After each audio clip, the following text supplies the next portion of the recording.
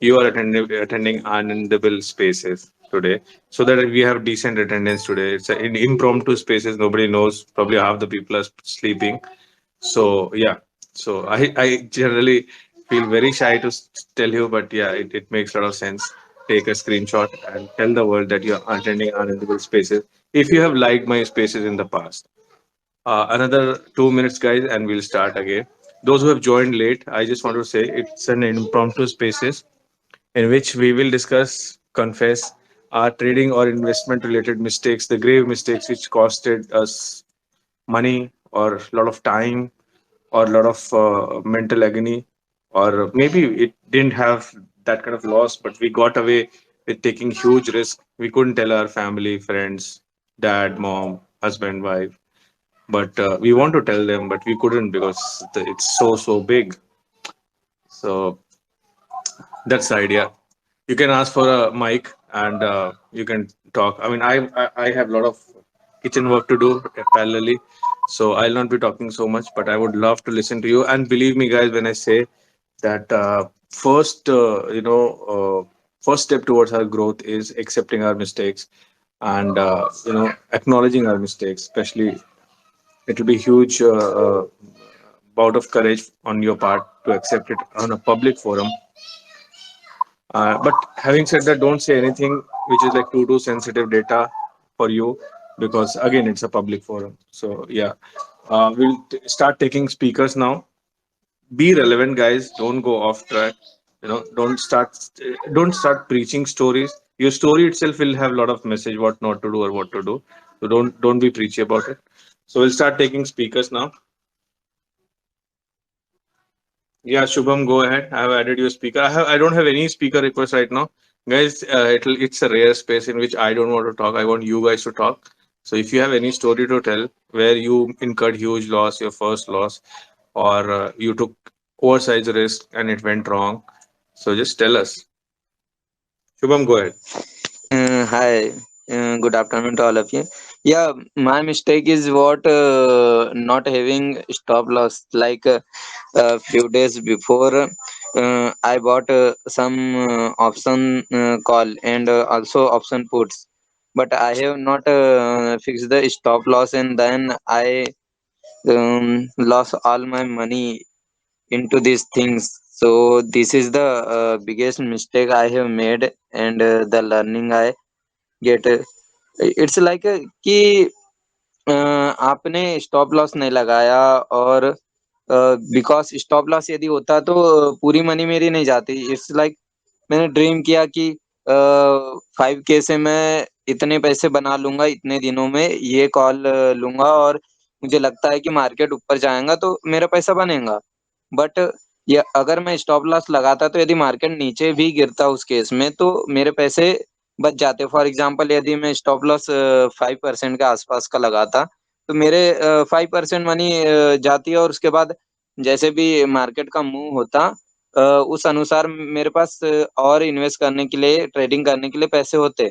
But stop loss नहीं लगाया और मार्केट सडनली हिट किया, और पूरा मनी लॉस हो गया. तो फिर नेक्स्ट आपको खरीदने के लिए भी नहीं मनी होता है कि नेक्स्ट आप पिकअप करोगे कि अब ये ट्रेडिंग करना है, अब मार्केट इस मूव में जा रहा है.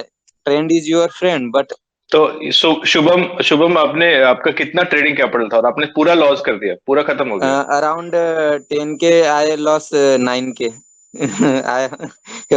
अच्छा, 10,000 रुपए आपका ट्रेडिंग कैपिटल था, उसमें से 9,000 चला गया क्योंकि आपने स्टॉप लॉस नहीं लगाया। तो आपको पता नहीं था कि स्टॉप लॉस नहीं लगाना है, या आपने सोचा कि ये तो श्योर शॉट डील है? सर मुझे पता था स्टॉप लॉस लगाना है, बट मैंने जस्ट सोचा कि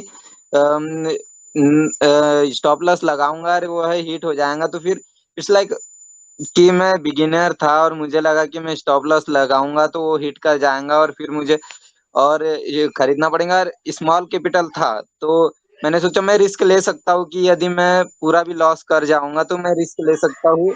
यह मिस्टेक हो गई थी मेन. तो बट अभी जो लोग बाकी लोग सुन रहे हैं, मेरा एक कमेंट है कि ट्रेडिंग में इनिशियली जो आपका कैपिटल लॉस होता है, हर आदमी थोड़े बहुत थोड़े कैपिटल से ही शुरू करता है, लेकिन जो आप कैपिटल लूज करते हो वो उतना इंपॉर्टेंट नहीं है। जो आप कॉन्फिडेंस लूज कर जाते हो और जो एक बार डिसिप्लिन टूटता है तो जो वो लॉस होता है वो बहुत, उसको रिकवर करने में काफी टाइम लगता है। Thank you so much Shubham for your story. Will move on to Max. Max, you are there? Yeah, yeah, go ahead. Hello. 100 crore you want to speak, Max? I think, yeah. 100 crore, you are speaker now. Hi, Anand. Uh, Thanks Hmm. for starting the space. Actually, I'm still learning. So in 2017, when we are almost on the top, 2018 January, when we are almost on the top of the bull market, that time I had seen few videos of Ramdev Agarwal on YouTube. He was saying we should know why should we buy the company, what we are buying for, all that. So I exited many positions, luckily, just on the top. Top we always get to know after 6 month that's the top. So वो पूरे exit करे positions. बाद में मुझे एक steel company मिली जो बहुत अच्छी दिख रही थी. It was trading at 10 P, जो नॉर्मली सबको पता है, सिखाया जाता है क्या 10 का पी स्टॉक लो आप, इट्स वेरी चीप, और है ना फंडामेंटल अच्छे होना चाहिए, बी ग्रुप और सब अच्छा था. मगर then I realised in 2019 or 20 that a 10p stock can become 2p. So that company became 2p from 10 to 2, and we all and it was a small cap company. So वो तो आपको मालूम है, बेयर मार्केट चल रहा था 18 क्या 9. नाम था कंपनी का? स्मॉल कैप कंपनी का नाम क्या था? शारदा एनर्जी. शारदा शारदा, एनर्जी। हाँ, या ओह, स्टील कंपनी. तो तो that time I realized that. Sharda energy is also into power, Yeah, right? yeah, many things like Raipur based company, Raipur based जी कंपनी। जी, right. So that time I realized that cyclical companies look very cheap at the top of a bull market, but actually the thing is that it was just a trap. By the way, like, have you exited Sharda Energy or you are there? No, I exited when I got my cost price back after 2 3 years. I mean, I exited. Mm-hmm. Then during that time I learned many things, so I started investing in other companies. So a better opportunity मिली. ऐसा नहीं, साधन energy still double triple हो गया वो price से जो मैं लिया था 2018 टॉप में. बट मैं वही बोलने वाला था कि Sharda energy is, although Raipur based companies, I don't have very high respect for them because a lot of books are accounting fraud. But Sharda Energy, I have studied personally long back. I don't do fundamental analysis now. Okay. But Sharda Energy is one of the better Yeah, it's companies. a good company, but a good company, but it's In investing, I just want to give you one pointer. Whenever you are looking at the annual report of a company, okay, just go to a section and see. Brother, can you mute it? There's a lot of echo. Yeah. So just go to the annual report of the company. Just go to the section of bankers. Okay. And in the banker section, you see what kind of loan the company has taken.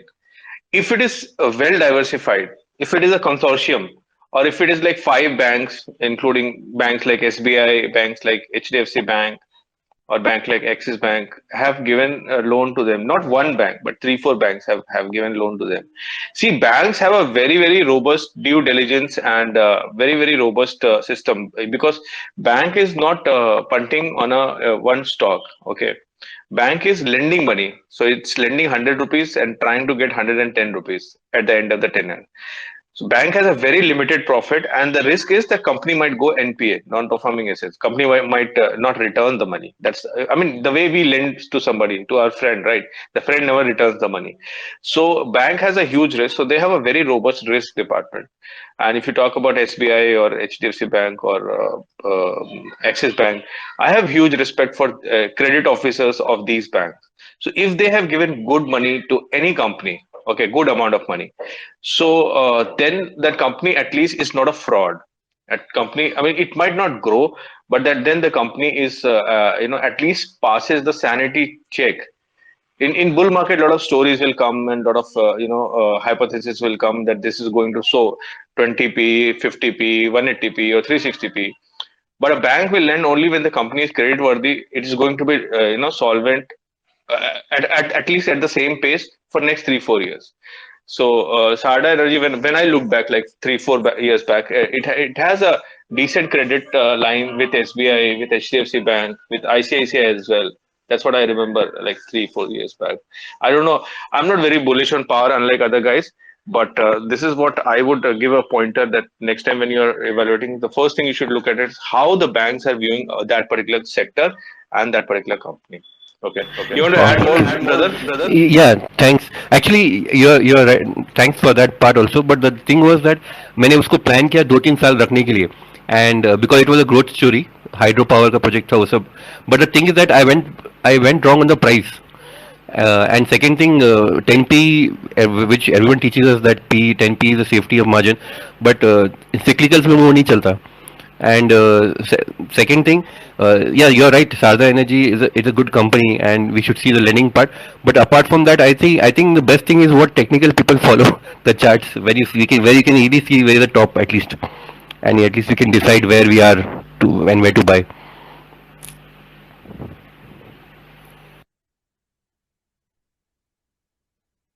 You did not lose anything, right? You came out at break even from the company. Yeah, because I planned that investment because Sarda Energy used to give good dividends. So those are I know that after the top we have a bear market starting. So and hydro projects will complete in 2 years, 2.5 3 years. तो वो exactly cycle वैसे play out हुआ. वो price में गलती हो गई, business में mistake नहीं हुआ. So I could get my recover money and I got dividends also, yearly dividend, 2 years dividends. So अच्छा गया. But the thing is What that percentage of dividend they used to give? it was 5 rupees per share actually. 5 rupees per share था. Wow. So yeah, bear market में क्या मतलब साल का अच्छा dividend आ रहा था, and we're not losing. Just we are stuck on 20-30% downside, but it's good like क्योंकि वो 2 साल small caps कुछ करे भी नहीं ना, वो 2-3 साल कुछ small caps करे भी नहीं. That way. Right. But after that, but during that time I learned a lot, and so within 1 year I doubled the money. But what I see this last 1 year people have made 500-600% returns in the stocks, but I could only make 100%. That's what. I made last year only 20%, brother. So probably, yeah, it's not about how much other people are making. I mean, that is a trap, and a lot of time it is not true, right? I mean, out of this Twitter, if you go and ask anybody's salary, he will be very offended. If you ask anybody's net worth, he'll be very offended. So here, everybody tells you like at the drop of the hat. So there is an agenda to it. So I don't know how many of them are actually making those kinds of returns. But I'm telling you very honestly, I made only 20%. So it's not so easy to make a lot of money in the market. And at 100%, you are damn lucky if you have made 100%. So like not getting carried away with the comparison is one of the key things I keep telling myself like almost every day, because I come across people who are doing better than me. So yeah, you have more confessions, brothers, you want to discuss? No. Okay. Guys, shamelessly, I'm telling you again, kindly take a screenshot.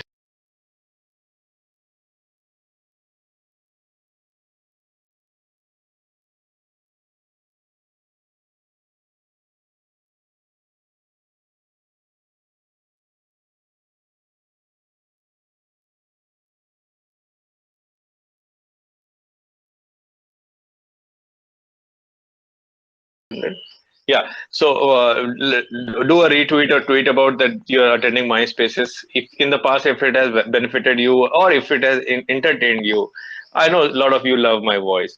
So kindly do that so that more people join. So many spaces going on. People should know that you are attending which spaces. Moving on, this those who have joined late, the idea of this spaces is to discuss and confess our biggest of the mistakes that we have made. I believe that whenever we make a mistake on a day-to-day basis, we should tell our immediate family. They might not be knowing about crypto, they might not be knowing about investment or trading, but they know you. That's a big thing. And once we start hiding from the family, then it's a slippery slope, and then it doesn't stop. Generally, it stops when everything is over, like it's finished, khatam. So I strongly believe that we have to disclose. That applies to a lot of big companies as well. They are very prompt in disclosures. So the idea here is to encourage you to discuss your biggest losses, the biggest blunders, the biggest episode of Greeds. So ask for a mic, guys. I have no request right now. Ask for a mic. Be courageous. Everybody has made mistakes. I'll discuss my also as filler. I'll keep discussing my big mistakes. I've made many. Every year I make big. So Piyush, you have taken the mic. You want to go next? Hello, good afternoon, everyone, and good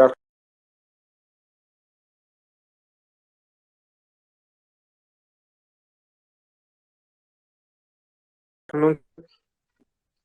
Yeah, you're audible. Go ahead. Okay, so sir, I started like trading like last year around Feb end. Like I was a newbie, and like since I was a PhD student, so I don't have like a lot of capital. So I started with around 1 lakh capital, and I joined a Telegram group. Like, they give tips and every other thing. So their calls were turning out good. So I joined their premium membership.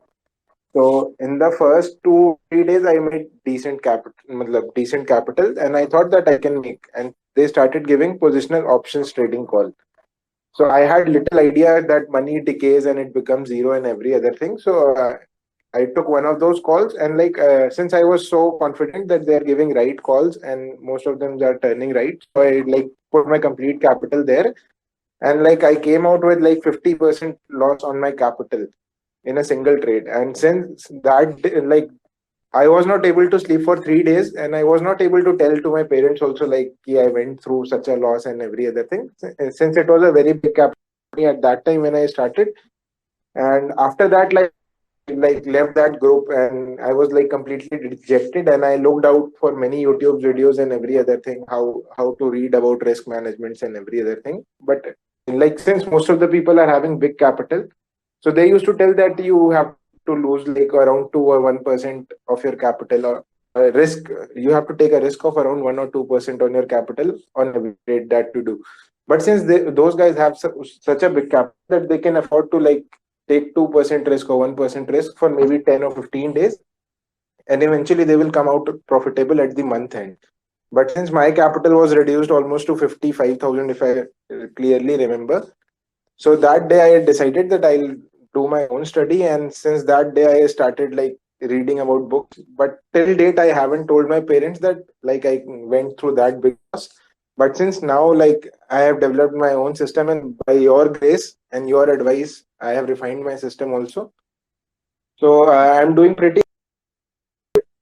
My recommendation would be avoid joining any Telegram group or Telegram channel, and any YouTube videos that you watch it with a pinch of salt, because and it is not a universal rule. What they say will be applied to you as well, but certain times you have to like modify your system, and like modify your risk appetite. So sir, this is my story I have told, like, and it's almost like I'll be completing 1 year this Feb end, or training of trading, and I have like recovered my losses substantially, and like I'm decently profitable. So I feel like being independent gives you more power than relying on any other person or any other person's opinion. Brother, you said I helped you. Where did I help you? Sir, you like I since I know a little bit about of coding, and I purchased the data from a vendor for last 10 years of the stock market, and then I developed my own LSTM network, and it was like a neural network kind of a thing where I identified stocks which will be trending for next days or next couple of days. So the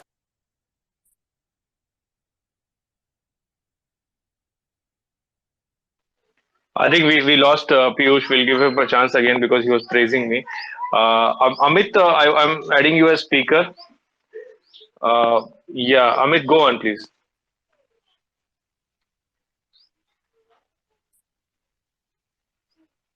Amit क्या आपको हमारी आवाज सुनाई दे रही है? Yes, sir. Now I'm able to hear you. Yeah. Now we want to hear you. Thank you. So about trading. By the way, your DP is like so hot. Thank you so much. Actually, regarding the confession, so my very first confession is very start. I was just loving to trade the options, and it was a very good day of that some monetary policy, something like that. And unfortunately, or by foolishly, I just buy call put both the things, right? And I just very happy and then ना आज पैसा बना के मानेंगे कैसे भी करके एक तरफ तो जाएगा. And monetary policy आया and market गया भी एक तरफ. आया गया and दोनों में नुकसान हुआ. And that day I booked the loss of around 64,000 something. It's the biggest loss of my life, ever once I made. And it's the very start of my days, around third or fourth month of my start trading journey. So that day I just shut down everything and I start studying about all the things like call put option. After that I stopped option trading for a year somewhere. एक डेढ़ साल फिर option trading बिल्कुल रोक दिया, नहीं किया उसको, पढ़ा देखा समझा उसको सारे फैक्टर्स को कंसीडर किया. And then I come to know कि हमने ना ब्लंडर कहाँ पे किया था and what was the problem. So it was my very honest confession, whatever I made in my early days, whenever I start my journey. That confession I would like to share here about the trading and investing. I never did any blunder till now, and I just did a lot of I'm a banker in very start in ICICI Bank. I started my journey in 2008, so I have a good idea about investing and everything. But in trading, I was damn new, and I did so many foolish mistakes over there, and I learned from there prominently. So now I am at this stage. Thank you. Are you into option trading now, or you have quit it for good? Tell me. Are you into option trading now, Now I or do. have you quit it No, now I do. completely? Now I do options trading very professionally. That's not a problem. I studied around 1.5 years about options in detail, in brief, and so many calculations, so many sheets, so many here, there, if and when. And after that, I'm feeling comfortable that now I can do it. So now I am doing it very flawlessly. That's not a problem. So, what is your one message to the guys who are going to make that 60,000 ka mistake before budget? Basically, for all the trading community, go step by step. Don't go options. Actually options का problem sir क्या है ना, ये बहुत ही ऐसा लगता है ना कि थोड़ा पैसा लगा के बहुत ज्यादा पैसा बनेगा. इट्स अ ओनली पॉइंट जिससे ऑप्शन ट्रेडर बहुत ज्यादा ना लुक्रेटिव फील करते हैं, जंपिंग कर जाते हैं. That become the deadly mistake in the market for the new commerce basically. तो आप अच्छा कुछ लोग ये भी कहते हैं कि आप पेपर ट्रेड करो आप ट्रेडिंग सीख जाओगे. To be very honest I don't believe यार. आप एक एक शेयर लेके 5-5 शेयर लेके ट्रेड करो, बट आप डायरेक्ट कैश इन्वेस्ट करो. अदरवाइज कितना भी बुक पढ़ लो, कितना भी पेपर ट्रेड कर लो, कितना भी शीट बना लो, वहां हमेशा आपको प्रॉफिट होगा. और जैसे ही डे वन आप आओगे और पैसा मार्केट में डालोगे, you will face that up and down of the screen inside you, and after that you will start losing.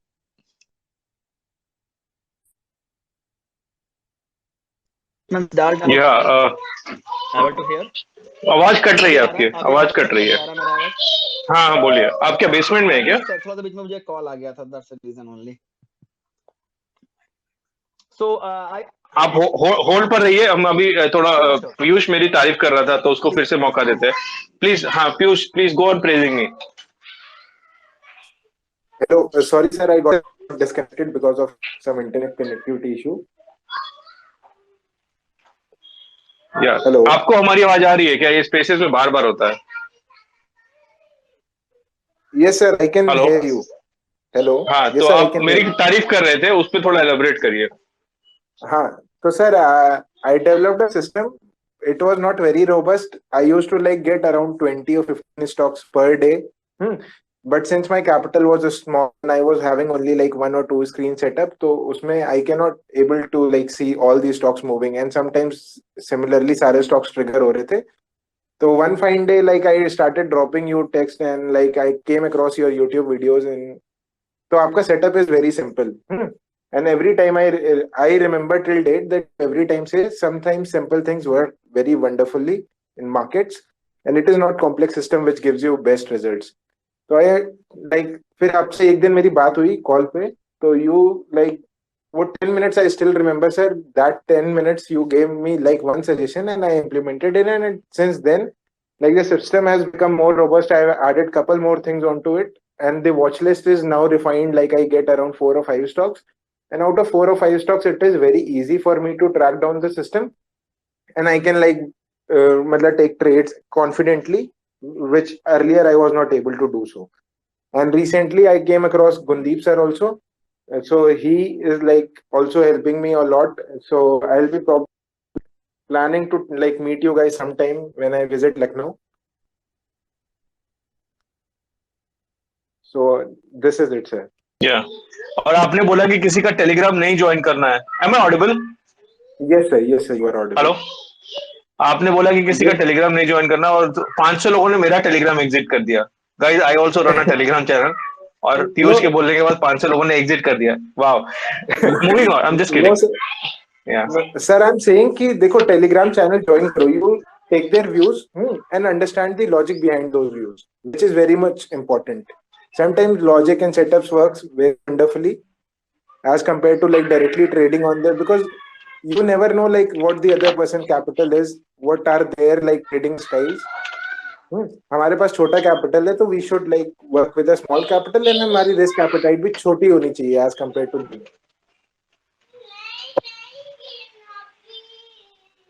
या यहाँ पे एक चीज मैं ऐड करना चाहूंगा.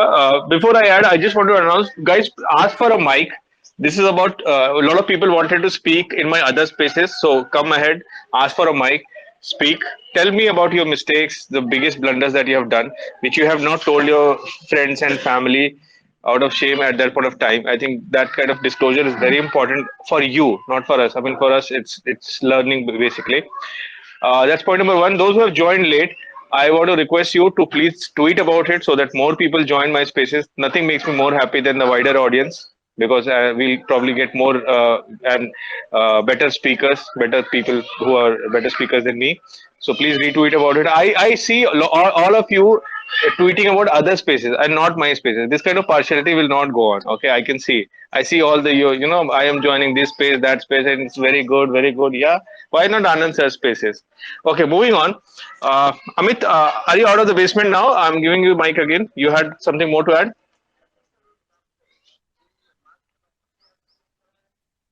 Amit. Okay, Bhavna has the mic. Bhavna, Okay. Please, Bhavna, have continue. you made yeah, have you made that background of your DP by yourself, or you have bought it from somewhere? No, it's my background only from my house. Wow, like Yeah, that's like super wow. thank you Okay. so much. So I think I have like my journey to share with all of you. I think I have done like lot of blunders. If I talk about specifically related to the stock market, so it started in 2017. I was just reading Quora, and from there I got to know about the stock market, and people were like quoting like they are making quick bucks from the stock market, and like uh, I think at that time only I just made a account on Zerodha without any single knowledge of any options, futures, or any share. Like I did not have a single idea about what all these are things. So I made an account, and then I think first day itself I have taken option, and I think it was just luck, and I got like 2K bucks or something like that, and then I got like kind of greedy, and then I think every month I was waiting for my salary just to put all the money on the stock market, and simultaneously I was just playing here and there like options, futures, and so I think 2 or 3 days I had just made a small bucks, and then after that I think I was losing each and every day. But the thing is that I was actually kind of uh, dealing with my personal situations as well, like a difficult stressful personal situation I was facing at that time.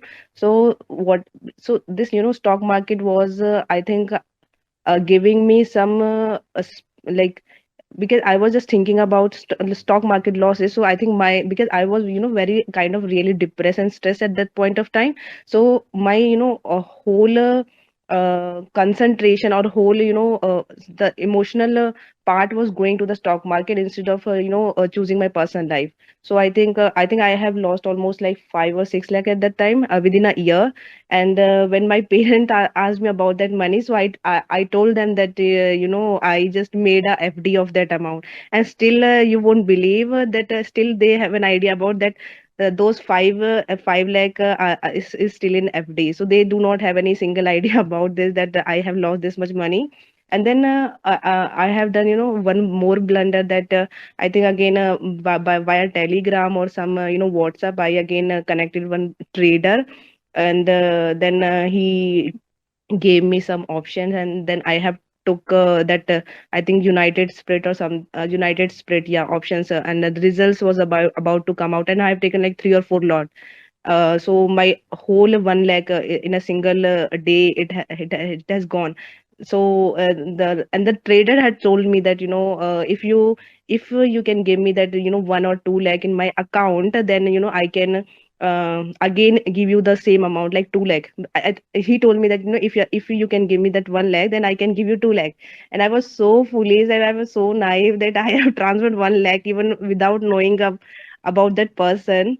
So 1 lakh उसके account में transfer भी कर दिया, and then he, like 2 or 3 days बाद, he told me that he lost all his amount. Then interesting story is that that guy belongs to um, Gujarat. I don't remember. I think Surat. By Then the way, you're not referring to me, right? I am also from Gujarat. no, I'm not addressing you. I'm not addressing you. So I think that guy belongs to Surat, and I think I was knowing a bit about like what sort of the trading firm he's having. And then I contacted my friend, and my friend has hired some gundas, and so those gundas went to his place, and then finally he gave me my 1 lakh, like. But so I had to give like some money, I think 40K to those gundas as well. So that is a like very interesting story I'm having. After that, like then I like I have played like 2017 to 2018, and then I left the market because I thought that it's not my thing to do. Then again, 20 till 2020 I wasn't active in the market. Then I again entered in 2021. So whatever the amount I have lost, so I have made again, thankfully. But again, because I personally felt that this option and futures are not my cup of tea, because I feel very panicked. And I think we need so much patience and calmness while trading. So I feel I lack as of now, so I'm still working on that. But I do personally do the swing trading with a capital of like 20 lakh. So this last year I made approximately 30%, so which approximately cover all my losses, which has been happened in 2017. So my learning from this entire journey, until unless, because it is very quick, that it is very easy that you can fascinated by other stories by reading Quora, or by reading Telegram, or Twitter. But I think we have to have some patience, and we should not be greedy. First of all, we have to learn, we have to observe the market, and then only we should put all our hard earned money into the market. So that's my learning so far. Yeah, I mean, there is a lot of learning for all of us, Bhavna. Uh, that I remember you anytime. transferred. Okay, uh, Am I you audible? transferred. नहीं, Sorry. पहले मैं बोल लूं थोड़ा, मैं थोड़ा सा बोल लूं. I hope I am audible. Yes, Because yes. I'm yeah. So there is a lot of learning for all of us, Bhavna, that you transferred your hard-earned money in somebody else's account. Yeah, Uh, even without knowing anything about that person. yeah, what I would say, adding on to it as a risk management for all of us, that no matter how good the guy is, sometimes it is a family friend. It happens a lot with family friend or some relative who's like genius in stock market. Never ever transfer your money in his account. Hmm. That's like Sebi also says that, and I mean now Bhavna is also saying that she did and she regretted it. Like within 2 3 days, that guy said, "Man, that's mostly happens. Like 3 days is too long. The same day or the next day, money is withdrawn." And so never transfer your money to somebody else's account. That's like money gone. I mean, even if we lend it to relatives, it's gone, right? And Bhavna, take us little more to that adventure journey. How you paid to those gundas and what exactly they did. I mean, did they break his So bones? I actually explained, all this whatever has been happened to my friend. So she was having a friend in Gujarat, Surat, in the same city. So I was just knowing the trading firm he has opened over there. So I was just having a little idea about that. So so my friends are having a good contact. I think in his relationship only he was having a good contacts with those gundas. So then I just just told the name of that trading firm, and then they directly, I think, visited that place. I think they were like one or two people working over there. It wasn't a trading firm, it's just like a small office they have opened or something like that. I don't actually knowing much about that stuff.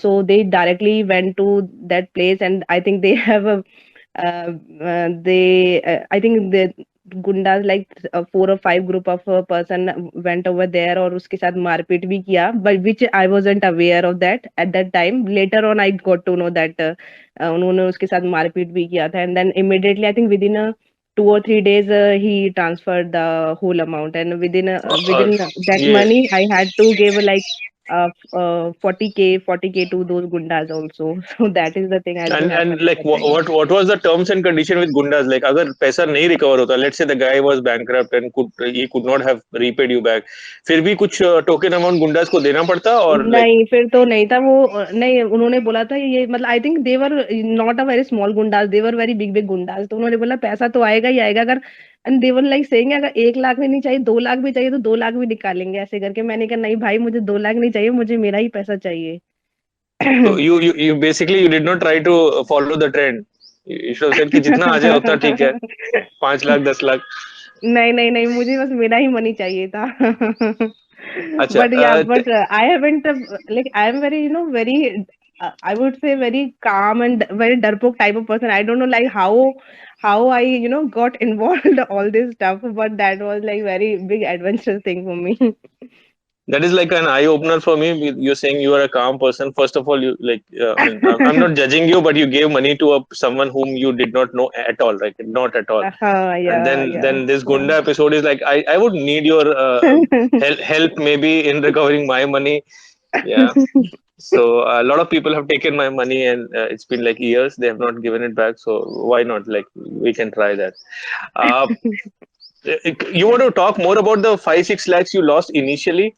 Which are the things you did, and at a granular level, and we should not do? Yeah, so I think basically I was randomly doing it, all these options, futures. Even now I actually on Zerodha we have this thing that we can see our past trades. So I was like kind of still feel surprised, like I was taking 2 or 3 lots of all these future, like 5,000 lot is having in one share, or 10,000 lot shares are having in one share. So I was just, very surprised, like how much risk I was taking at that time, because right now, तो I cannot take such risk. तो मतलब मैं अभी swing trading ही करती हूँ, और options में भी अगर मुझे लेना है तो वो भी कभी कभी देख के थोड़ा सा लालच आ ही जाता है कि चलो लेके देख लेते हैं। तो अभी भी मैं 1 लॉट ही लेती हूँ, और जिसमें भी सबसे कम साइज का होता है। So I still don't have that much risk capability right now, but I don't know like what has been happened, maybe because of my personal situation at that time, that जो भी बहुत ज्यादा personal crisis चल रहे थे, तो उस time मेरा माइंड समझ ही नहीं आ रहा था कि क्या करना है। So I was doing random things. Yeah, without going too much into your personal crisis, like was it like you were normally what happens is like I've seen a lot of people doing is that they are hard pressed for money. They owe money to someone, or they have to No, deposit no, some no, college. no, no. Yeah. It was They- no. Yeah, I wasn't having. I wasn't in debt. It's just actually I was going through a very difficult. Because I'm not a type of person that hide things, or to have a things in my mind, like to. So I was having going through the divorce at that time.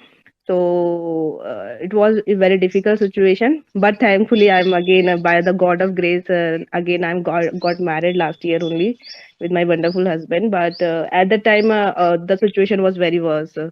So I think that was, I would say, a scapegoat for me, like कि मतलब वैसे वैसे हो रहा था कि अगर मतलब पर्सनल सिचुएशन चल रहा था, साथ में लॉसेस हो रहे थे ना, तो मुझे लॉसेस लेके ज़्यादा स्ट्रेस फील करना अच्छा लग रहा था compare to my personal life के बारे में सोच के। तो आई थिंक एक वो भी पार्ट था कि I was feeling a bit relax even after having a losses, कि वो मुझे अपनी पर्सनल जो क्राइसिस चल रही थी उससे मुझे दूर रख रहा था।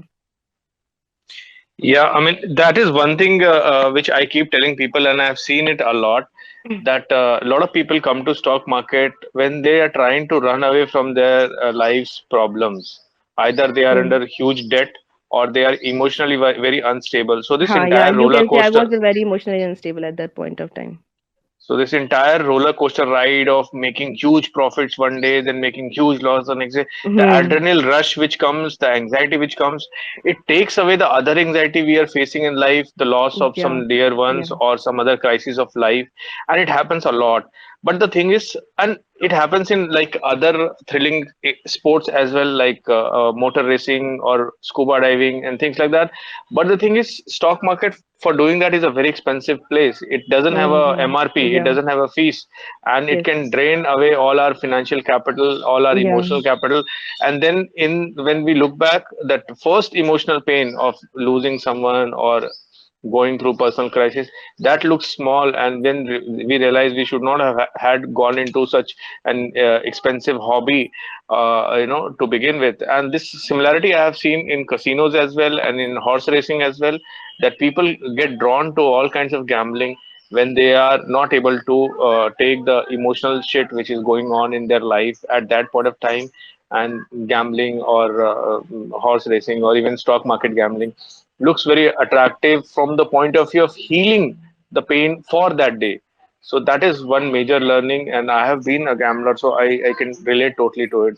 That we have to identify early signs, and we have to tell ourselves what this is a very expensive gambling, that and we try to tell stories to ourselves that P by E ratio or technical analysis and all that, but at the back of it, we are just trying to run away from that pain.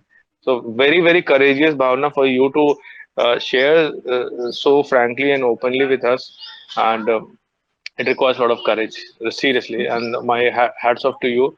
And I'm going to follow you now. If I'm okay, I'm already following you. you have already So followed me. yeah, Yeah. so it's like but we'll connect on in DM regarding those gundas, because 3 4 people have taken my money and they have not returned it for years. So that's a nice Hmm. modus of brandy. If I mean Sure. if it's like कि पैसा मिलेगा तभी share देना है उनको और नहीं मिलेगा तो नहीं देना है. So it's like no big deal. But I don't recommend my spaces are not for educational purposes. My spaces are Hmm. only for entertainment purposes. So nobody should copy it and say sir मैं गुंडा के पास गया उसने मेरा ही पैर तोड़ दिया. Yeah. Yeah, Okay. thank you, thank you. Moving on. We have veterans like Gundeep Veerji and Vivek Tabaria ji, and we also have Prophet with us and Pankaj. Pankaj has raised his hand. Pankaj, tell us a story, please. Oh, hi Anand. Hi everyone. Am I audible? Well, like as if I'm in the cinema hall and it's Dolby Digital, like you're audible from all sides. Go on. Okay, okay, okay. Thank you. Yeah, I actually just recovered from COVID, so and I missed your yesterday space. I think day before. Purpose of life. I joined for some time. I could not carry on. So as we were just talking about, I started this journey in 2007, early 2007, you can say, and I had like just joined a job in Pune. And as you said that we all are fascinated by luxury life, that was the thing which has driven me into a stock market. To be honest, I was doing well. I was having a well-paid job that time, and I was having good saving. But I think the biggest mistake that I did that time, of course, there was no Twitter or any social media and resources you can say at that time. Without any knowledge, like I had few of my friends who were very pro in stock market since that time, I can tell you, but I just tried to copy them, you know. So the biggest mistake I did was I tried to copy someone who had like they had very sound knowledge of a stock market. And I can tell you definitely that one of my classmate, we are childhood friend, he's a big shot. He's not like on any social media, in fact.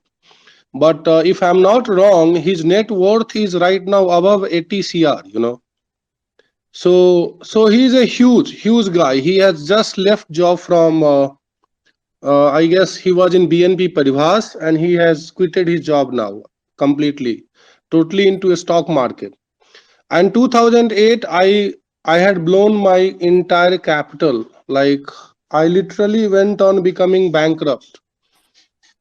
The situation was so bad that I was in huge debt. I can tell you.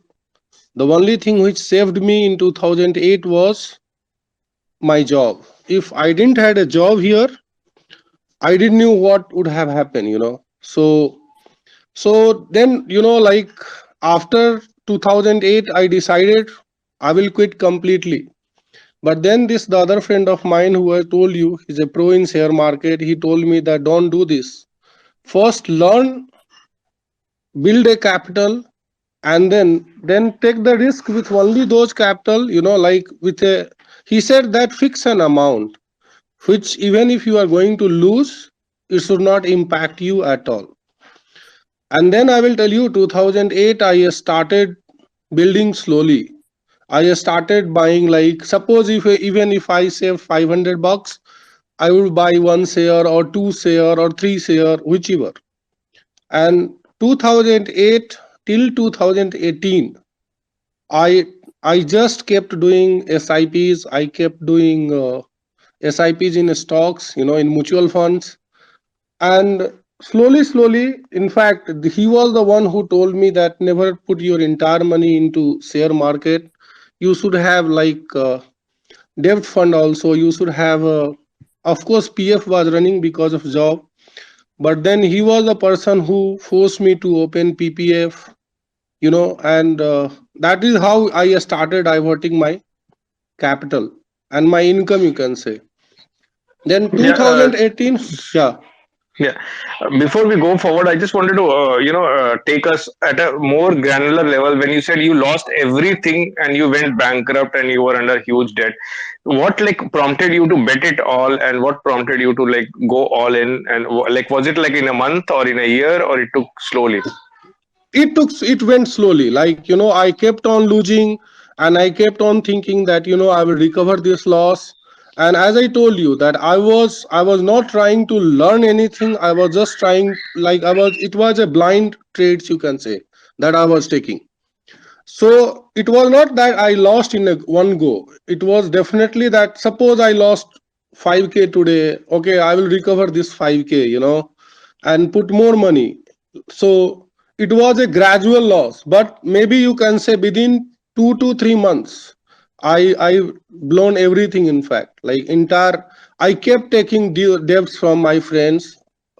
It was, you can say, luckily I had good set of friends. Like, we have studied together. They always trusted me. I kept asking for money and they kept giving me. I never realized Were they also lucky? they were not lucky. It was not that they had put the for the bet in the share market. They were giving me as a dues. They had nothing Okay. to do with the loss or the gain I'm going to do. Like, suppose if I had borrowed 1 lakh, I have to return them 1 lakh. It was like that. Only thing is that because of friendship, it was without any interest. If it was on interest, then I was gone, in fact. And actually, I took years. I took 4 5 years to return all those monies. Now you can understand that how much debt I had. I don't even want to remember that phase. I took Yeah, like almost, if you can, for our understanding, because any money is big money. The first speaker started speaking 10,000. Then Bhavna said she lost like 5 6 lakh rupees in one go. Like, so what kind of magnitude we are talking about when you're saying you went complete bankrupt, and being a banker, like you must be having good saving to begin with. So how much you lost in total in that phase of 3 4 months? not 4 months, you can say exactly. I was losing since the beginning, in fact, 2007 only. But initially it was, uh, like, minimum, say, like 10K, 20K. But I think if I say total, then by the end of 2008, it was August or September, I must have lost somewhere near about 13 14 lakhs during that But time. and those who were born after 2007, I just want to highlight it to them that it was a raging bull market from 2004 5 to 2007 8 Yes. January, and Nifty went three times. Like right now 18,000 it is, if it goes to 18 तेज कितना होता है यार, 72, 54, 54, 54. 54, yeah. Yeah. So if it goes to 54,000 from 18,000, if it goes to 54,000, that kind of bull run we are talking about. Nifty was in Yes. a secular bull run. Every kutta, billy, dog, cat, everything was becoming 5 times, 6 times. A company like Reliance Industries, yes, Reliance Industries, the main company, it went many times, not 20%, not 30%, it went many times. So that kind of bull run we are talking about, right? And Yes. so my understanding, my learning from Pankaj's courageous story is that in a raging bull market also you can keep losing unless you keep Yes. a check on it. It's you. It will take. I mean, he's a seasoned person in the stock market and a banker, so probably he took 3 to 4 years. But if you keep on losing in a raging bull market as well, this is like a piddy bull market. This is like a small bull market. What you have seen, if you were born after 2007, in a raging bull market also, if you keep on losing money, it will take 14 to 15 years for you to gain it back, if at all. That's why I strongly say in all my podcasts, never ever borrow money to invest in stock market. Never ever invest money which you cannot afford to lose. Right. So, Pankaj, like this is an eye-opening thing, and whatever podcast that I have done and whatever learning I try to give people, this is like biggest learning that in a bull market also people can keep losing almost every day if they have not figured it out correctly. Right. So go on, Pankaj. Like, what are the classic mistakes you did in 2007? Like, because I remember, days of Reliance Petroleum IPO or Reliance Power IPO, or even Reliance Industries had. Was doing so well. All the banks were doing so well. So how you were losing money every month? Hello, hello. I think we lost Pankaj. Amit, you are raising your hand. Amit, you want to contribute something? Yes, as I was just talking about now my options journey and whatever the losses. So I want to just tell you the two lines, two things. One was about the options trading. See, as per my opinion, it should be your last leg of trading where you should go in. It should not be your first leg of trading or second leg of trading. To be very honest, as per my experience, and as everyone is talking about now, few Telegram channels or YouTube channels, some might be. I'm not promoting or supporting anybody, but I think as a human, we have our own due diligence and way of thinking something. So if you are getting some inputs from there, don't go blindly. You can do your own interrogation, your due diligence on that, and definitely sometime you can get some better opportunity to work on. Even few time we don't covering that stock, but suddenly if anyone just to send a chart to me and I look like wow, it's a very fantastic chart. Lastly, I remember I just took a bet on Gati, and Gati was not in my radar, to be very honest. But I took a good call and I made good money. But and someone sent me, to be honest, it's not my call, and I never checked the Gati as of now.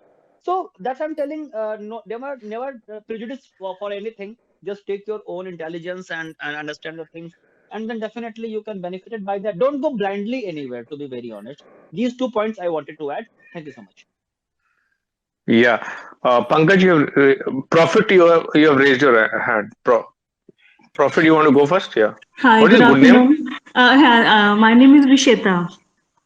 Vishet. Rishita. Okay. So yeah. Okay. Go नाम ahead. नाम ये कैसे रखा इसलिए जहां भी मैं जाती थी like I am from Patiala Punjab and got married in Pathankot फिर ट्रांसफर हुआ पूना में तो आई थॉट कि सब कुछ ये P P is following me everywhere तो ये अपना नाम भी पी से ही रखती हूँ प्रॉफिट पंच करके लाइक तो नहीं नहीं, मैं इसका बहुत फर्क पड़ता है। मैंने जब से अपना नाम कंजर्वेटिव ट्रेडर रखा, तो मेरी ट्रेडिंग की दुनिया बदल गई और मेरे लॉसेस होने खत्म हो गए, और उसके बाद मुझे इतना ज्यादा प्रॉफिट ही प्रॉफिट हुआ। तो नाम का बहुत फर्क पड़ता है। और मैंने आज से 20 साल पहले अपना नाम आनंदेबल रखा था, याहू चैट ओह रूम्स में। तो इतना आनंद आने लगा मुझे, तो नाम का तो बहुत बहुत फर्क पड़ता है डेफिनेटली। तो आपको प्रॉफिट तो हो ही रहे होंगे, तो tell us yes more about it. Yeah, my journey is not as adventurous as Bhavna कि वो गुंडे शुंडे like अभी तक तो नहीं आए but I would say like life can be unpredictable many a times जो हम सोचते हैं जिसके लिए काम करते हैं और वो हो भी जाता है लेकिन वो कभी सपना टूट भी जाता है like मैंने इंजीनियरिंग किया and had a campus placement in Tech Mahindra got married had a child then gradually problems started surfacing and wasn't possible to continue the job and hence quit तो जस्ट फॉर टाइम पास क्योंकि घर बैठना बहुत मुश्किल हो गया था तो टाइम पास के लिए स्कूल ज्वाइन किया as the timing was suitable तो जस्ट लाइक मैं बोलूँगी blessing, it was a blessing in disguise. मुझे पता नहीं था कि आजकल चांटे वांटे मारना अलाउड नहीं है बच्चों को। बच्चा शरारत कर रहा था, थप्पड़ मार दिया उसको, तो अगले दिन ही स्कूल से निकाल दिया मुझे। Again I was sitting at home, अभी करना क्या है, ईटिंग अप हस्बैंड्स हेड की अभी क्या करूं क्या करूं, इंजीनियरिंग एमबीए करके घर पे मैं बैठी हूँ। तो ही सेड कि ठीक है, ये मेरा छोटा सा पोर्टफोलियो है, इसका देखो। देखा उसको, फिर क्या देखती रहूं पोर्टफोलियो को, तो ठीक है, वो बोले कि तुम भी कुछ बाय सेल कर सकते हो। तो टीवी पे सीएनबीसी आवाज जी बिजनेस लगा के शुरू किया करना। जो मैं ट्रेड लेती थी वो उल्टा होता था। अगेन द सेम थिंग कि I was like if I am not able to give some contribution, मैं लॉसेस ही कर रही हूँ तो उसका क्या फायदा। फिर उन्होंने मुझे समझाया कि ठीक है, जैसे तुम स्कूलिंग किया, इंजीनियरिंग किया, तुमने इस हर चीज की ट्रेनिंग ली, तो इस चीज की भी training low, go somewhere and educate yourself, बिना इसके अपना पैसा इसमें मत डालो। तो थोड़ा बहुत जो भी टेक महिंद्रा का पीएफ का मनी था, एंड ही आल्सो कंट्रीब्यूटेड, तो आई स्टार्टेड धीरे धीरे, लाइक पहले 1 लाख से शुरू किया, जब देखा कि 1 लाख का चलो 1.25 लाख हो गया, 1.5 लाख हो गया, तो कॉन्फिडेंस आने लगा। And then gradually I started and swing trades. और अभी भी जब ऑप्शंस वगैरह करना होता है तो इंट्राडे ही मोस्टली करती हूँ, लेकिन आई डोंट कैरी फॉरवर्ड ये ऑप्शंस या फ्यूचर्स। सो मेरा ये छोटा सा ये कि जो भी करना है सीख के करना चाहिए, बिना सीखे किसी और के एडवाइस से we shouldn't be putting our hard earn money into stake. Yeah so इसमें मैं जो एक मेरा पेटेंटेड लाइन है जो मैं अक्सर ट्वीट करता हूँ, बोलता भी हूँ कि बिना मरे स्वर्ग नहीं मिलता है। Exactly, So, so exactly. we don't learn without heartbreak. So, what was yes, your major heartbreak in stock market? कि पहला जो मेरा जो पहला पीएफ का अमाउंट था वो सारा मेरा लाइक 2 बारी उड़ गया। पहले मतलब जो भी अमाउंट था, पहले आधा डाला वो उड़ गया, फिर अगली बार आधा डाला फिर वो भी उड़ गया। एंड आई वाज लाइक इतने सालों से हर महीने छोटा छोटा अमाउंट करके सेव किया, वो एक एक महीने में झटके से उड़ गया। इट टुक लाइक कितने साल लगे थे वो कॉर्पस जमा करने में। फिर ठीक है, धीरे धीरे धीरे धीरे शुरू किया, लाइक हार नहीं मानी, क्योंकि कुछ तो करना था, न- घर तो नहीं बैठे नहीं रहना तो था। वो एकदम से कैसे उड़ गया? लाइक कपूर की तरह जैसे होता है, पूजा में कपूर होता है, उड़ जाता है। स्टॉप You लॉस did नहीं लगा, something wrong. हाँ? या स्टॉप लॉस नहीं लगाया, या मन में रखा, या कोई बात नहीं, जैसे अभी ऐसे शेयर्स में लगा दिया, क्या बोलूं, शंकरा, बिल्डकॉन, ऐसे उस टाइम पे वो तब तब ये सोचा नहीं था। जैसे अब now my universe is F and O, उसके बिना आई डोंट ट्रेड, कि जिसमें लिक्विडिटी होती है, लिक्विड शेयर में ही ट्रेड करती हूँ। पहले नहीं मालूम था, पहले चलो आ गया नीचे और आ गया, जैन इरिगेशन था, वो कितना ऊपर था, चलो कोई बात नहीं, आ जाएगा, कभी तो ऊपर आ जाएगा। तो I was doing hope trading कि हो जाएगा, पैसे ऊपर आ जाएंगे, लेकिन वो नहीं आए, कभी भी नहीं आए। तो नहीं, जो जब अपने एक सेकंड,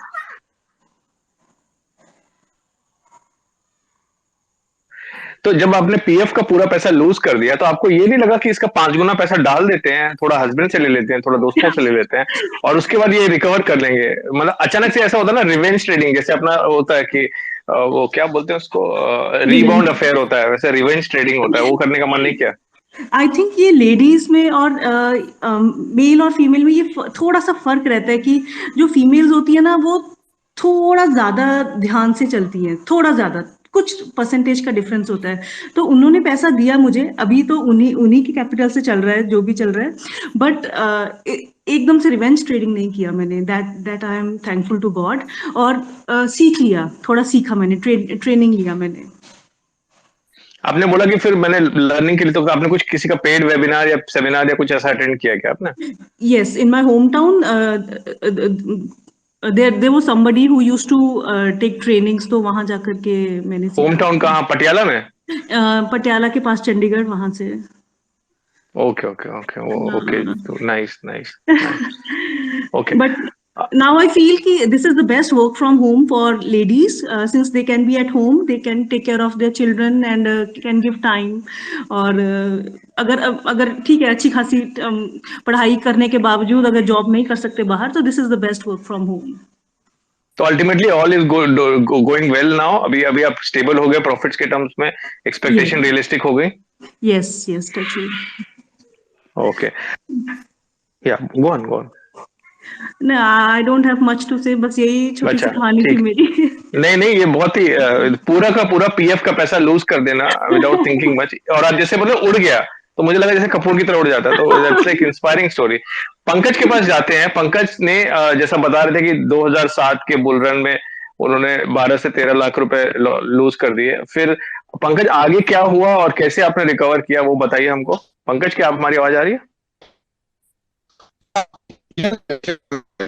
नहीं नहीं नहीं आ रही, आपकी आवाज कट रही है boss. You will have to do something. You want to try again?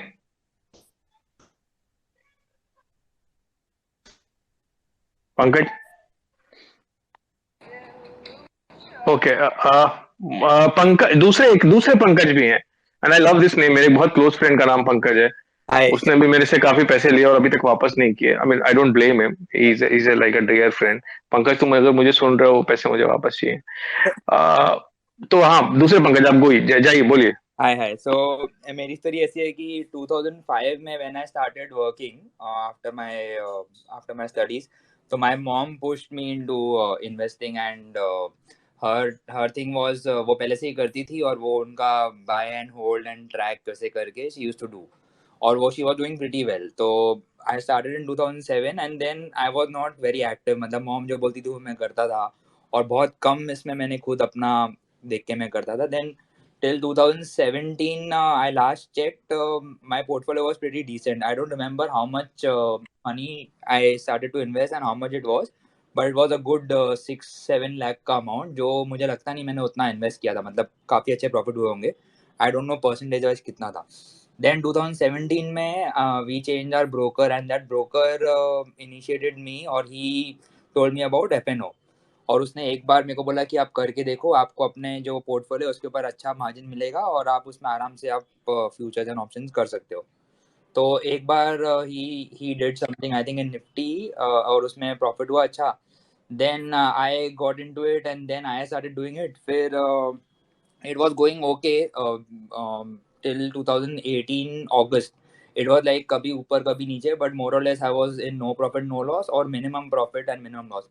और ऐसा होता था कि फ्यूचर्स में till that experience, till that time, it was like, yeah, even if I was say 1.5 lakh down, I used to carry forward that month का expiry and next month में करता था और वो नेक्स्ट मंथ में recover हो ही जाता था, क्योंकि जो मेरे स्टॉक्स थे और जो भी मेरा लिमिटेड नॉलेज था उसके हिसाब से वो वापस आता ही था.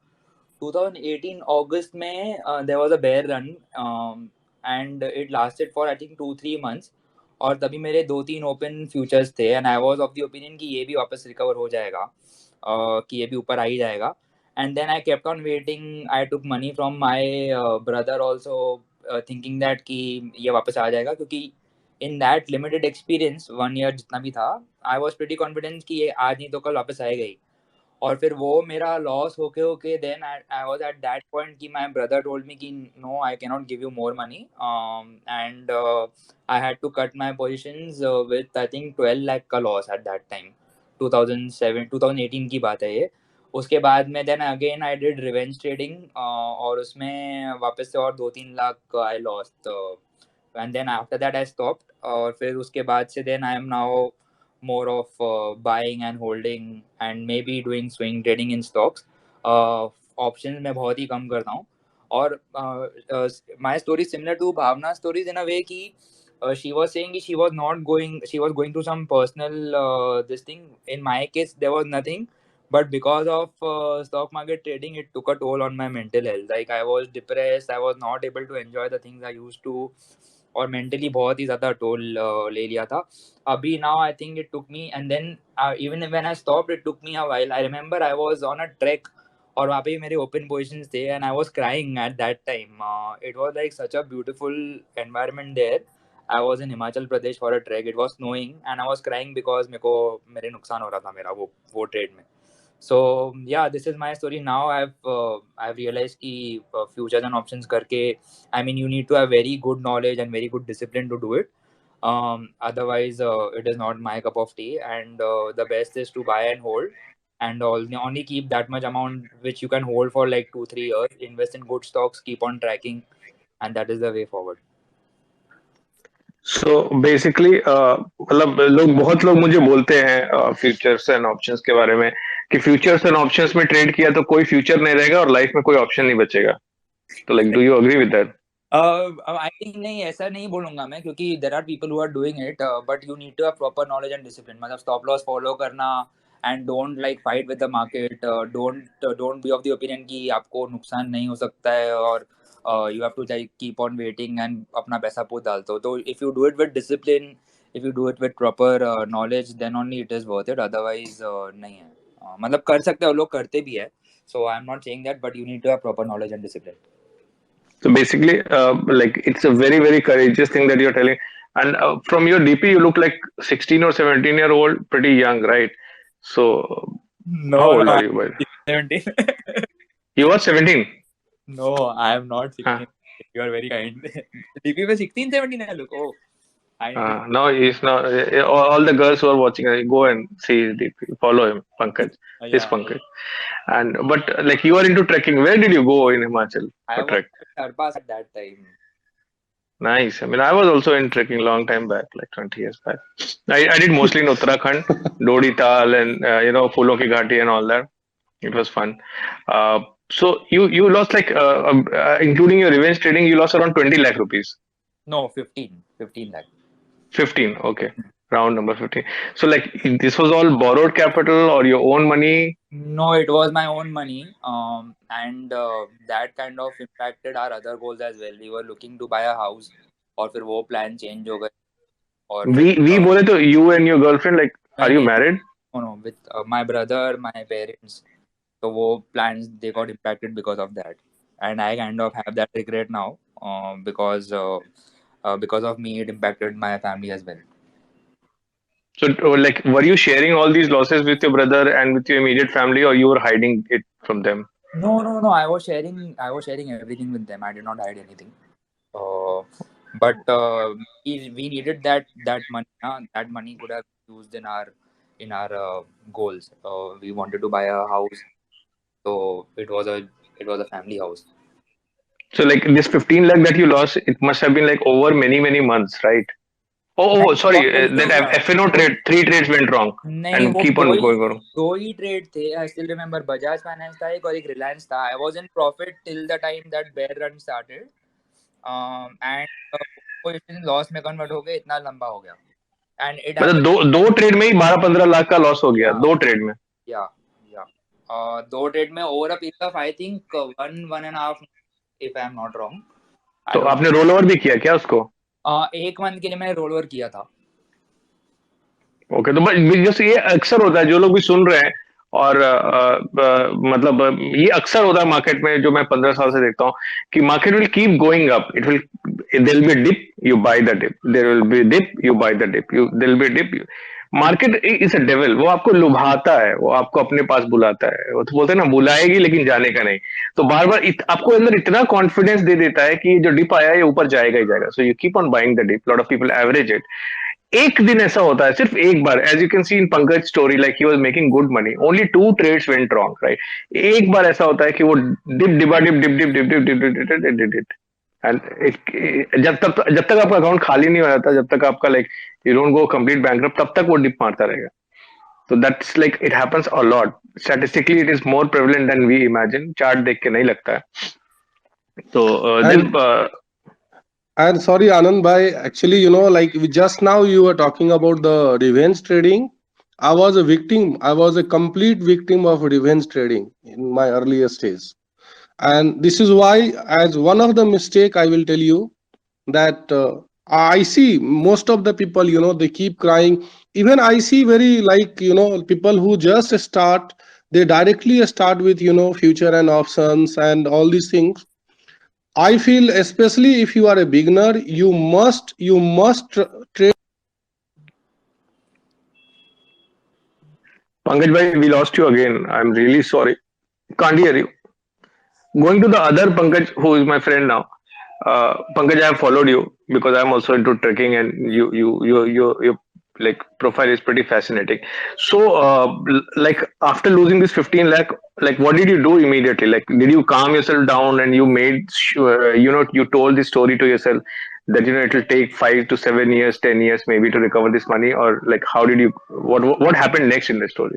Yeah, it was difficult for me to stop myself from doing it, but I said कि मेरे को करना ही पड़ेगा, there is no other option, and it was difficult for me to accept कि इतना loss हो गया करके, but I was like कि then finally it took me some time to to realize कि ये हो गया सो हो गया, but धीरे धीरे करके we will do it. So then after that I started to watch more thing, do my own research कि कैसे company choose करनी चाहिए और अपना नॉलेज कैसे बढ़ाया मैंने, तो उस हिसाब से then I am doing it now. और कुछ कुछ स्ट्रैटेजीज है जो अच्छे से वर्क कर रही है। एक मेरा आईपीओ का स्ट्रैटेजी है in which I apply from 3 different accounts, and उसके वजह से मेरे को काफ़ी सारा ऐसे प्रॉफिट हुआ है। Like the chances of me getting IPOs is more, and with that I have in the past 1.5 years I have got pretty good IPOs, like Burger King मिला था मुझे, कैम्प्स मिला था, हैप्पीएस्ट माइंड मिला था, तो उसमें ही मिला के मेरे 1 लाख तो आई थिंक आ ही गए हैं, जो मैंने बुक भी किए हैं। Yeah. तो To sorry to everyone, including Pankaj, I just wanted to say one thing. I also did a lot of IPO before. I lost little money on IPO in Reliance Power. So last 1 year was an outlier, an exception for IPOs. Every Kutta Billy, cat and dog was opening at a premium, good premium. It was like free money on the table. It might continue for next 1 year, 2 year, 3 year. It might not. So my humble suggestion to anyone who is doing IPO right now is position sizing is the key. That's one. Keep your position sizing because some of the IPOs are going to open at 50% discount as well in future. Okay, so position sizing is key. Don't bet everything thinking कि यार discount में नहीं भी खुलेगा तो 5-7% negative खुलेगा तो ले लेंगे. IPO is a blind game. It might open at 50% discount. That's one. Second is that if you are trading IPO, as I always say in all my podcasts, this line is very common. It is patented. No one else should use it. Know yourself. Bulla ki shana mein kaun? Right? Bulla ki jana mein kaun? Know yourself. Are you an IPO trader or are you an IPO long-term investor? If you're an IPO trader who is trading for listing gains, then you have to exit the position in first hour. As very important learning from Pankaj's real life story, that just 2 stocks he held for 45 days and it bankrupted him. So if you're going for listing gain in Burger King or Paytm or Nika or Zomato, you have to offload that stock in first 1 hour, come what may. If you don't follow this discipline, there will be one trade which will go wrong until bankrupt you. Okay.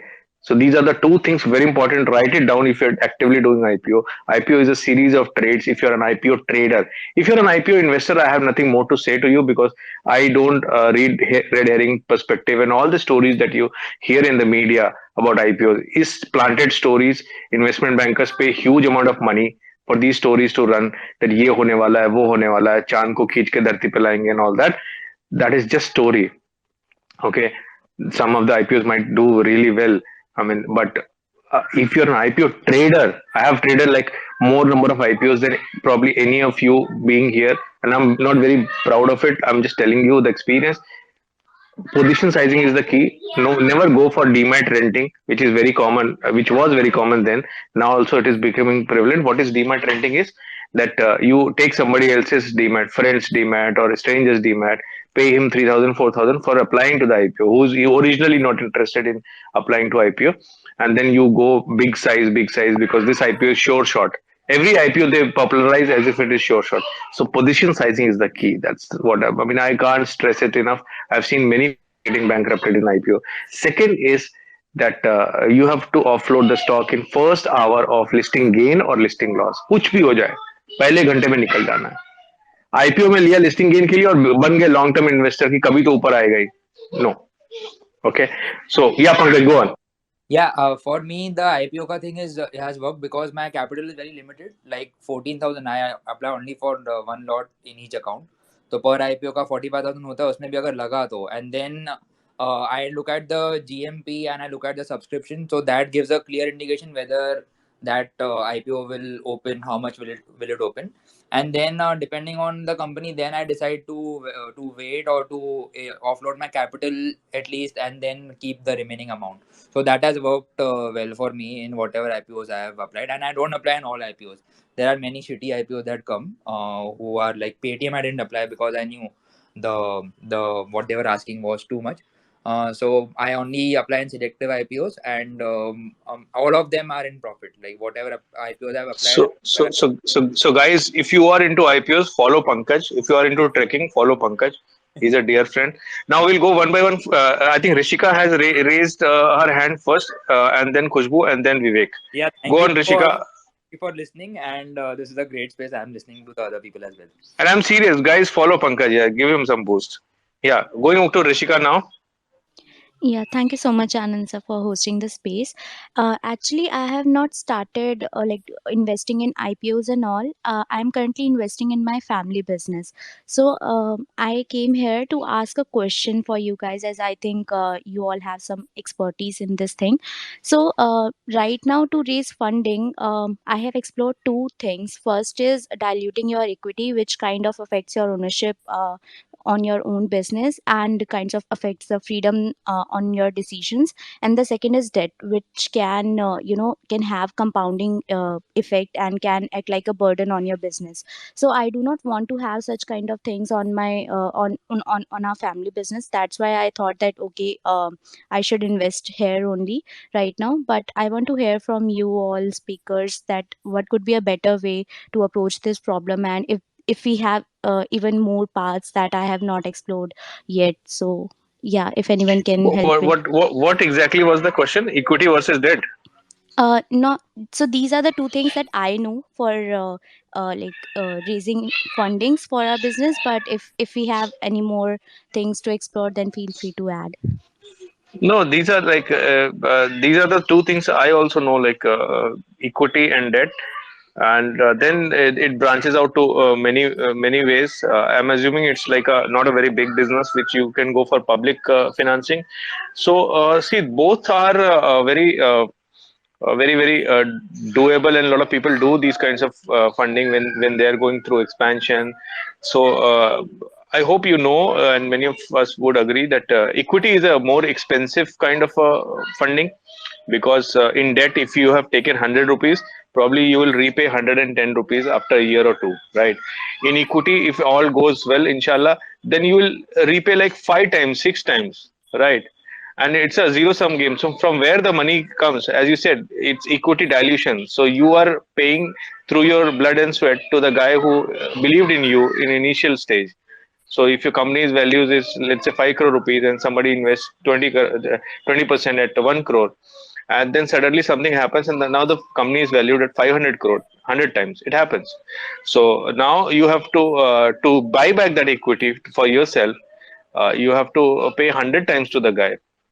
So equity is more expensive, and debt is less expensive. But the thing is, in equity, the guy who is investing with you is taking higher risk. So if nothing works out, it's a leverage bet for him. So he will get zero.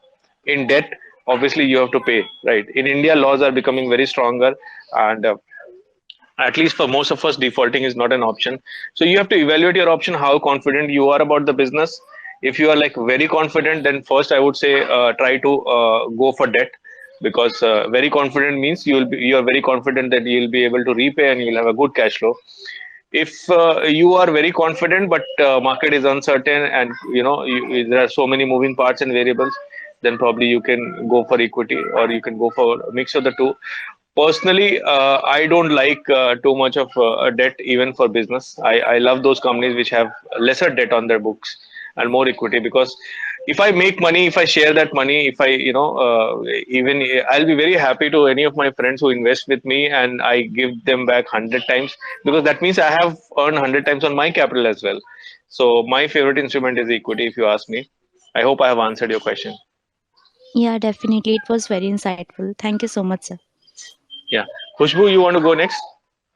या sure hi Anand sir the आपके space का title है investing confession सो मेरा confession ये है कि I have attended a lot of investing related spaces but मैंने अभी तक ढंग से इन्वेस्ट करना स्टार्ट नहीं किया है बिकॉज मैंने ऐसा बहुत लोगों से सुन लिया है कि until and unless you understand the entire ecosystem तो आपको इतने रिस्क नहीं लेने चाहिए so what is it advice for people like me जो इन्वेस्ट करने से ही डर रहे हैं because they don't understand the ecosystem और समझने के लिए टाइम नहीं है बिकॉज इतना ज़्यादा वास्ट है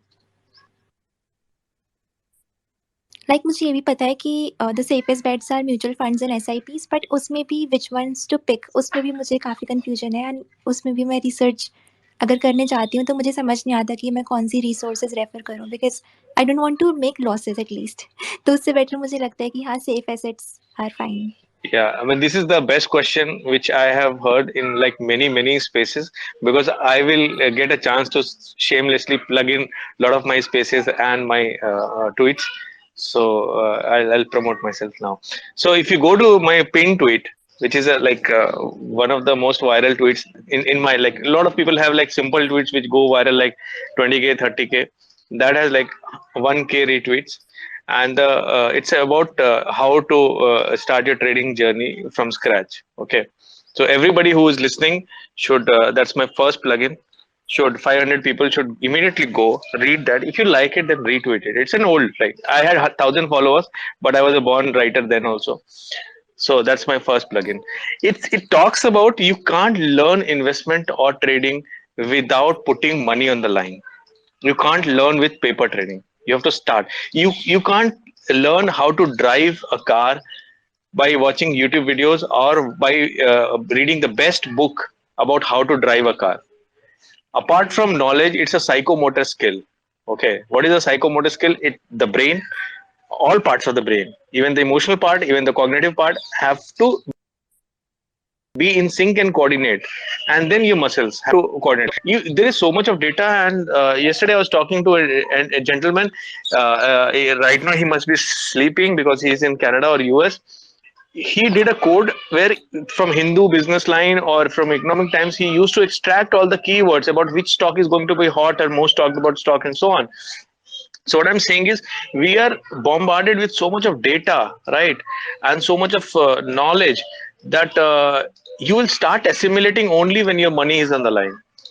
You will, I mean, many of you who might be listening to it will not identify if you have not made money. If you just put 50 bucks on the line on a stock, you'll start watching its price every day. This is the way our mind works. We don't want to be proven wrong. 50 bucks, I'm saying, and if it goes down by, let's say, 5%, you will feel the hurt. Vis-a-vis if you just assume. So my first line of that pin tweet is that start trading and investing. Okay, money that you, and the second, I mean, in subsequently I have also talked about, you have to play with money you can easily afford to lose, because initially you are going to lose. Everybody, like, somebody comes and tells me that they have not lost money in stock market, and I'll say, boss, come on, so you are going to lose. That's the fee we pay to the market. So that's my first shameless plugin. I have also done mutual fund 101 spaces which went on for 3 hours. A lot of people stayed back till the very end. So that's my second shameless plugin. That's like basics of how to select mutual fund, how to go about it, whether to go with SIP or lump sum and things like that. That is there with the timeline of my dear friend recording spaces. So you can go through that. Okay, and we will be keeping this mutual fund related or stock, because I love to talk to beginners, like people who have just opened the demat account. My address always is to them. If anyone who is advanced can also learn and appreciate, it's good. But my friend is the guy who has just opened his demat account probably today. So Khushbu, start with $1,000. I know you're like ultra rich, you're HNI and all, but don't put like 1 CR and all. Just put $1,000 in one random SIP. My guess is as good as yours. $1,000, I'm saying, and $1,000 make a portfolio of 15 to 20 stocks. Okay, not more than 1,000. I'm saying. See how your learning will just jumpstart. You'll start learning so much more, and don't increase from 1,000 to more unless you attend like 5 more spaces of mine. Yeah. So that's my advice to you, Khushbu, and definitely we'll go do mutual fund 101 again, and we'll do stocks 101 again. That's my, like, 101 is my favorite subject, course. So you have So more to ask, last Khushbu? question, do you also Yeah. have your YouTube channel? Yeah, it's there in my pin tweet. Our third shameless plugin, my YouTube channel. It's going to be 10,000 subscribers pretty soon. I have not made a video for last 4 months because I was not feeling very motivated, and so it's there in my bio itself in Twitter. One can go, just hit the click button, hit the like button, hit the subscribe button in my YouTube. Thank you, Khushbu, for reminding for the this shameless plug-in again. You have any more question? I love these questions. नहीं बस यही। और एक last चीज, जो आपके spaces की recordings है वो आप ही की प्रोफाइल पे मिलेंगी या फिर किसी और I की? will. एंड वन मोर ये तो थिंग, best question है. This is like the spaces best. की Like सर yeah. रिकॉर्डिंग बस 30 days तक ही रहती हैं, तो Oh, but I have a like on my journey. I have made such wonderful friends. There is a wonderful friend who started with me only. He first spaces that he recorded was my spaces, and he's kind enough to take my permission and send the entire the file, the video file or the audio file in my Telegram. His name is Recording Spaces. Recording Spaces. If you can hear me, everybody should follow him because he does amazing recording of all the amazing spaces. And you can go on YouTube and you can find Anand sir's spaces there. I have asked him to make a thread of all my spaces which he has recorded. I will also do it myself. Inherently, I'm a very lazy guy. I'm not a great guy as I might be sounding right now. Very very lazy guy. So I have to make a thread. Khushbu, you have reminded me that all my recordings will be in one single thread. And whenever someone says, "Mujhe ye recording dikhao, mujhe wo recording dikhao," I'll just shamelessly plug in again. So thank you. This is the best question, Khushbu. You have more questions? नहीं sir, अभी के लिए इतना ही। Thank you so much. Okay. Moving on to Arjun.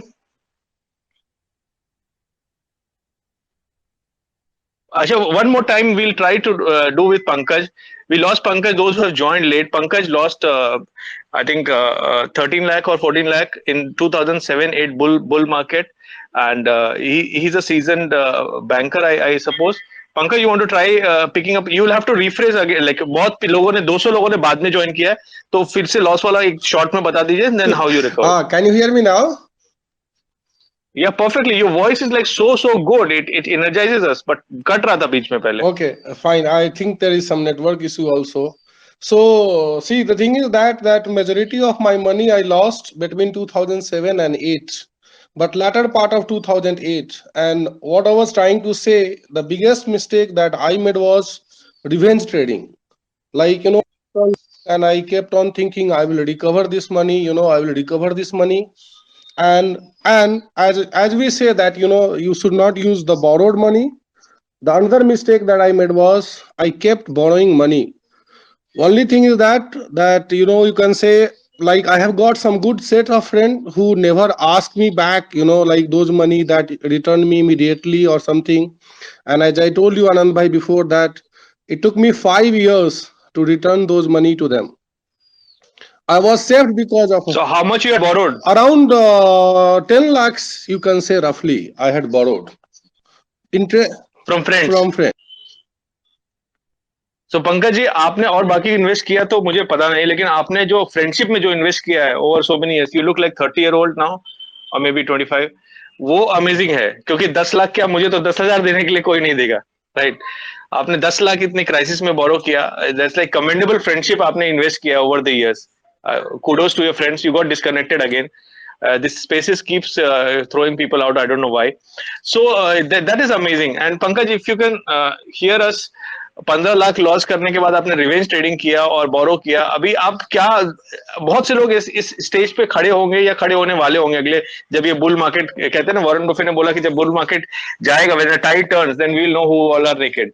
सो क्या बोलते हैं आपकी ये एक्सपीरियंस के बाद कि रिवेंज ट्रेडिंग क्यों करते हैं हम लोग, सब लोग करते हैं, क्यों करते हैं? और अगर ये रिवेंज ट्रेडिंग को अवॉइड करना है तो what are the checks and balances we should have? Pankaj को हम फिर से we lost. Nikita, you have taken the mic, you want to share some painful experience, some heart break related to stock market? Yeah, I think I just wanted to share because I started investing. I think I can hear a lot of echo. अच्छा, या Pankaj, you want to try again? आप कहाँ पे, कहीं basement में है क्या, कहाँ पर हैं? No, I'm at home only. Where I will go? I told you I'm recovering from COVID. Yeah, so yeah, as you said, I heard you that I had got some good investment in, like we are like very old friends, you can say childhood friends. We have around 10-12 of us who know each other from last 30 years, you can say, or more than that, So like, yeah, we have blind faith in each other and we do help each other whenever and however it is required. So, like, Ajay, I was talking about revenge trading, that you keep on losing money and you keep on putting money, to recover that lost money.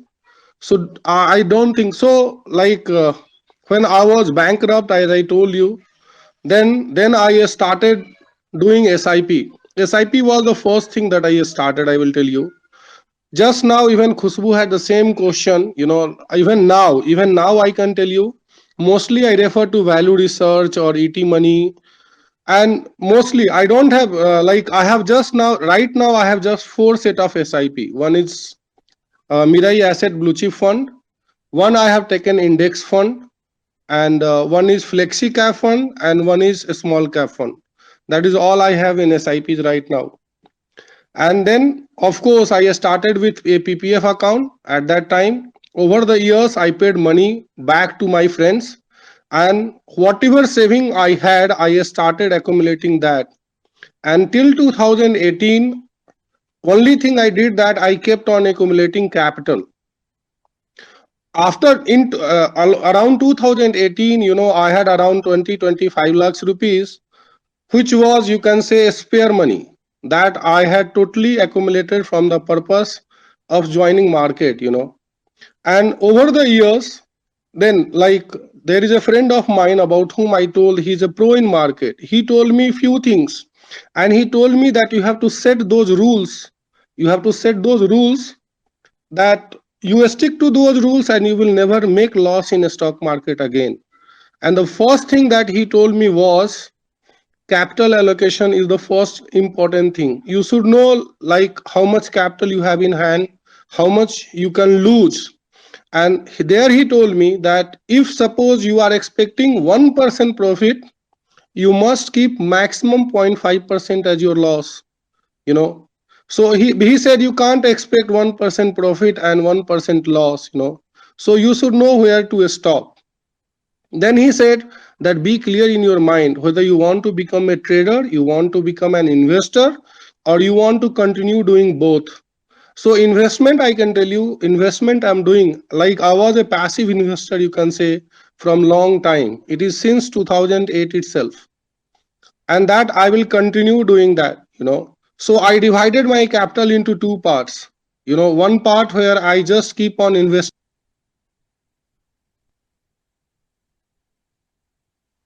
We lost Pankaj again. Very interesting story. Vivek had raised his hand. Vivek, if you're there, I'm really sorry for putting you on hold for so long. Vivek Tibadia, you're there. Hi. Hi, Anand.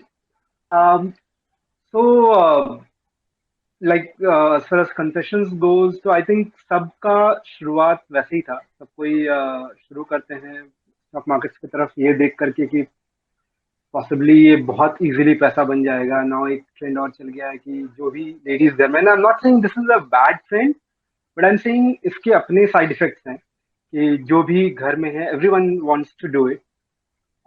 I would say, और होता क्या है इसमें, initially people jump into the market. Sometimes वो beginners luck काम करता है, and afterwards what happens कि जैसे जैसे मार्केट में आप और ज्यादा समझदार होने लग जाते हैं, आपको पता चलता है कि समझदारी के साथ आपके लॉसेस भी बढ़ रहे हैं. सो द थिंग इज, जैसे आनंद ने कहा था कि जो स्टार्ट करना है, आप छोटे से अमाउंट पे स्टार्ट करो. वो छोटा सा अमाउंट अगर आपको लॉस भी देता है ना, तो आपको इम्पैक्ट नहीं होता उसका, and you stay with that investment, और आप धीरे धीरे बहुत कंजर्वेटिवली आगे बढ़ते रहते हो, एंड इनिशियली कुछ पैसा बनता है. फिर उसके बाद आप मार्केट पे रिसर्च करना शुरू करते हो कि मार्केट में ये हो रहा है, ये समझ लेते हैं, वो समझ लेते हैं, ये स्टॉक अच्छा करेगा, यहाँ से टिप्स ले लेते हैं, एंड यू विल रियलाइज कि लॉसेस आपके बढ़ने लग जाते हैं. तो this is the kind of story I think 90% of people will नहीं, have. I have the Vivek, today we are trying to find out the most painful stories or the experiences that we had as a beginner or as an advanced player as well, where yeah. things went wrong, and so any I was personal coming to story that. that you Yeah. okay, yeah, go on.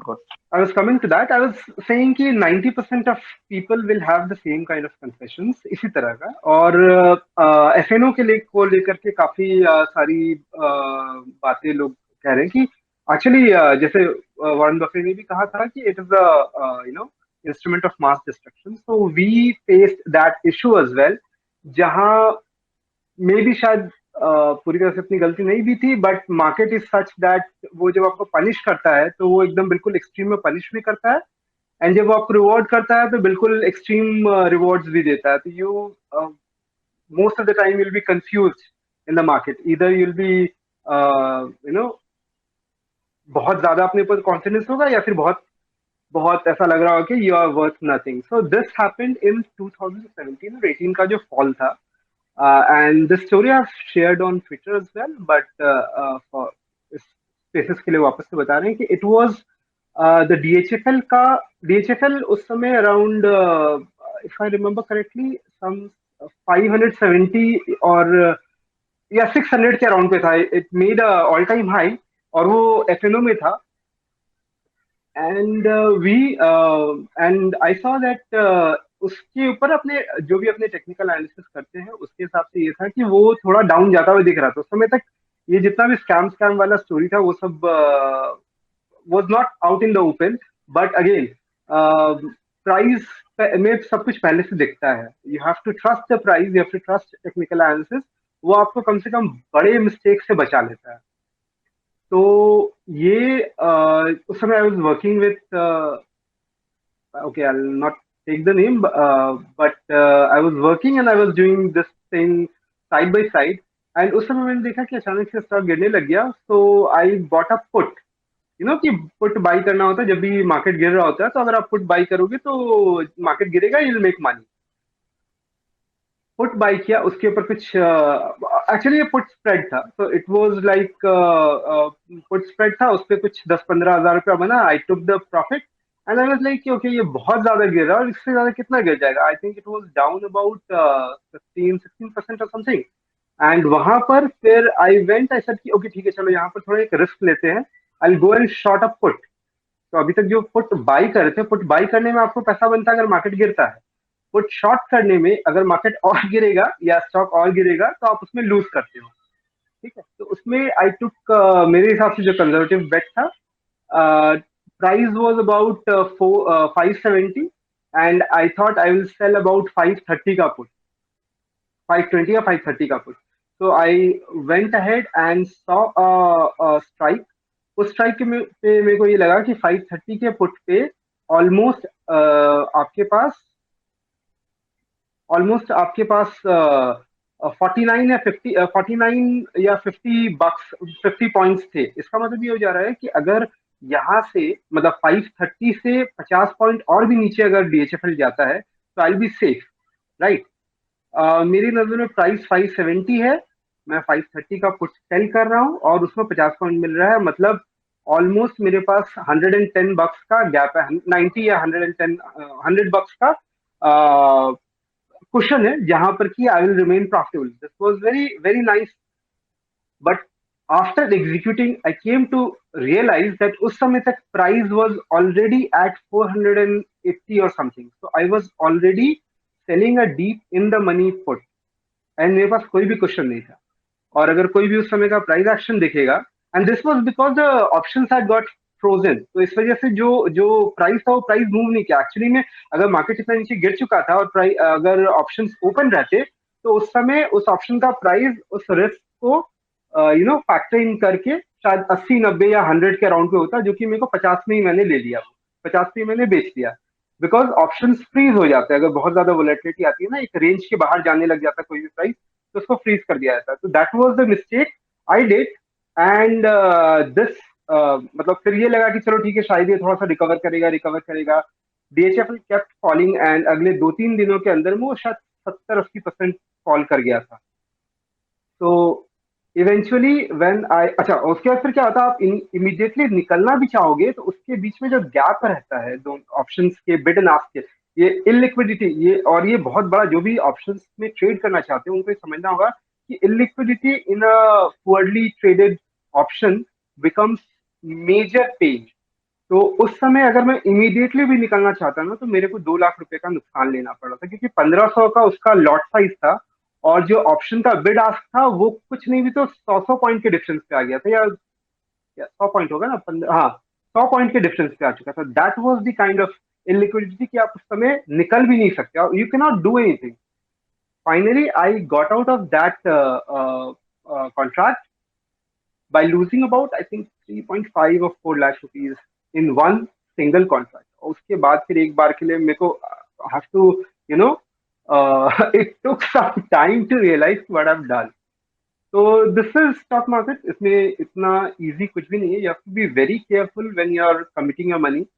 तो कई नहीं, बार जब बहुत ये smart जो बनने के 4-5 चक्कर लाख का लॉस हुआ, it happened like within a day और like within few within a day, hours? like within 2-3 days, because I carried that option, that contract with me, no, तो 3-4 दिन था, और ये मेरे ख्याल से ऑलमोस्ट नियर टू एक्सपायरी से 5-7 दिन पहले ये हुआ था.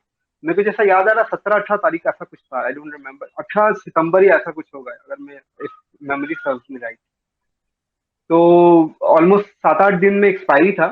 एंड एक बार तो ये दिमाग में आया था कि why not take you know delivery of this particular thing. Thankfully नहीं, पता नहीं थैंकफुली या नॉट, कोई फायदा खास वैसे भी नहीं होता, वो पूरा गॉन केस था. प्रोबेबली जो 10 दिन में 4 लाख रुपए का नुकसान लगा, इवेंचुअली शायद पूरा 8-9 लाख रुपए का पूरा नुकसान लेके निकलते अगर हम होल्ड किए होते. नहीं तो इसमें ये what percentage of your capital you lost, total capital? Okay, at that point of time, it was about 30%. 30% of the capital you lost in single trade when things go Single wrong. one Yeah, trade. yeah. And Yes. ये बहुत बड़ा learning ये है जो आप बता रहे हैं कि कभी भी अगर लॉस हो रहा है उसका, खासकर ऑप्शंस में जब हम डिलीवरी ले लेते हैं, so that is like you know postponing the loss for future. और जो चीज मैंने जो देखा है स्टॉक मार्केट में, जो चीज 30% 50% एक दिन में गिर रहा है, वो गिर के जीरो के आसपास ही जाके रुकता है. बाउंस बैक उसमें बहुत मुश्किल होता है. एग्जैक्टली.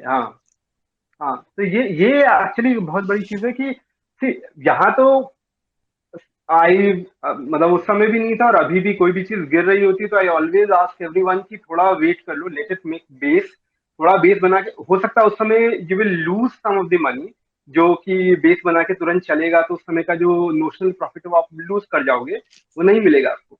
बट गिरते हुए चीज को अगर आप पकड़ने जाओगे, there is a very high chance कि जिसमें आपको नुकसान होने के चांसेस बढ़ जाते हैं.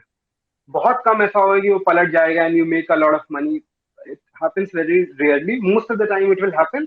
जो चीज गिर रही है वो गिरते रहेगी, और गिरते गिरते गिरते गिरते तब तक गिरेगी जब तक कि आप जिस भी प्राइस में खरीदे हो वहां से आप फ्रस्ट्रेट होकर छोड़ नहीं दो, डर के मारे छोड़ नहीं दो.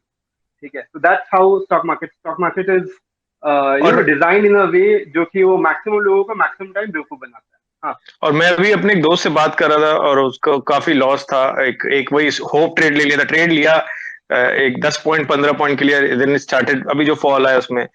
तो उसने पूछा कि मैं स्क्वायर ऑफ कर दूं. मैंने कहा हाँ कर दो. कुछ 50-60 हजार का लॉस था. तो मैंने उसको बोला यार कि भाई देख, तू ये स्क्वायर ऑफ करेगा, स्क्वायर ऑफ करने के अगले दिन ही इसमें बाउंस आएगा. ओके, ये तय बात है, ये होता है स्टॉक मार्केट में. और मैंने बोला अगर स्क्वायर ऑफ नहीं करेगा तो अगले दिन ये और भी ज्यादा गिरेगा, because market is a devil, it reads your mind. अगर आप लेके बैठे रहोगे तो वो गिरता रहेगा गिरता रहेगा गिरता रहेगा, और आप जैसे ही स्क्वायर ऑफ करोगे वैसे ही बाउंस बैक करेगा. तो मैंने कहा मैं तेरे को एडवाइस दे रहा हूँ स्क्वायर ऑफ करने की, कल के मेरे को ये मत बोलना कि यहाँ से बाउंस बैक आ गया, क्योंकि बाउंस बैक पक्का है. अगर आप उसको स्क्वायर ऑफ करोगे तो पक्का बाउंस बैक आएगा, और अगर आप होल्ड करके रखोगे तो यू नो ये और ज्यादा गिरेगा. Because market has a devil's mind actually. It's reads your mind and it's cruise your mind. That's like it happens a lot. तो इसलिए ऐसा नहीं है कि आप होल्ड करोगे तो बाउंस बैक आएगा, होल्ड करोगे तो कभी बाउंस बैक नहीं आएगा. पंकज आपने हाथ खड़ा किया हुआ, बोलिए.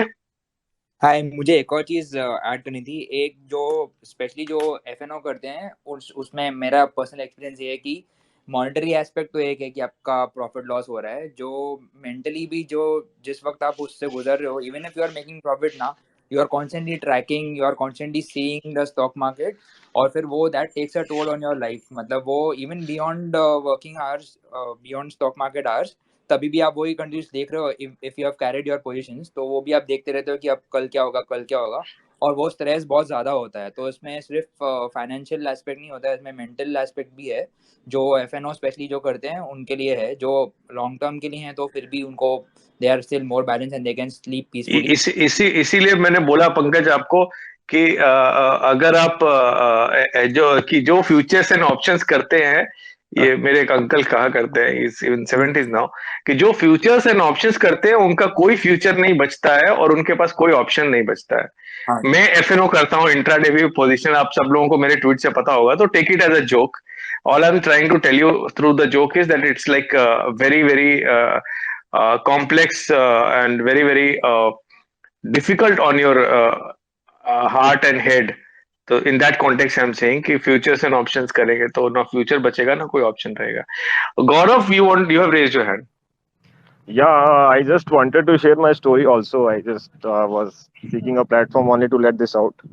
Yeah, my story is also similar. Like I lost around 7.5 lakhs around 5 years back. Okay. Oh, so I had a job. Actually, the salary came in. I started investing into markets, and over a span of around 2 years, I lost around 7 to 7.5 lakhs.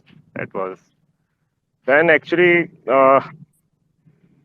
But I just wanted to know that let people know that why people come into stock market is that like why did I came into market was looking at all those fancy lifestyles and everything that all those movies also showed that Wall Street came into right from Hollywood directly. So all those people were lured over there. Like me, some of my friends was also there. So but now I did recovered all my money after attending after doing a lot of education on this. Okay, practicing a lot. So but what I want to know here is that are those trades even real? Like currently now I'm only making around 3% per month, not targeting even more than that. But why I did came into market was looking at those fancy returns that people showed. Okay, like a fancy Ferrari or something. And there are many series also like they are showing very lavish lifestyles over there. So are those traders even real in real life or ये बहुत अच्छा सवाल पूछा है आपने। पहले पहले तो most अभी हम आएंगे गौरव की स्टोरी पे। Gaurav, by the way, I went through your DP and you look so so handsome, so I wanted to give thank you, thank you. compliments to you. Now coming back to the Ferrari part, we have to address it first. And सी, ये market में जो मेरा मानना है, 15 साल में जो मैंने देखा है कि फरारी किसी को नहीं मिलती है, फरारी फरार हो जाती है। और उसका सिंपल रीजन है, या तो आप बैंकरप्ट होके निकल जाओगे, आप एग्जिट मार दोगे जल्दी, राइट? कि आप आए ल्योर हो के आपने देखा दूसरे की फरारी है और आपने बड़ी बड़ी बेट्स ली, जिसमें ₹5 का ₹500 बन रहा है, ऐसा करके बेट लिया आपने, और वो फरारी भी फरार हो गई, आपका नेटवर्क भी फरार हो गया, आपकी बैंकरप्सी हो गई और दोस्त भी फरार हो गए जिन्होंने आपको पैसे दिए थे, तो फरारी नहीं मिली। दोस्त हु लर्न कि यार चलो अब इसमें कुछ सीखना है, I have to do something and I have to do the grind, as you are saying, the word which was very important was only 2 to 3% per month. Fixed deposit in a year gives us, after tax, it gives us 3% right now in India. So only 2 to 3%, when we realize that, this return is also small, and, obviously in this return compounded, the Ferrari is not going to come like in a year or two. So people go through grind 5 years, 10 years. So it fries your brain so much. It literally, taking your entire matter of the brain, putting in desi ghee and frying it. That kind of thing happens day in, day out. You lose your appetite for Ferrari at all. It fries your testosterone, it fries your mood. You become like a monk. Nothing affects you. I mean, last thing that you want in this world is to sit in a Ferrari and to spin it. I mean, there will be exceptions. So for most of the people, they are pretty old by the time they are able to think about Ferrari again. So Ferrari nahi milti kisi ko bhi. That's the hard truth of life. I've spoken to a lot of seasoned traders who have amassed huge amount of wealth. Somebody was saying that he was working in BNP and the guy had 80 crore. If you have 80 crore net worth, you can definitely buy a Ferrari. But even those guys don't buy Ferrari because all their brain faculties of enjoyment are deeply fried. So summary answer, Gaurav, to you is that there is no Ferrari in this business. Now, Gaurav, take us through the painful journey that you talked about, 2 years. How much you lost total? It was in exactly I remember is 7.65 lakhs. Okay, including investing and trading. 7.65 lakhs, and I believe you're working somewhere also. You're a part-time Yeah, trader. actually, yeah, I am a part-time trader. I actually didn't like my job initially. Okay, so it was a on-site job. I am being a mechanical engineer. I had to be on plant, so I didn't actually like that. Okay, so mostly in the plant, actually, there were shifts. People were working in shifts, so there were night shifts also. So I used to, you know, work in night shifts, and someday trade whole 2 weeks, so continuous 2 night shift, 2 weeks trading, so like that. So initially there was no proper education or something like that.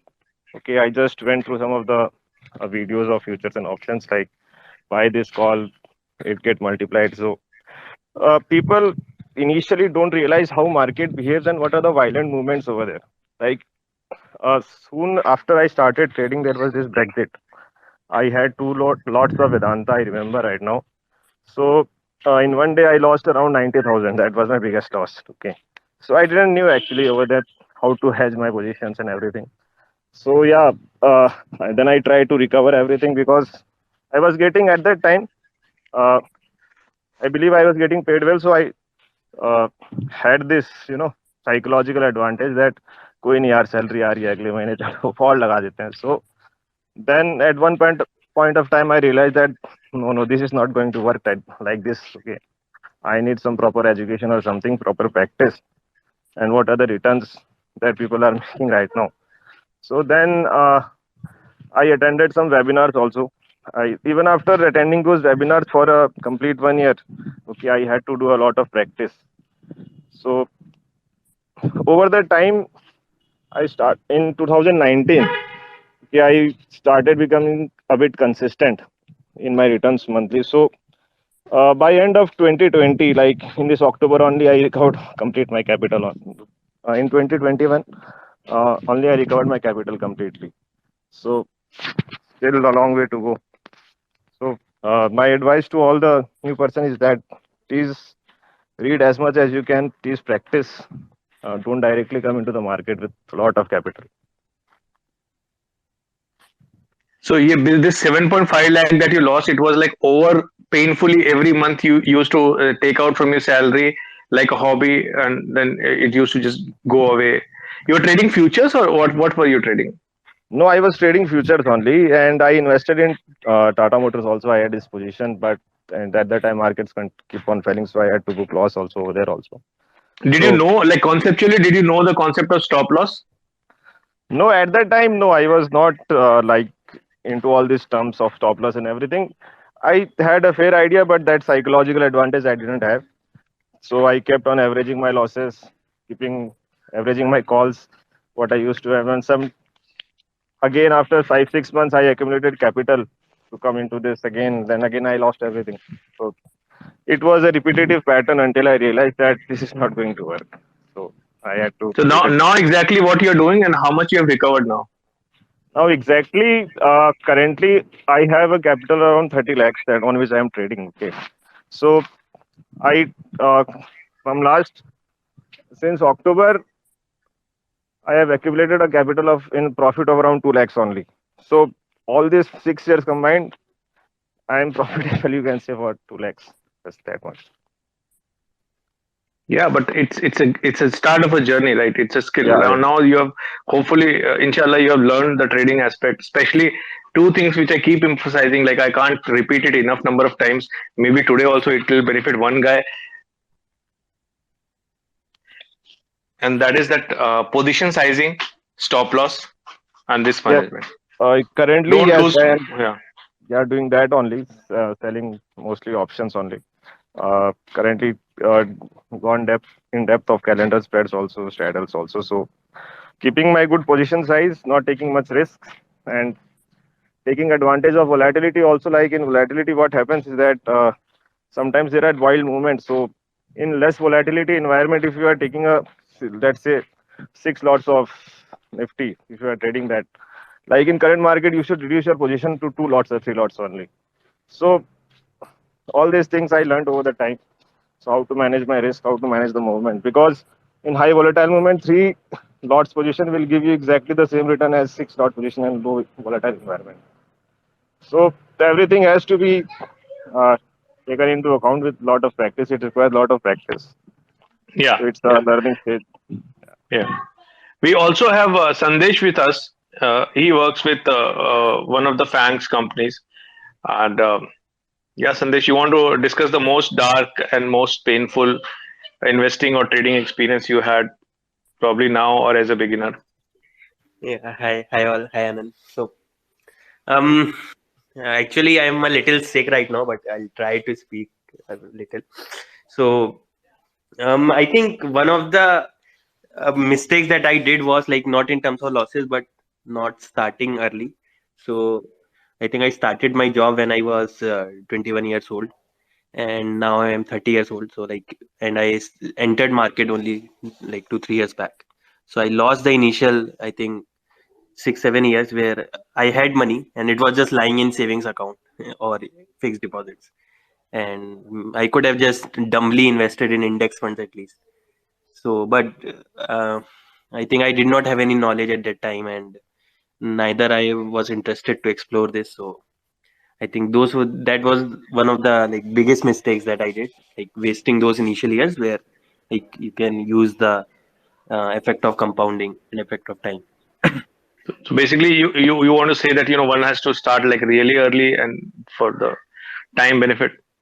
Yes, I think if you have money, you should definitely start like no point putting that money in fixed deposit or savings account. Definitely put in stock market, and like because the thing with stock market is like if you put in good stocks, even if your timing was wrong and you caught the top while you were investing, since you have started early, you will have benefit of 10 years, 20 years, and more. So the market will eventually recover, and good companies will do good, so your money will be safe there, like because you won't be needing that money for next many 10 20 years, right? Like if you're doing job and you are in good job.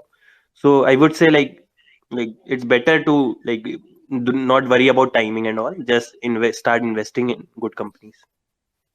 But like coming from you, I find it a little intriguing that you are working with Google, and working in Google is like money printing machine, right? You must be getting like money in huge cartons rather than we get it like in Yeah, I packets. You have get in huge photocopy cartons.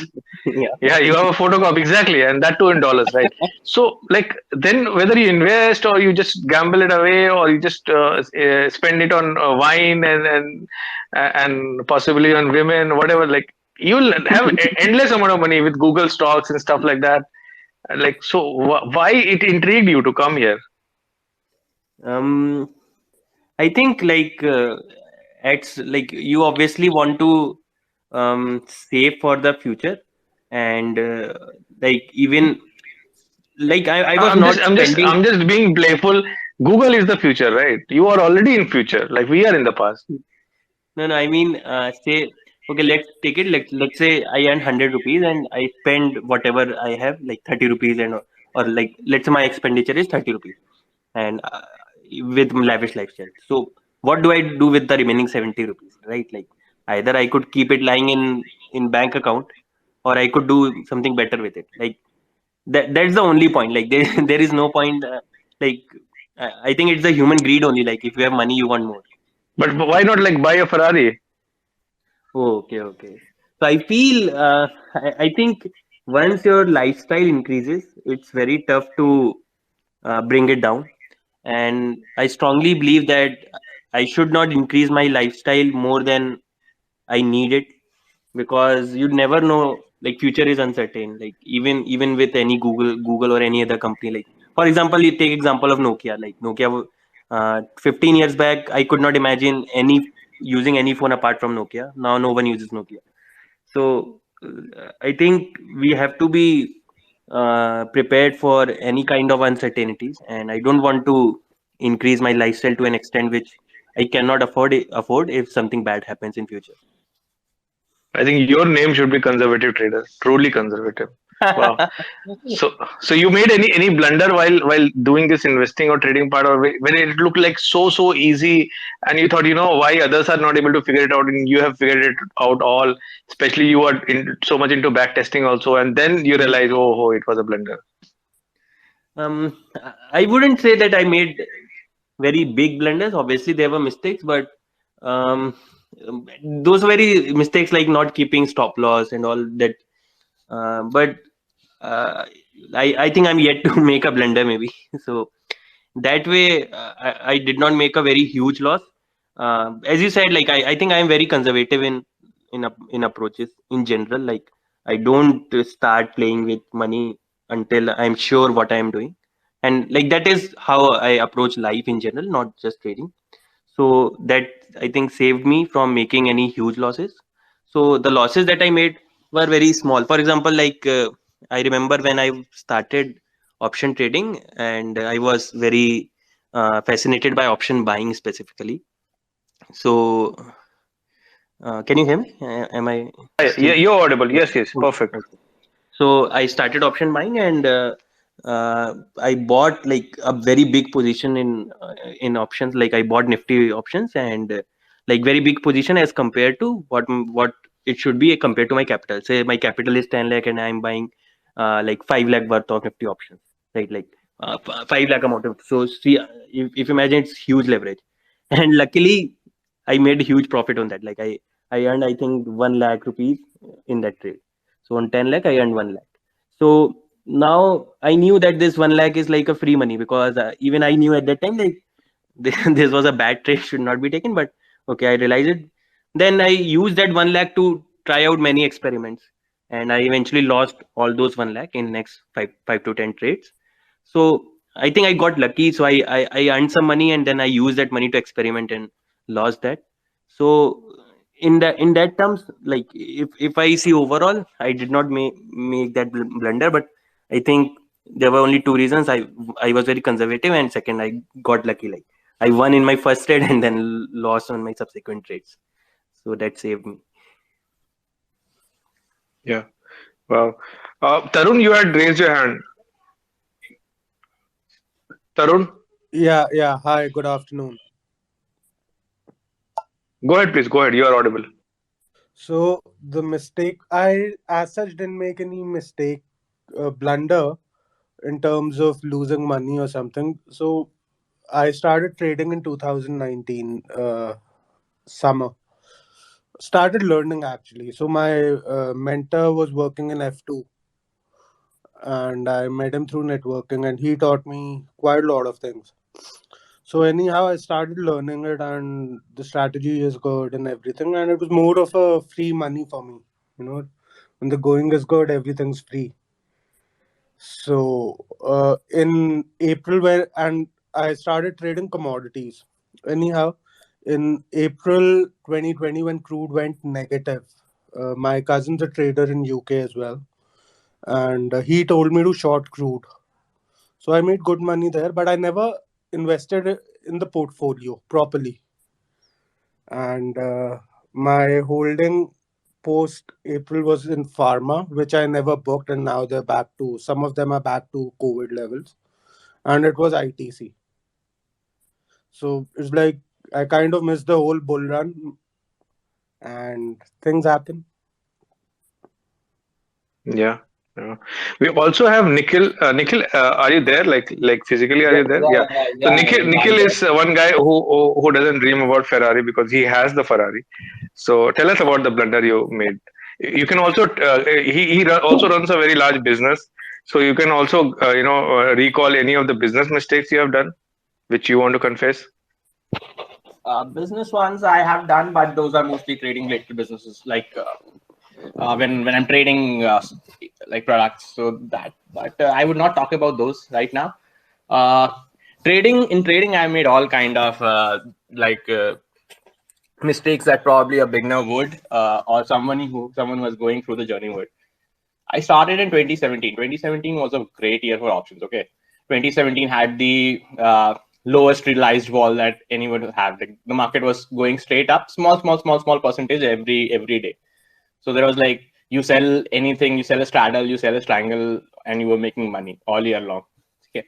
So I started then. I was looking into the market. I had studied a bit of options through K Street and other stuff. And I looked it for like 4 or 5 months, and then okay, let's jump in. So I started like in November or December. I don't remember which month it was. The first day that I went into the option, I lost 16-17% of my cap instantly. It was an expiry. So I was doing this directionless neutral options, and suddenly Bank Nifty at the end of the like around 2:30, Bank Nifty suddenly decided to crap like 400 points, which was very large for 2017. 2017, if you say to 400 points, is like right now probably be like 1700-1800 points.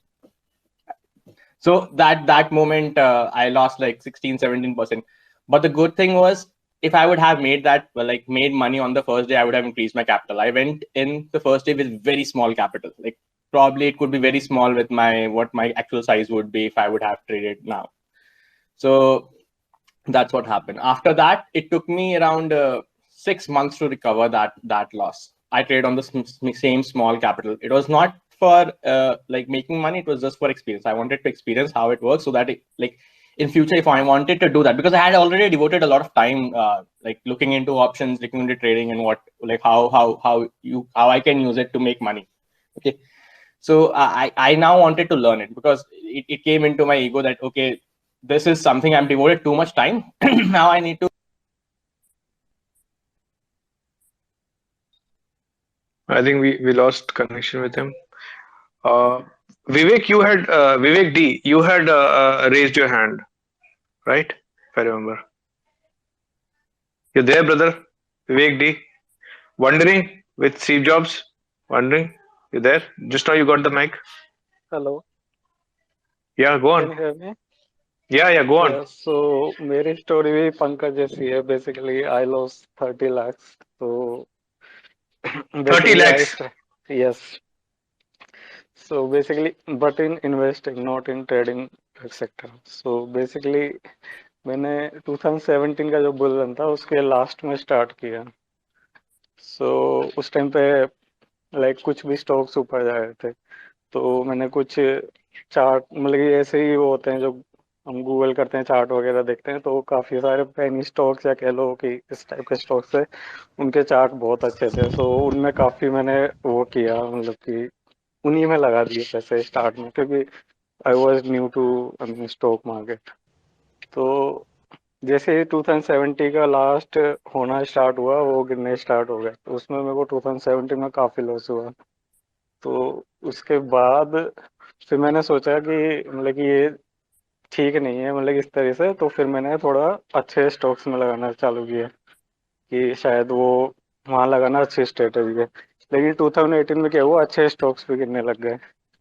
Like जैसे कि मैंने ये oil marketing companies होती हैं उनमें लगाए थे लेकिन उस टाइम पे क्रूड बहुत ज़्यादा बढ़ा तो ऑयल मार्केटिंग कंपनी सारी गिर गई तो मुझे लगा कि मतलब कि ये भी कभी रिकवर नहीं कर पाएंगी जो अच्छी कंपनियां हैं तो मैंने वहाँ पे भी लॉस बुक कर लिया तो ऐसे ऐसे करके मतलब कि 17 18 और 19 के मिड तक I loss 30 lakh rupees in investing itself not trading So etcetera 30 lakh आपने lose किया. That was like your major part of your net worth, or कि it was a हाँ small part? Net worth almost like 60% 50-60% of my net worth so ये काफी बार मैंने सुना है. मतलब मैं पहले भी जब मैं जूम हैंगआउट्स करता था अपने टेलीग्राम पे, तो भी मैंने देखा है कि लोग तब तक नहीं रुकते हैं जब तक एक बहुत बड़ा हिस्सा उनके नेटवर्क का खत्म नहीं हो जाता है.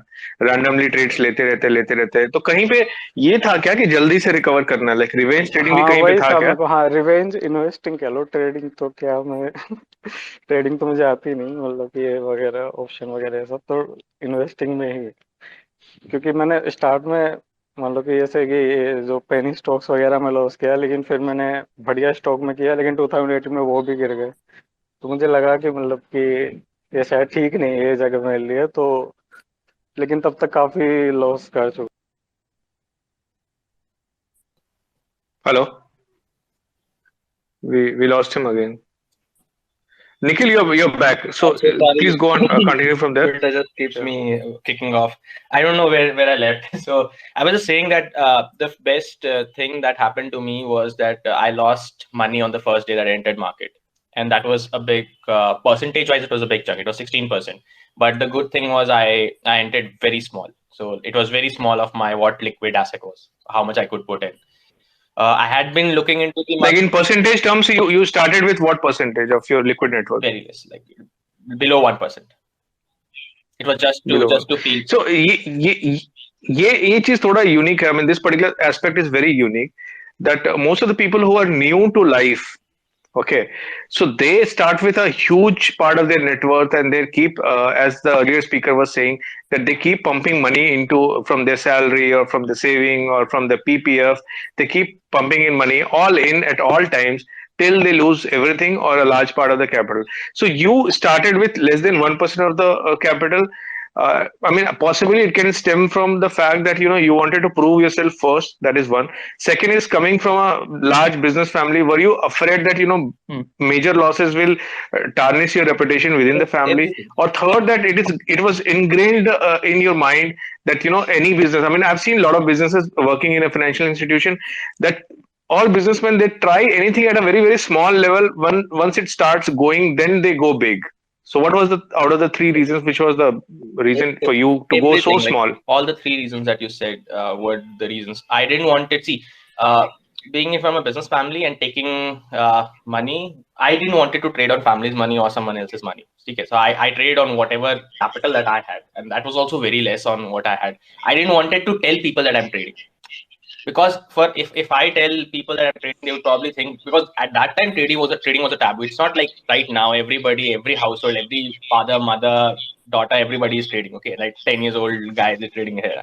It was not same at 2017. 2017, I reached to my peeps key. I wanted to trade first. Like I wanted to buy stocks, like with whatever capital that I am having in savings account, and then I wanted to buy stocks, and I wanted to pick stocks. And they told me that it's a gambling scheme.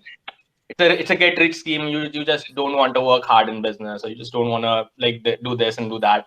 I understood what they were trying to tell me. So I knew that if I lose money here, I would have a lot of credibility risk. I would not probably be able to raise capital and probably be able to pursue other stuff with the same credibility that I would do if I had losing money here. Okay, so that was most of the reason. So I had been looking into the markets before getting into the markets for like 5-6 months. So all of 2017, I looked into option trading. I started through day street and other stuff. Uh, I saw that 2017 was a great year for trading options. Like probably one of the most amazing year for trading options. You could sell anything and it was giving money, because it was the lowest implied and realized vol year of like all the 4 or 5 years that I've traded. Okay. So I was like, okay, this is like a gold mine. I understood like, oh, this option trading, neutral directionless expiry trading is like a gold mine. You just make money over there. Just need to sell anything. Like people tell me right now, and I look them with. Uh, so what happens is the first day I go in, I understood that 4-5 months have passed, and I've looked and I have studied, and I need to see if this I can really manage money. I can really manage money here. The first day I go in, I lose 16%. That gives me so much relief, because I knew if I had made money on the first day or the first few weeks, I would have gone in big. So like if I would have made, let's say, 15% in the first 3-4 weeks, I would have certainly gone in big, like put like double digit liquid asset value of mine.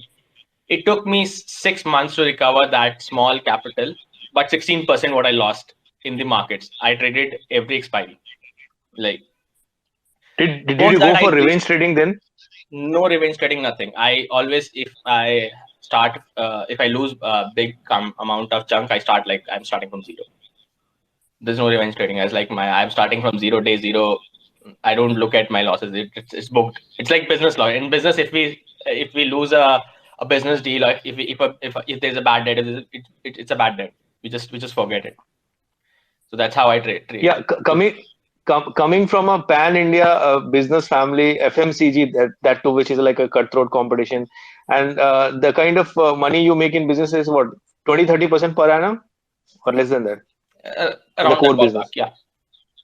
Yeah. So, was it like helpful in making your goals realistic for trading as well? Because I see a lot of youngsters making a goal of 100%, 200% every year. But in any other business, making 15% or 20% is like wow figure, right? So, did it sound to you that if it is so easy, everybody would be doing FNO only, and everybody would be doing trading only, and nobody will make soaps and sandals?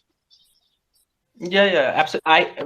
This is one of the my greatest concern about Twin Tweet and Twitter is that anything below 100% or 50% is not worth doing, and you need to understand whatever kind of reward that you're seeking is associated with the risk that you are also getting with that. So if you want to make 100%, you're probably betting too large. You're using leverage. Everything returns comes from leverage, irrespectively what you are here for.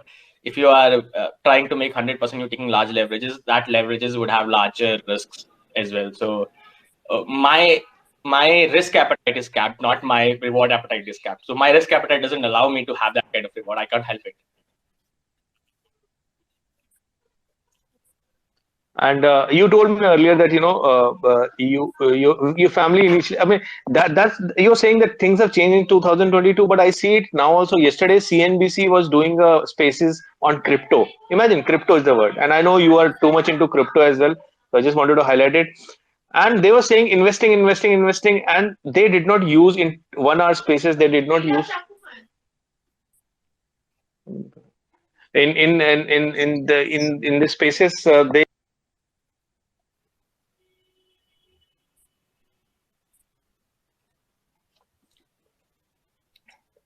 Hello. Did we lose Anando?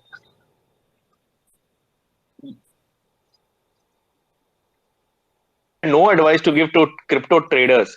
And recently, I went to attend a marriage in a remote village in Bihar, and so many youngsters were trading crypto that they need advice. They need, but business channels will not talk about trading. I mean, very rarely. So it's still a taboo in my family or wherever I tell them that I'm a trader. At least in their head, they think that this guy is gambling and willing to lose all his net worth probably anytime, any day. So yeah, it is a taboo.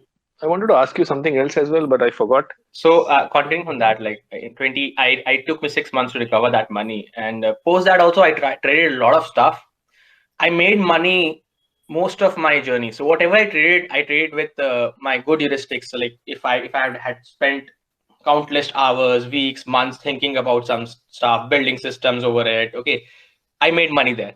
Whatever I took discretionary YOLO trades, like okay, there's a budget coming, I feel like this might go like this, I lost money, and I lost big chunk of money, not small chunk of money, probably chunks that took me like 3, 4, 5 weeks, 5 months of profit.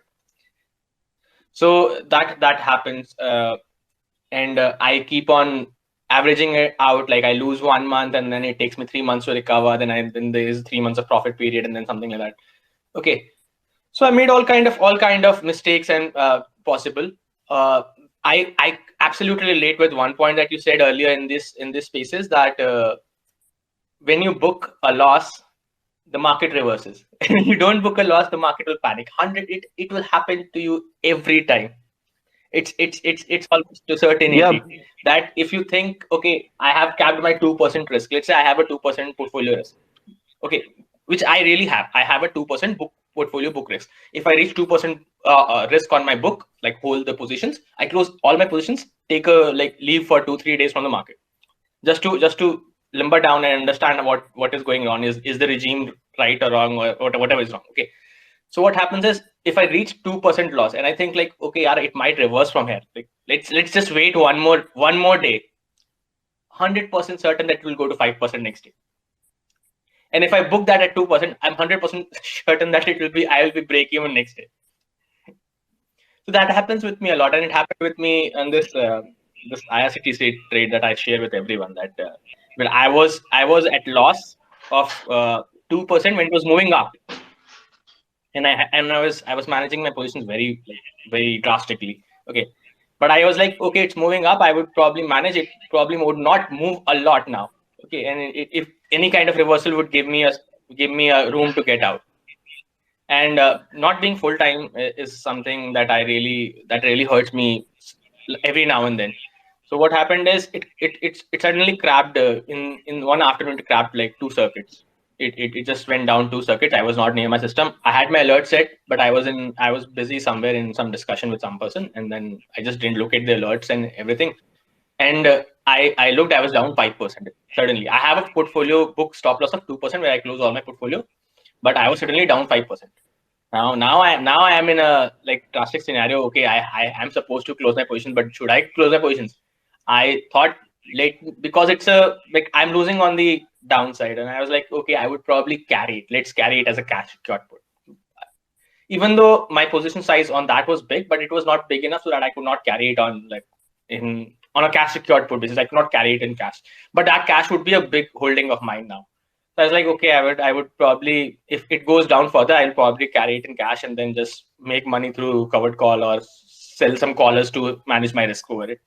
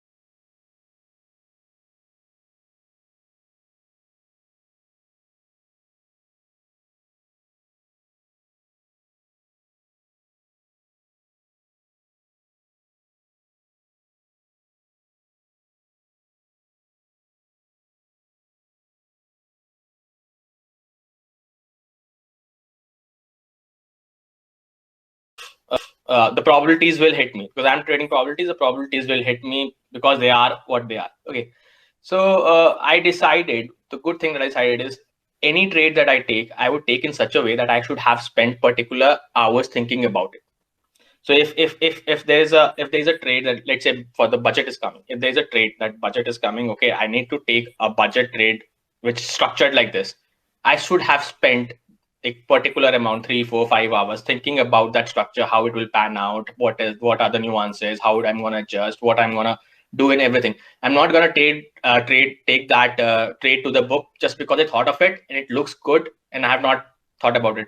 So we talk about this concept of hourly wages. So like as a human, you should always like keep yourself at an hourly wage. So if you consider that your time, your an hour is valued at, let's say, $10,000 or $5,000 or $1,000. If I am trying to make, let's say, 50,000 rupees on that trade, I would need to spend 3 4 hours, like at least my 3 4 hours, which is valued 15 20,000 rupees on that trade, thinking about it, understanding the nuances of what can go wrong, what can go right, what are the path of my trade and everything else. So that, I think, I just decided I'm doing this from now, because earlier I thought that, okay, I will not do this, but it's like, even if whatever you preach, you don't do it yourself. You are emotional creature, so you just flow with emotions. Okay, you feel like this. So now I'm trying to do this. Nikhil, we are losing you again. It's like its No, voice is getting I'm just cut saying that again. now I have decided that whatever trade I take, whatever structured trade I take, I spend particular amount of hours. I think we lost him again. We also have Gurmeet sir, Gurmeet Virji. If you can hear us, yeah. So he is a prominent figure on Twitter who talks about investing, and I often love his pin tweet where he regrets his probably incidental investment in HDFC Bank, which he exited pretty early. Sir, would you like to share any of the investing blunders that you made, which costed you either a lot of time or a lot of money? Oh yes, a lot of them. Thank you for having me. In fact, social media is one place where people only talk about successes, right? Everybody's doing good, making money. Everybody is being happy. I think so. One mistake I made was, which is my pin tweet, is I got ESOPs of SDFC Bank.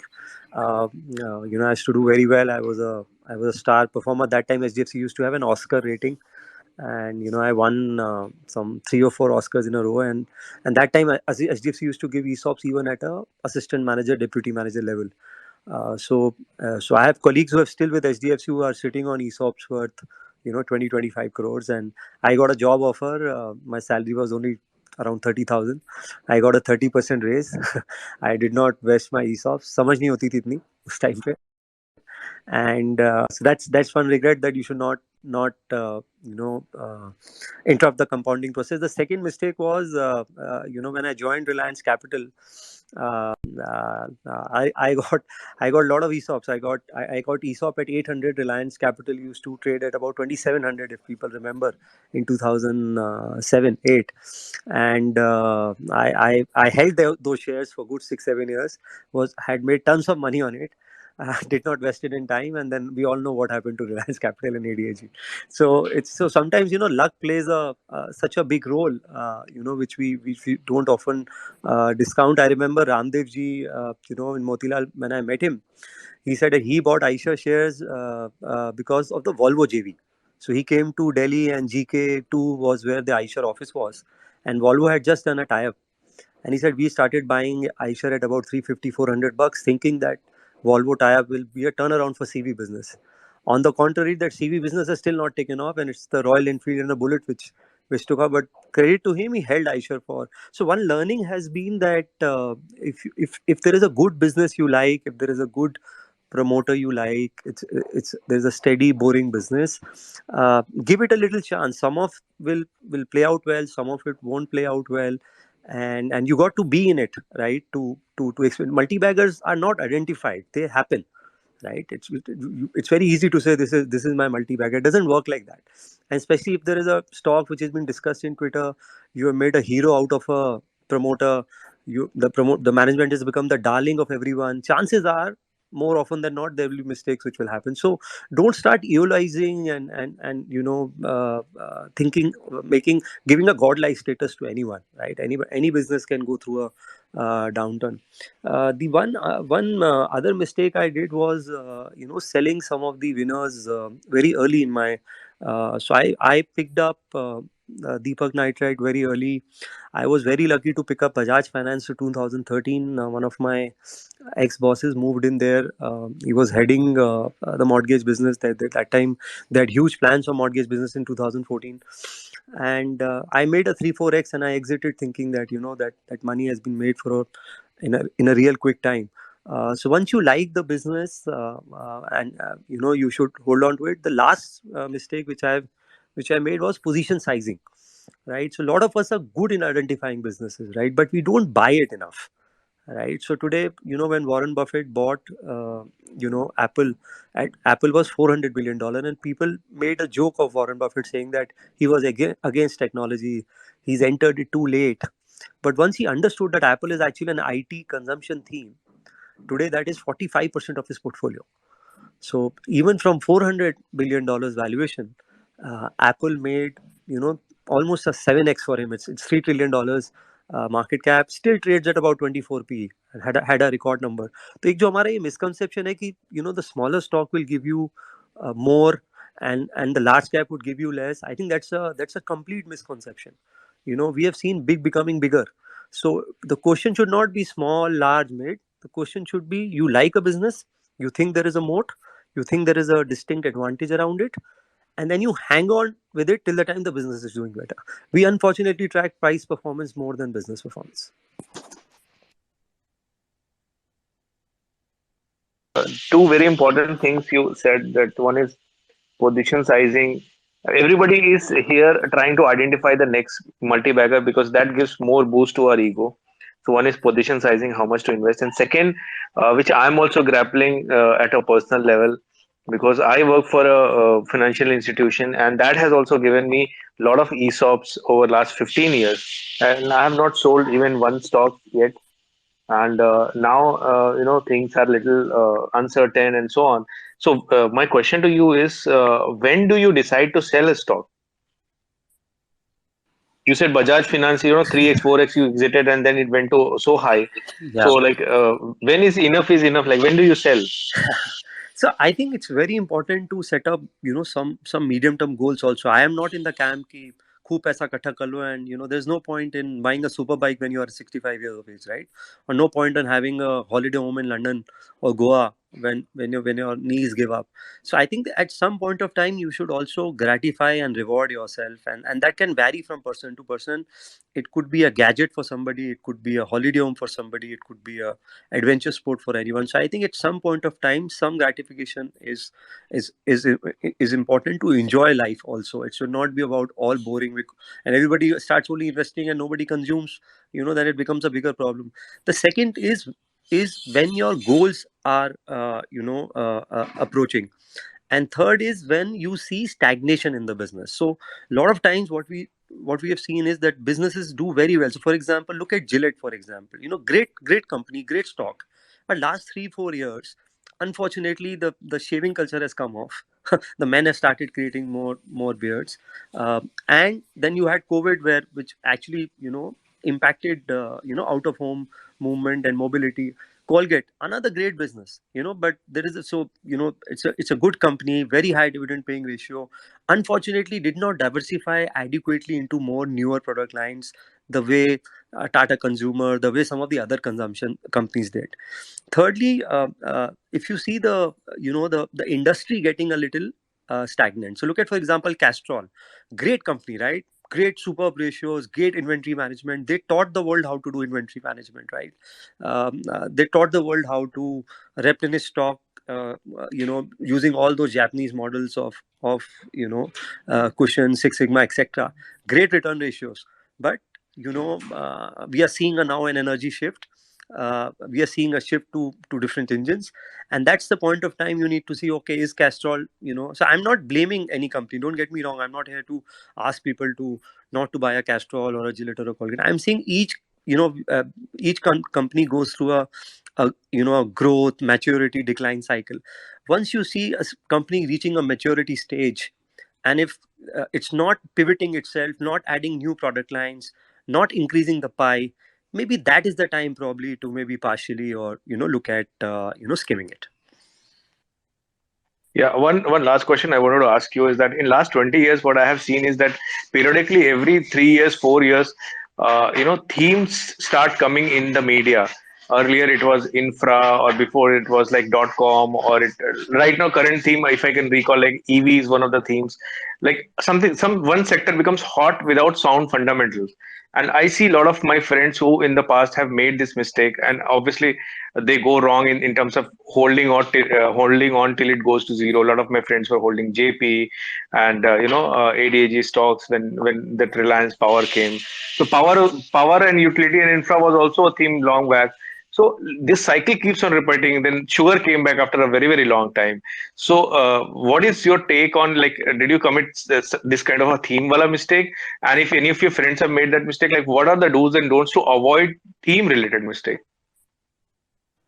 I think that's a brilliant question, and I think Kshitij is also here. Me and Kshitij have had enough instances of this fads. I When have everybody given is him a talking. mic, but I don't know. I tried to give him a Sure. mic No if problem. he's So I, listening. I tell you, Yeah. I tell you 3-4 themes where we did mistakes and do's and don'ts. Is that one? This carbon electrode theme. If you remember, Graphite India, HEG, everybody went gaga over it. 2007, it was all infra. India is India shining. India is moving into the next trajectory. Now we are going overboard on EV. A lot of pockets, in my view. I think we are giving them valuations of 2040, 50, right? The other one is this startup theme, right? The companies will keep growing, will keep acquiring, we are valuing them using fancy terms, price to sales, inventing different ratios to justify valuation. I think those should be clearly avoided. If the company is going up just because of that, this is the latest fashionable thing to do. I think the risk is continuously increasing. There are two three broad themes which I still like, which in India in my view are very structural.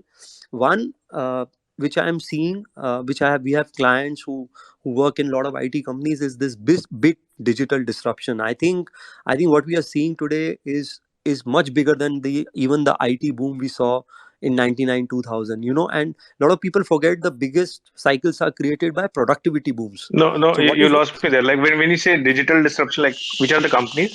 Sure. So I'm saying this will have two companies. One is your regular IT services companies. There are companies which are regular IT services companies, and in India there are certain companies which are becoming partners and not just vendors. So a lot of companies are now taking outcome driven projects. So for example, if you see Infosys Daimler acquisition, it is not a regular acquisition, it's a transformation project. So there is a client of mine who runs a shipping company. TCS has done a project for him. When his container used to go, it used to require 25 different country approval for crossing boundaries. So the approval used to take about a month, and the transit time used to get increased. TCS has made a software wherein 72 hours you will get all approvals, at the time of initiating it. So a lot of these companies, so I'm just giving an example, I'm not deliberately naming the shipping company because we advise that client, is that a lot of these companies are becoming transformation partners. If you hear Mr. Ravi Pandit of KPIT Technologies, there is a Bloomberg interview with Neeraj. He's talking of redefining the design architecture for small cars. He's saying for the big cars you need 120 chips and computers. In a small car you can't fit so many chips and supercomputers. Because this is all now what you are driving today is basically a supercomputer. It's no longer a simple IC engine. So the design architecture needs to change, and KPIT is working on, including Tata Elxsi, कि small car में कैसे उसको change करें to bring the cost down, because they are not able to bring down the EV small car cost below 15 lakhs. Unless it becomes 6-7 lakhs, the affordability quotient will. So a lot of the companies are becoming transformation partners, and this is what we need to identify. This is one. Second, you are seeing a lot of traditional companies now who are disrupting the traditional sectors, right? So look at, for example, Tata Power. I don't know, not many people how many are there in Mumbai. They are running a pilot project where they are giving you an electric meter which will have twin options, like twin SIM in a mobile. So if you take thermal power, they'll charge you, let's say, 7 rupees a unit. If you take solar or wind or cleaner energy, they'll charge you 1 rupee a unit higher. So it's like I have a smart meter. I will decide if I'm environment conscious. I will try and give you 1 rupee a meter more on that. It's a pilot they are running, and they are great leaders in solar rooftops and in EV charging. Now they have a 40%. So it's a traditional power company which is now getting into power in a very different format. Look at Reliance. Let's not go any further. Reliance ने 2013-14 में जब capex किया था telecom के लिए, people used to laugh at Reliance कि 2 लाख करोड़ खर्च कर दिया, debt ले आया. The guy was building 5G ecosystem. Right now he's doing the same thing on energy, and people are right now not rewarding him because he's buying companies, he's making gigafactories, he's very bullish on hydrogen. So a lot of these companies who invest for future, right, and who have a track record of good execution is something. So don't just look at IT only from IT services. Look at companies who are disrupting even traditional sectors in a digital way. Yeah, I mean, I totally concur with you. But one thing I just wanted to add and wanted your view on a lot of youngsters, they go for disruptors which are not profitable.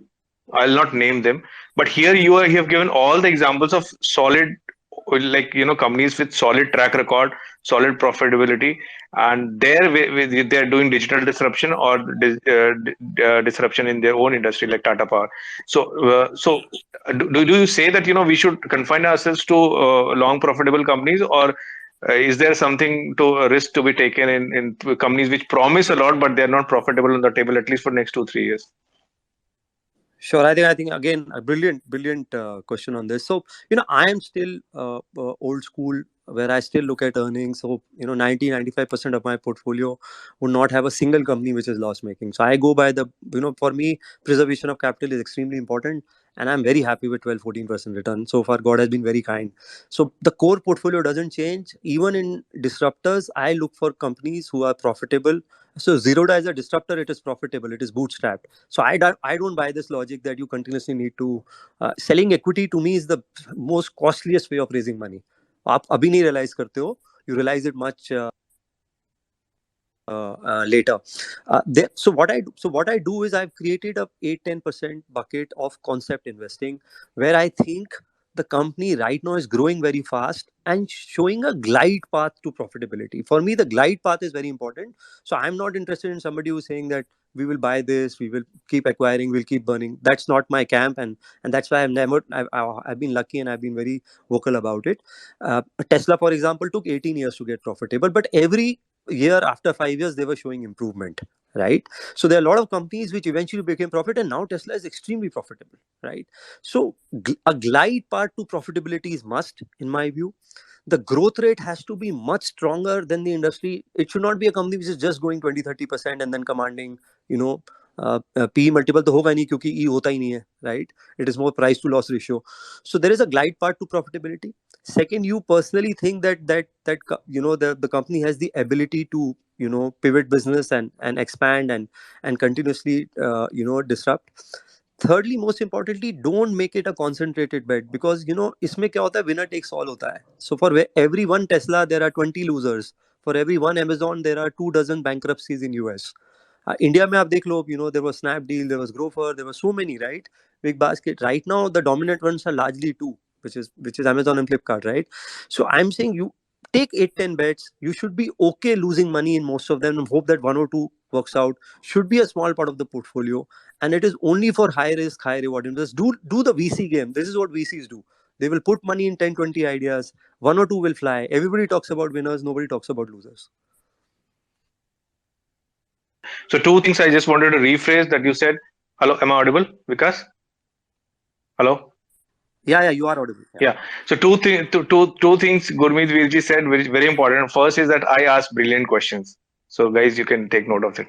Second, that whenever you are doing for concept or experimental investing, don't make it like more than 10% of your total portfolio and not more than 1% in each bet. Right, sir? Yeah, absolutely. That's very important, that if you are going for a concept portfolio or an experimental portfolio where companies are yet not profitable, but you think it's on the glide to profit, not more than 1% of your liquid net worth should be invested in one company, and not more than 10% total. I really like that insight. I have one last question to you before we move on. A lot of people are talking about, as you have worked in a very reputed bank, a lot of people are talking about disrupting banks the way PayPal disrupted in US, or the way blockchain is disrupting right now banks in US. My personal view is that banking is a very, very political subject, and banking is a very highly regulated subject in India. And banking license after 2005, Yes Bank and Kotak and Global Trust and all, we have not given license till it became license on tap in 2018, right? So license, getting a bank license and then becoming profitable, lending to the right guys and not lending to the wrong guys. It's not so easy in India because there is so much of political pressure on banks, including appointment of MD and CEO and chairman. But people all the time, especially new age investors, they talk about that this company is going to disrupt banks, that company is going to disrupt banks. So, what is your take on possible future disruption happening in banking space? So this one question is actually very close to my heart. I always keep saying that more money has been This is lost. also a brilliant question. yeah, it is, Anand. So I'm saying more money has been lost in looking for the next HDFC, next ICICI, next Bajaj Finance. Correction, right? So Yes Bank was touted as the next HDFC. We saw what happened. RBL was touted as the next HDFC. We know what happened. So basically, if somebody is growing very fast in bank, where the credit growth is suddenly going up, that's, I think, is the first red flag. If somebody is really, so let's say today the bank credit growth in India last year was 7%. And you have private banks like HDFC, which reported 15%. Kotak yesterday had 18% credit growth. ICICI 17% growth. So which means they are gaining market share.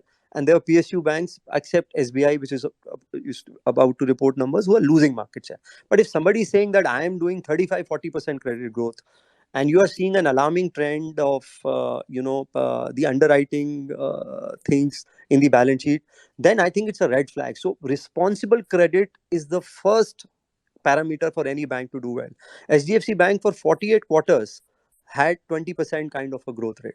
It never grew 30-40%, but it consistently grew 15-20%, 20% for almost, I think, 48 quarters, and now I think it's been at about 15-18% credit growth. So responsible credit is one. Second, look at the deposit side. We keep looking at the asset side, right? Bank for bank, the raw material is CASA, current and saving account. Higher the CASA percentage, that means the lower the cost of the funds. So ICICI Bank, Kotak, HDFC, the CASA is 45 rupees out of 100. So अगर 100 रुपए का liability है मेरे पास, which is my FD, my deposits, if I have 40-50 rupees in my current and saving account, current account I don't pay anything, saving account I pay 3.5. So on 50 rupees I'm only paying 1.5%, right? On FDs, if I pay 5%, let's say 5.5%, my blended cost of funds is about 3.5-4%, which means even if I'm giving a home loan at 6.5-7%, I'm making money. And since banks are leveraged 6-7 times, that 2-2.5% spread translates to 20% ROE, 15% ROE, because I'm leveraged 6-7 times. By leverage I mean मैंने 100 रुपए का lending किया, उसके against फिर 80 rupees borrow किया, फिर lending किया, and this is how I leverage. So if the bank leverage is not high in India, it's between 6-8 times. Uh, it's a good leverage. US में जब Lehman हुआ था तो 33 times book घुमाई हुई थी उन्होंने, right? I'm not, don't want to get too technical here. So I'm saying cost of funds, responsible credit. Third, how good they are in now, collaborating with fintechs, not competing with them. ICICI, not many of you would know, has invested in 120 startups. They have a app for Insta banking, which is for retail, where they are acquiring new to bank customers. They have a separate for SME. They have come up with an export SME portal where they are doing credit checks for your suppliers overseas. They are really taking it things to the next level. So I think in banks the big will become bigger. You do not have to look for the next HDFC, next ICICI. The only exception in my view, which has done well with good growth, is Bajaj Finance,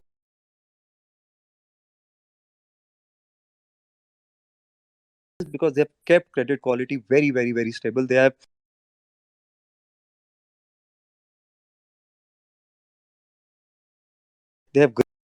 right. So that has to be kept in mind. Anybody who grows too fast, to me, that's a big red flag. Secondly, one last point is you can. I mean, guys like Paytm or similar to Paytm, will they not eat away all the CASA? That is what I'm not saying. It's my view, but that is what being claimed in the media, that Paytm is going to eat away all the lunch of CASA of ICICI and HDFC. HDFC का balance sheet liability side 11 lakh crore है. Paytm का मुझे लगता नहीं 11,000 करोड़ है liability side in terms of. So I don't think there is any there is a trust factor. फिर क्या हुआ बीच में, ये पीएमसी बैंक हो गया, बीच में येस बैंक में एम्बार्गो. किसी फाइनेंशियल सर्विसेज में ट्रस्ट बहुत इंपॉर्टेंट है, and once that gets shaken up, so you will never keep 5 lakh rupees in a Paytm wallet. You will keep 50 lakhs in your saving account in HDFC or SBI, right? You will not keep 20 lakhs in an account with Paytm or any startup for that matter. So I think that liability side advantage, the fixation with people that my money is safe in a deposit in a bank, I think in India that thing is going to take time. Plus the banks are becoming too disruptive, is what I'm basically trying to say. So look at the Amazon ICICI credit card right now. I mean, I think it's one of the most beautiful, innovative product ICICI has launched. It is now the largest market share. It was number 4 market player in credit cards. That particular co-branded card is now the number 1. I'll give you another example. HDFC did a tie-up with Apple that they said that we will underwrite 10 lakh handset of iPhones for you. You give us a discount. So, Apple India CEO happens to be a client. He said that, we will underwrite 10 lakh phones, you give us a discount. उन्होंने उनसे discount लिया और आपको 5,000 cashback कर दिया. So bank made money on getting a bulk discount by underwriting 10 lakh iPhones. Then you make money on MDR, which is what you charge when your card is get used. And most of the people convert that into EMI, you make money there as well. So the banks are also getting disruptive. It's just that they don't come in media and, do tom-tom about it. I remember one of the guys saying हम Bajaj finance से ज्यादा loan कर रहे हैं. अरे Bajaj finance अपनी balance sheet पे loan करता है, आप ब्रोकर हो, right? So lending on your balance sheet, underwriting is a different game than being a broker and earning some commission on doing loans. Yeah, I mean, Paytm CEO came on TV, that famous CNBC interview. I watched it, and he said we have lending book, this and that, but they don't have a lending license. What all they're doing is they are broker for some other institution, if I remember it correctly. Absolutely, and I'm saying it's आसान है. अभी loan देना बहुत आसान है. अभी तो आपका पहला आपको 2 क्रेडिट साइकिल देखनी पड़ेगी. जब डाउन टर्न में आपके एनपीएस होंगे, how do you do well? So Bajaj finance for example, उनका क्रॉस सेल रेशियो 1.6 है. मतलब वो एक कस्टमर को 1.5 या 2 प्रोडक्ट बेचते हैं. Lot of banks do not have even 1 ratio. वो एक प्रोडक्ट भी ठीक से नहीं बेच पाते हैं और डेलिंक्वेंसी हो जाती है. So you have to look at factors like what is the delinquency. मैं एक प्रोडक्ट में मैं एक लाइन पे कस्टमर्स को कितनी चीजें बेच पा रहा हूँ. Right, you enter a Croma store, you will give your PAN number, Bajaj Finance आपकी हिस्ट्री निकाल देगा, आपका क्या ट्रैक रिकॉर्ड, आप कहाँ पैसा खर्च करते हो. That is how advance they are on credit underwriting. Right, so I'm saying our traditional companies are really taking technology to the next level. It's just that they are not talking more about it, and their newbies talk more about it, and that's why we think that they are likely to disrupt. My view is there will be collaboration. It is not this versus that. People who collaborate will eventually win. This is not a competition. Okay. Yeah, that was really insightful. We also have Khushbu with us again back. I think probably after a very good lunch, she's back, and she is yet to invest in stock market. She is reading a lot, doing a lot of spaces, yet to invest. So, what is your advice to someone who is like Khushbu? You want to ask the question direct, like Yeah, which mutual yeah. fund to select and how to select? Like in very, I know it's a very vast topic, but how to go about the very first investment? Go on, Khushbu, if you want to ask something. Also, I want to share a mistake that I recently did. I have started earning this year itself, like I graduated this year, and I'm earning good. So I have capital to invest, but I don't know where to start. So, abhi one You mistake that I invested in did was iPhone. I that is for like I'll cover that up. So I don't see it as a loss. I see it as an investment. But एक गलती जो मैंने की अभी एक तो I'm living at home, right? So I'm not able to use my HRA and I don't want to lie. So I asked people on Twitter कि what should I do for ATC? So lot of people suggested कि ELSS आप कर लो अभी because you are late for this financial year. So when I looked at ELSS, I first of all don't understand it, and then I saw that some companies were like 69% profit, 70% profit in the last year. So एक तो like I didn't understand कि will this still continue to grow at the same rate or not. तो मैंने invest ही नहीं किया वो पैसा. Now I'm opting for the new tax regime, which might put me in loss. But आगे जाके भी I still don't understand that I have the capital. So where do I start investing? I know कि mutual funds and SIPs are good, but then again, which companies to pick? Like how much research should I do? And ये मैंने बहुत सुना है कि if you don't understand something, don't put your money into it. So would love expert advice on the same. Yeah, Gurmeet will explain it to you. First question that whether iPhone is a good investment, and second, where to start in mutual fund. So iPhone is a good investment. I am an Apple shareholder, so keep buying iPhone. I have no complaints. More people buy, more better. So no, you should spoil yourself. I'm of the camp. I don't believe in this camp of just saving and not enjoying life. And Kshitij is there. He would collaborate on funds. I think ELSS. I'll ask Kshitij to add. I think there are 3-4 good ELSS. Axis has a very good track record on ELSS, which is their long-term equity fund. Kotak has a good tax saver. DSP has a decent one. There are 5-6 fund houses. For compliance reasons, I can't recommend you one specific reason, but there are a couple of them you should start. Now, since you are at the But sir, ELSS में जाना है क्या? Like, should we go in ELSS at all? ATC के लिए करना चाहिए. अगर ATC पूरा नहीं हुआ है आनंद, तो करना चाहिए, बिकॉज 1.5 लाख रुपए पे आप सीधा टैक्स ही बचा लोगे. तो पहले साल तो अगर ATC हो गया है तो जरूरत नहीं है. You can do an open-ended fund. You can. If we compare like ELSS versus PPF. So I would any day go. और सर एक और इसमें क्वेश्चन है कि what if someone ends up figuring out कि उन्हें न्यू regime में ज़्यादा प्रॉफिट हो रहा है, तो क्या वो ATC वाली चीज़ उनका लॉस मानी जाएगी या फिर like could they put that money into some better place? See, my view is forced investment कराता है एटीसी. आपको बिल्कुल अवेल करना चाहिए. 1.5 लाख रुपए आप साल के इन्वेस्ट करोगे, you will not realize it now. You realize it after 5-6 years when you have a decent corpus. So it makes you do forced saving. Whether you do PPF, you do ELSS, it's a must. I prefer ELSS because this money you are locking for a longer period of time. तो मैं fix return में interested नहीं हूँ. 6-7%, 8% के fix return मैं जब लूंगा जब मेरा गोल 1 साल 1.5 साल का है, जहाँ मैं रिस्क नहीं ले सकता. So any high priority goal where you don't want to take a risk, you should do fixed income. right? So if it's a car, it's a house you want to buy, anything which is due, a fees you have to pay, वहाँ पे आप risk मत लीजिए. Don't put money where the capital can get eroded. So I call it high priority near-term goals. High priority long-term goals has to be equity, which means my retirement, my passive income going up has to go to equity. ELSS is a great start because it gives you tax savings. Second, आप उससे निकल नहीं सकते. I like it. I have a client who has a 20 crore portfolio, 16 crore ELSS है. मैंने पूछा sir 16 crore ELSS लगा रखा है. कहता यार मैं when I see volatility in the market and I almost मैंने 2008 में भी exit कर दिया था. अब मुझे पता है lock in है तो मैं exit ही नहीं कर सकता.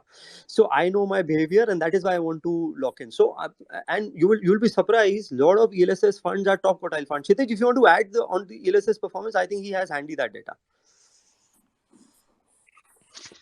Yeah, hi, Gurmeet, Anand, Khushbu, everyone out there. So so Gurmeet, you said it rightly. I think there's no comparison which PF has with ELSS. I'm sure Anand is a part of our cult only, equity cult only, and one can make out that PF at the maximum they can give you 8-9% return.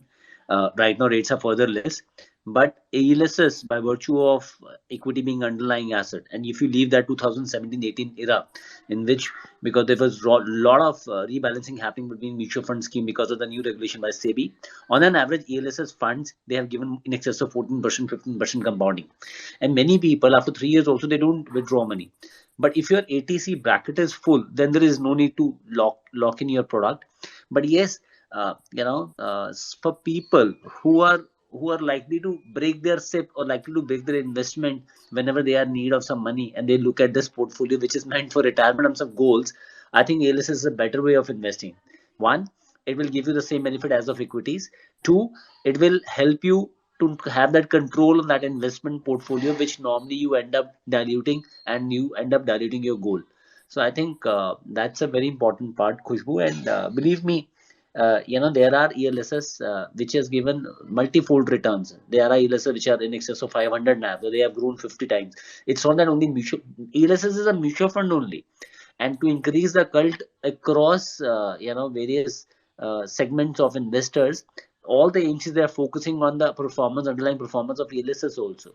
So I think you can look at participating. So there's no recommendation. You can actually choose between, as said by Gurmeet, Yeah, but DSP. I mean, she's too new. Give her 3-4 names where she can look at least. And she can look at DSP, she can look at Kotak, she can look at Axis, she can look at ICICI. There are 3-4 good ELSS schemes out there. You can actually pick a couple of them and divide your money. Another interesting point is you can actually start from the next financial year. Let's say if you have to do 1 lakh ELSS, start with a SIP of 4,000 rupees on a month or 8,000 rupees on a monthly basis from the April itself. Rather than you end of the year, you look at what to do, how to invest. Start from the very beginning only. This will actually average out your investment going in ELSS also. So start a SIP of 8,000 rupees between 2 ELSS, 4,000 each, and allow your money to grow in your tax saving bracket also. One thing, Anand, I will like to add, Gurmeet, good that you pointed out that, and look at the timing. I was looking for additional gear for my cycling, and I was looking for this a very interesting speedometer of Garmin, which is available. One can actually look at that. It's a Edge 520 plus speedometer, which is available on Amazon. And as you were about to buy, except for the discount 36-37% which they are giving, if you apply for a ICICI Bank card, and the tag for that is 60 seconds, then you get further 1,800 discount on the price, which is after discount is. One very, I think we lost him. One very important disclosure that this Spaces is sponsored by Garmin. Yeah. Go on. So I'm saying that it's sponsored by ICICI Bank. So I'm saying if you apply for ICICI, I'm saying look at the power of this ICICI Bank.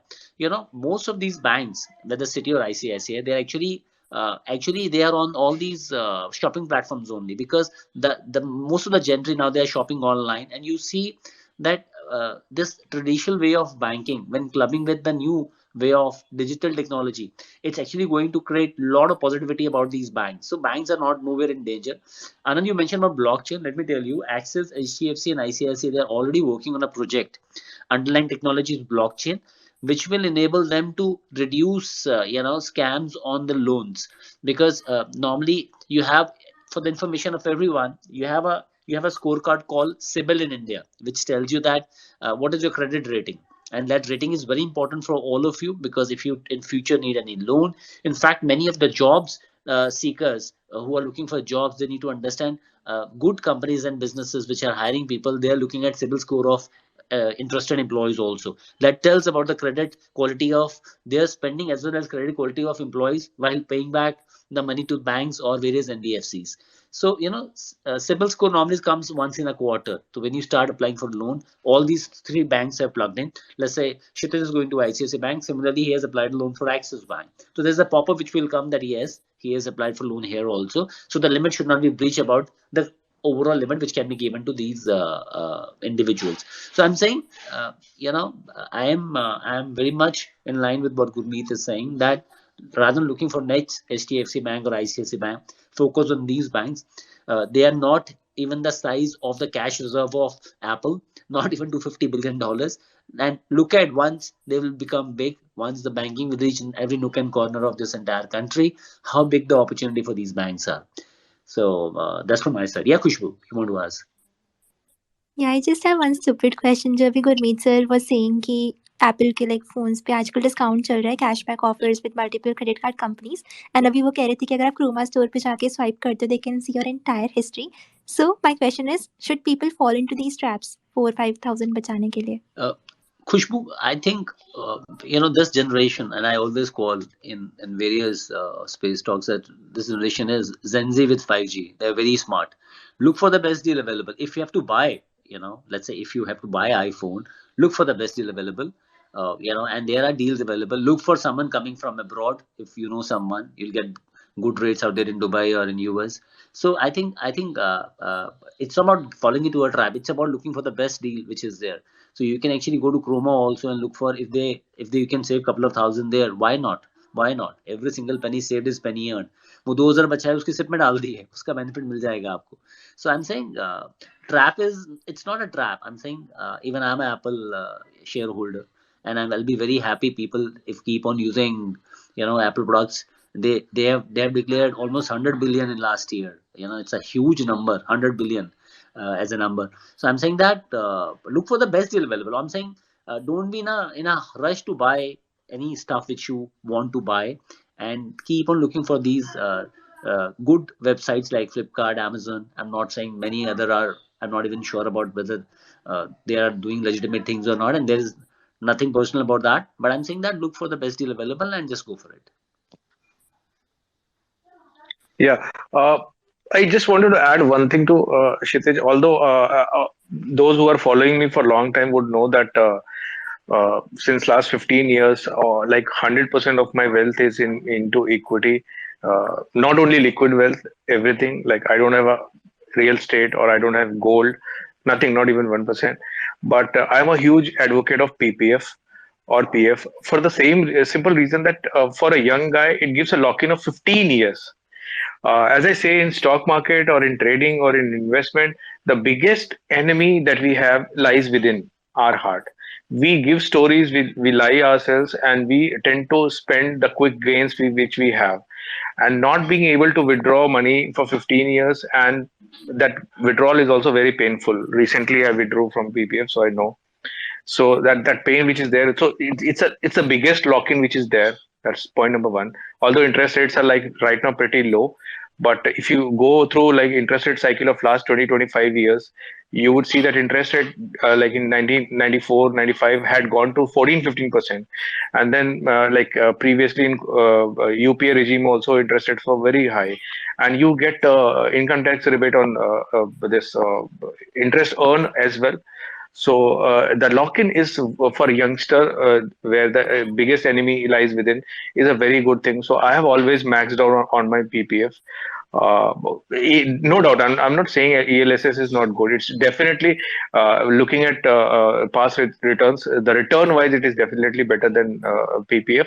But the PPF's lock-in makes me always recommend it to youngsters. It should be part of it, so that we are forced. I mean, it takes 8 to 9 years to figure it out, that what is happening with my portfolio, what is my true goals are. When we are young, we think that buying stuff for the people we like, love, or gifting someone very expensive, that's the true goal. But once we see one full cycle, then we realize that true goal is maybe knee replacement or heart transplant and stuff like that. So that lock-in is my favorite thing. I also, Kshitij, you keep talking about various kind of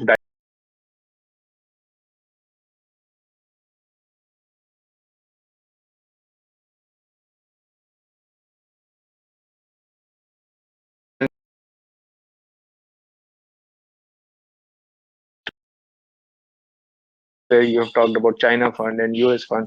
So second part, I wanted you to address that a young guy should how much should go for diversification, what percentage of their net worth, and how, like a total beginner, like again I'm taking Khushbu's name. Don't mind Khushbu, but someone who has just started investing, how should they go about it? Where should they start reading or approaching about it? So first, your biggest blunder, and second, this question. So yeah, so I think I have also paid the tuition fees to the market, and that's the way most of us we have learned by making losses, and that's the way you normally graduate from a college. So I both of us, me and Groupie, we were part of Reliance Capital.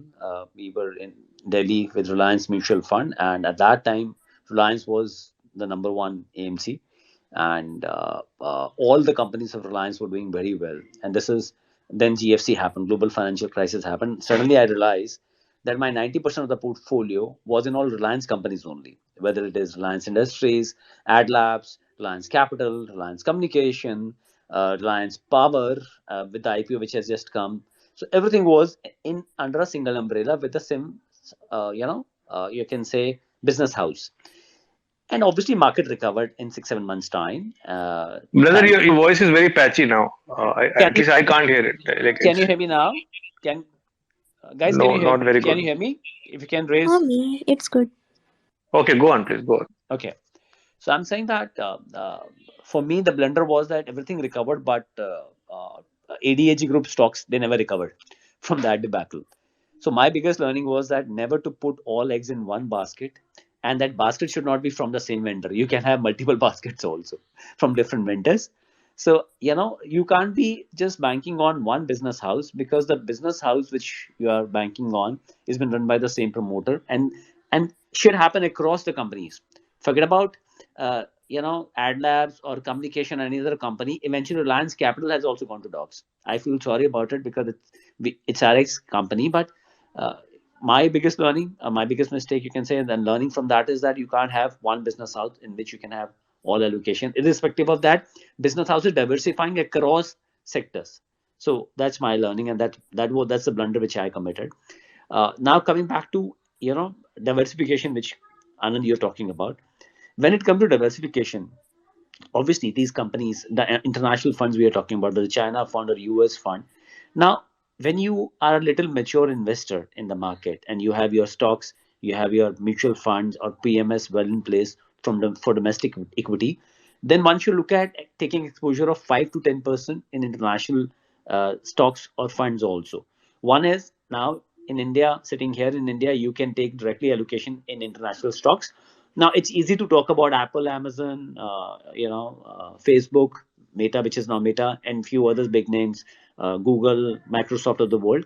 And obviously these companies are good and they keep on going to do well, but they are all technology centric companies, all these 5 6 companies, and I have these companies in my personal holding. Now, just to make it much simpler for all of you, when you buy a Reliance Industries in India, you have to pay 2,300. Let's say the price is 2,300, you have to shell out 2,300 rupees.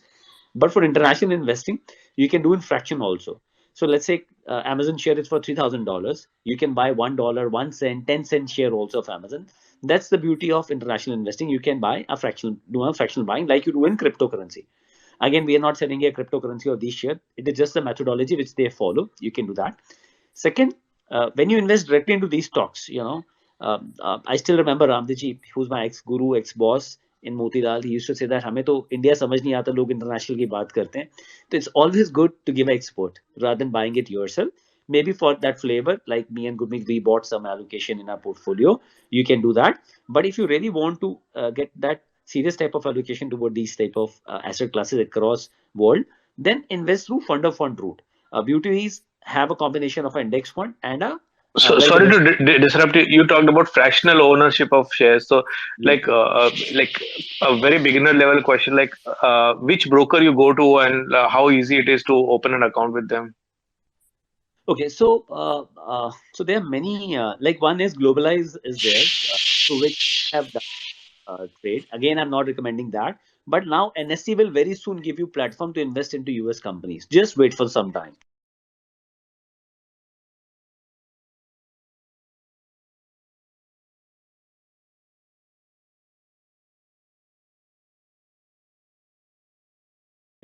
Apple stock for 5,000 rupees.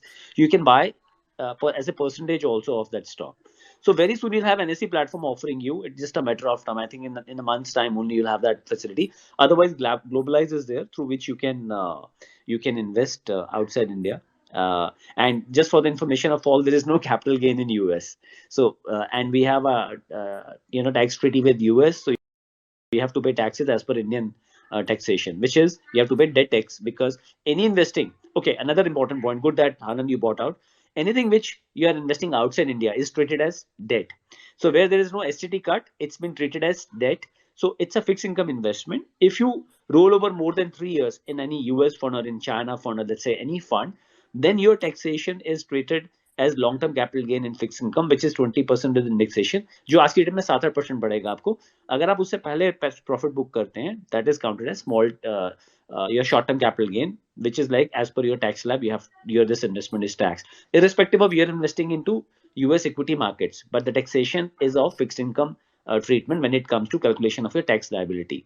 So obviously coming back to the topic, so I think there are two ways one can look at. You should look at one index fund. You can actually look at, let's invest into Nasdaq only rather than just investing into different stock. Let me have Nasdaq 100 big tech companies. I'll invest into Nasdaq.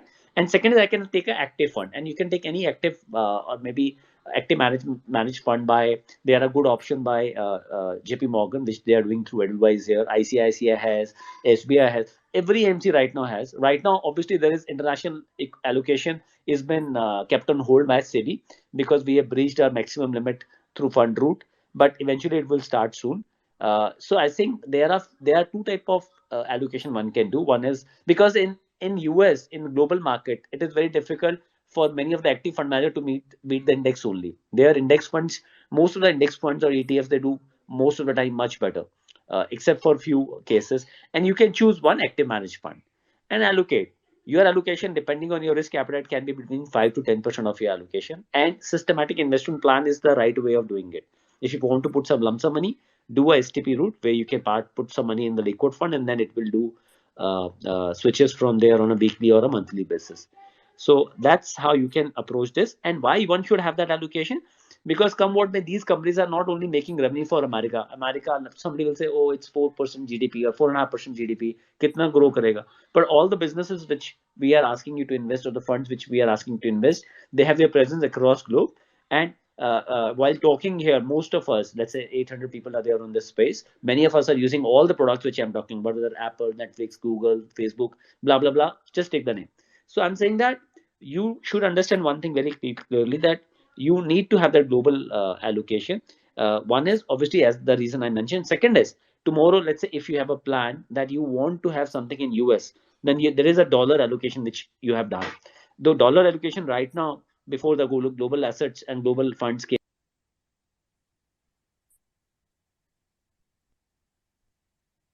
I think we lost him.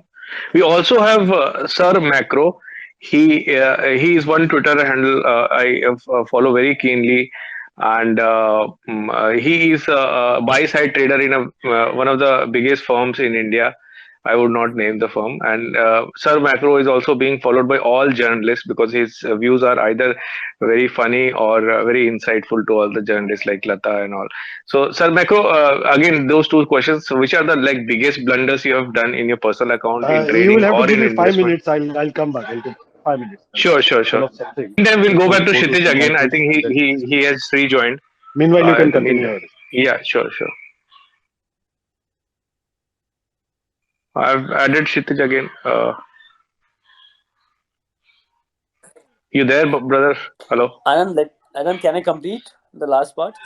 Yeah, sure. Go, Yeah, go, so go, go. line got disconnected. I just want to conclude by saying that if it's a dollar allocation which you are doing. Prior to all this fund, there was only gold fund. By the way, when you invest into a gold, it's a dollar allocation because its price movement depend on how the dollar is also moving. And second is these fund which you are doing. Tomorrow you have planned for yourself or your kids to send outside of India. Then there's one allocation which we are doing, which is in the dollar denomination. So this is one thing which you can do. And when you invest directly into any of these stocks, you open an account with US Bank, and there if you want to transfer money from there, let's say for the fees of your kids or something you are buying in US, you can do that directly there also. So there's no conversion issue also which comes. So that's the beauty of allocating in US on all these stocks and mutual funds. That's from my side, Anand. Yeah. I think Sir Macro is busy doing something. So in the meantime, wondering you are back, right? You will have to. It's like it was before lunch. You were talking about your losses, like so many lakhs of losses. So just run us through our new listeners who have joined. How much was the total loss, and what was the time period in which you incurred it, and like how it happened? Wondering if you're there. So it was basically 30 lakhs. So 30 lakhs, you said? yes, 30 lakhs. So basically, I entered the market in the 2017 bull market at the end of that. So initially, I started like with the some running penny kind of stocks because I mean those were for the initial 2 3 months those were doing good for me. So I basically invested more in those. But at the end of or at the start of 2018, those started crashing and I lost a lot of money. So I thought after that I should invest in good companies. So I invested in some good companies like BPCL and some more companies. So लेकिन क्या हुआ उसी time पे ऐसे crude व्रूड भरा था उसी time पे 2018 के आसपास तो बीपीसीएल भी लाइक दैट क्रैश्ड अलॉट तो मुझे लगा कि मतलब कि ये सारी कंपनियां ऐसे ही हैं वे सारी गिरेंगी so I booked profit in good companies also. So eventually it built up like 30 lakhs. How much time it took in reaching from 0 to 30 lakhs? Around 2.5 years.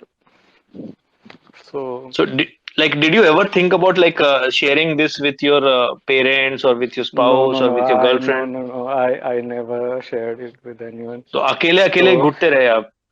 yeah, so उसके बाद basically I stopped around to mid of 2019. So ये सब बंद कर दिया मैंने कि ये नहीं करना है. मैं अक्सर ट्विटर So पे लिखता रहता हूँ about people उसके who are like बाद लेकिन ये हुआ कि 2020 में जैसे कि मार्केट क्रैश हुआ तो मेरे पास कुछ पैसे पड़े थे मतलब कि जो बिल्डअप हो गए थे बीच में सैलरी वगैरह से एंड कुछ और लेके मैंने उस टाइम पे मेरे मन में आया कि फुल फ्लेज लगाने को तो मैंने फुल फ्लेज लगा दिया एंड वो थैंकफुली वो फिर रिकवर हो गया सारा पैसा so it happened good to me I keep telling people and keep tweeting about it कि जब भी आपको प्रॉफिट हो रहा है बहुत बड़ा प्रॉफिट भी हमारा दिमाग खराब कर देता है और जब बहुत बड़ा लॉस होता है तो ऑब्वियसली दिमाग खराब हो ही जाता है तो आई कीप टेलिंग पीपल दो कि गलतियां हाँ तो ये है कि एक तो कभी भी ये पेनी स्टॉक और ये जो बढ़ रहे होते हैं जिनका कुछ आता पता नहीं है उनमें कभी इन्वेस्ट नहीं करना चाहिए वो तो इन्वेस्टिंग दूसरा स्टाइल हो गई मैं उसकी बात नहीं कर रहा हूँ मैं जो गलती गुड लोगों कम को बताता हूँ हाँ वो जो मैं बताता रहता हूँ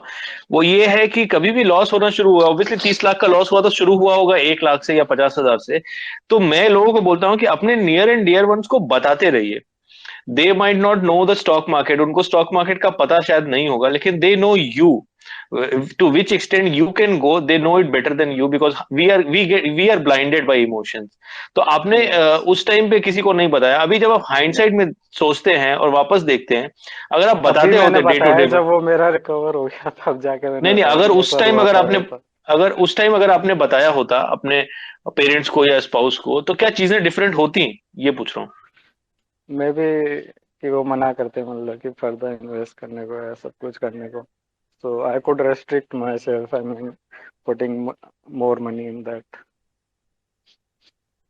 तो शायद ये चीज जो मैं बोलता हूँ, जो भी लोग सुन रहे हैं जिन्होंने जो अभी इतना बड़ा लॉस नहीं कमाया लेकिन थोड़ा सा लॉस है और रिवेंज ट्रेडिंग की बहुत बड़ी तमन्ना है दिल में कि वो जल्दी से वापस रिकवर करके तब सबको बताऊंगा, रिकवर करके तब सबको बताऊंगा, ये एक डोमिनेंट इमोशन होता है। तो मैं यही कहना चाहता हूँ कि अगर आपको लॉस हो रहा है, एक छोटा लॉस है, अगर आपने 1%, 2% या 5% ऑफ कैपिटल लूज किया है, जाके जो लोग सबसे ज्यादा आपको मैटर करते हैं, पीपल जिनको आप सोचो कि सबसे ज्यादा वैल्यू करते हो इमोशन वाइज, उनको जाके आप बताओ। बहुत टफ होता है ऐसा करना, लाइक लेकिन बताना चाहिए मेरे हिसाब से, और वही आपके लॉसेस को कैप करेगा, आपका रिवेंज ट्रेडिंग नहीं करेगा cap. That's all.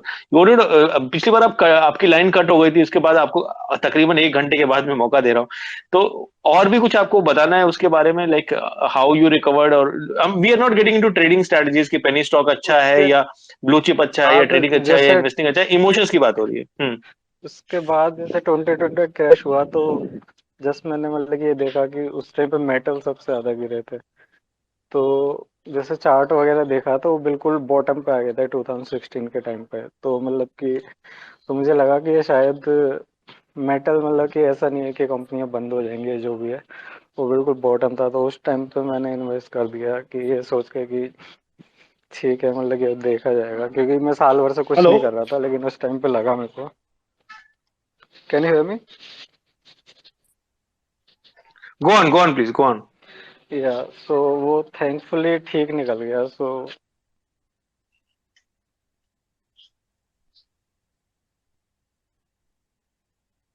Okay, macro, like you want to add now? Yeah. Thanks. Thanks, Anand. So you're saying something, I missed it initially. And I was giving a grand introduction to you that you are a big buy side trader in one of the top most firms in India. Is it Fortune 500? Yeah, I think it is. And you are into currencies, commodities, and equities as well. So that was the introduction. And then we are asking everyone, whoever has been to the battle is not without scars. This is my original line. I'm not reading from anywhere. So I thought, I'll stick to the subject, trading and investing related confessions. But yeah. I Yeah, just wanted to. question was, what is the biggest blunder that you made, or the biggest not biggest loss but biggest regret in terms of यार ये क्या कर दिया मैंने? That is one. I think. And second, yeah, go on. Yeah. What was the second thing? Hello. At least I'm losing you again and again. Is he audible to others? Do 100.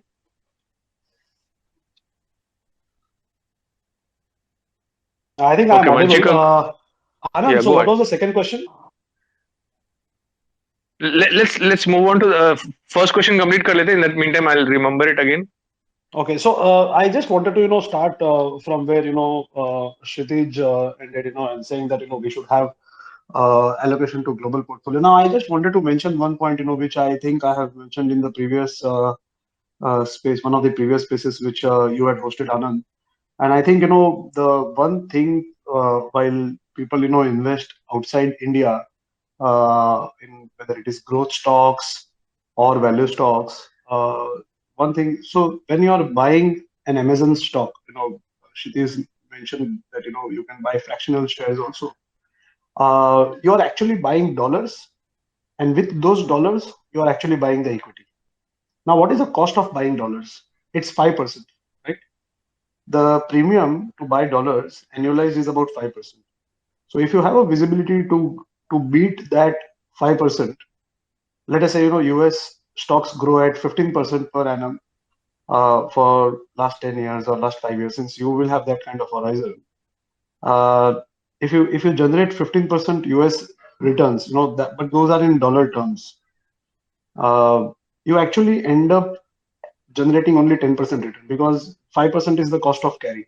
Now, this is the principle of interest rate parity, which essentially means that the opportunity cost of not being invested in India is about 5%.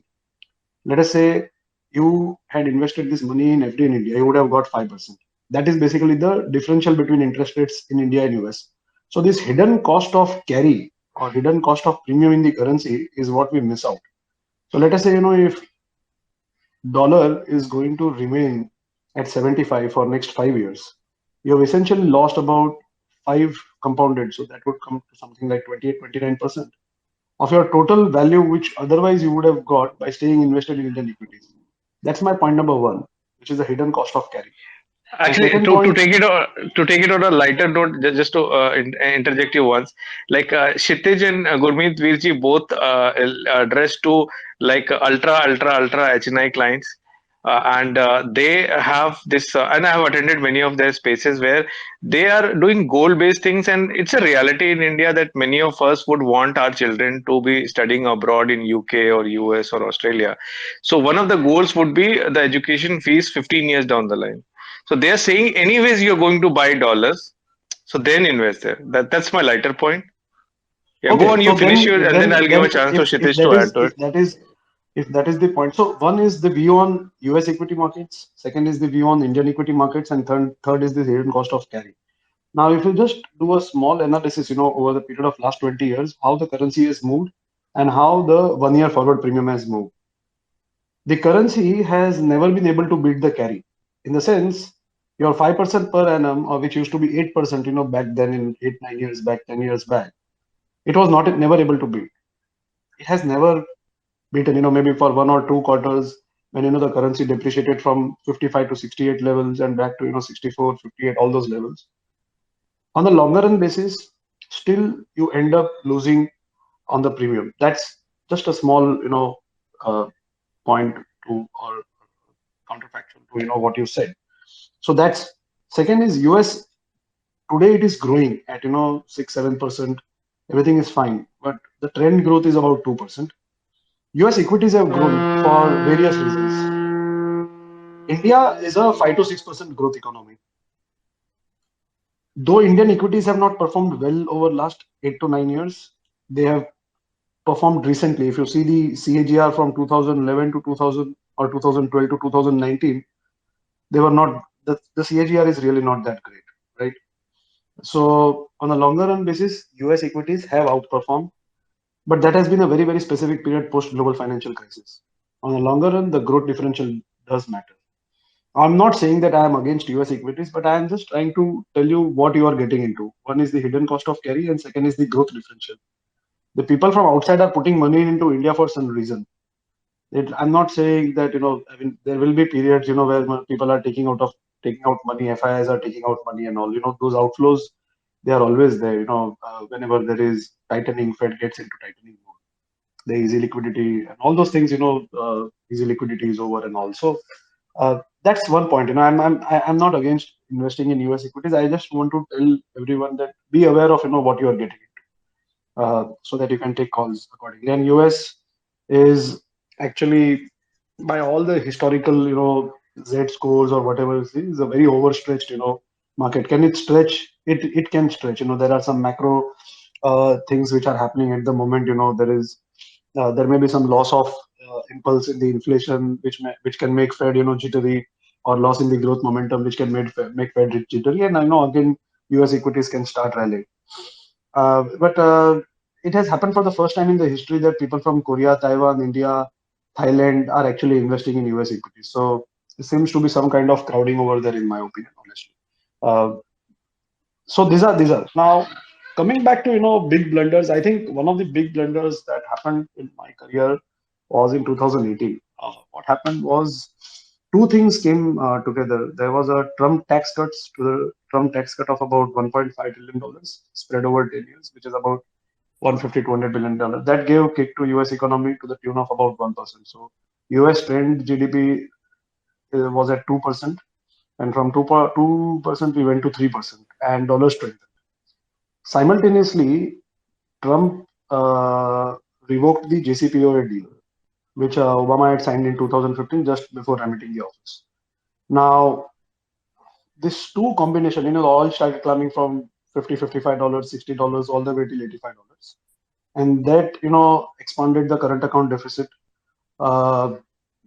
big time. I think from 1.5, 1.6% as a percentage of GDP, the current account deficit expanded to 3.2% in the first 2 quarters of 2018. So the strong dollar and strong oil combination, this what happened. I think many, including me, in India, we missed, and our currency depreciated from 64, 65 levels all the way to 74 levels. And this episode, last time, people had memories of 2013, so everybody felt it will go to 80 and all. And then RBI intervened very, very strongly.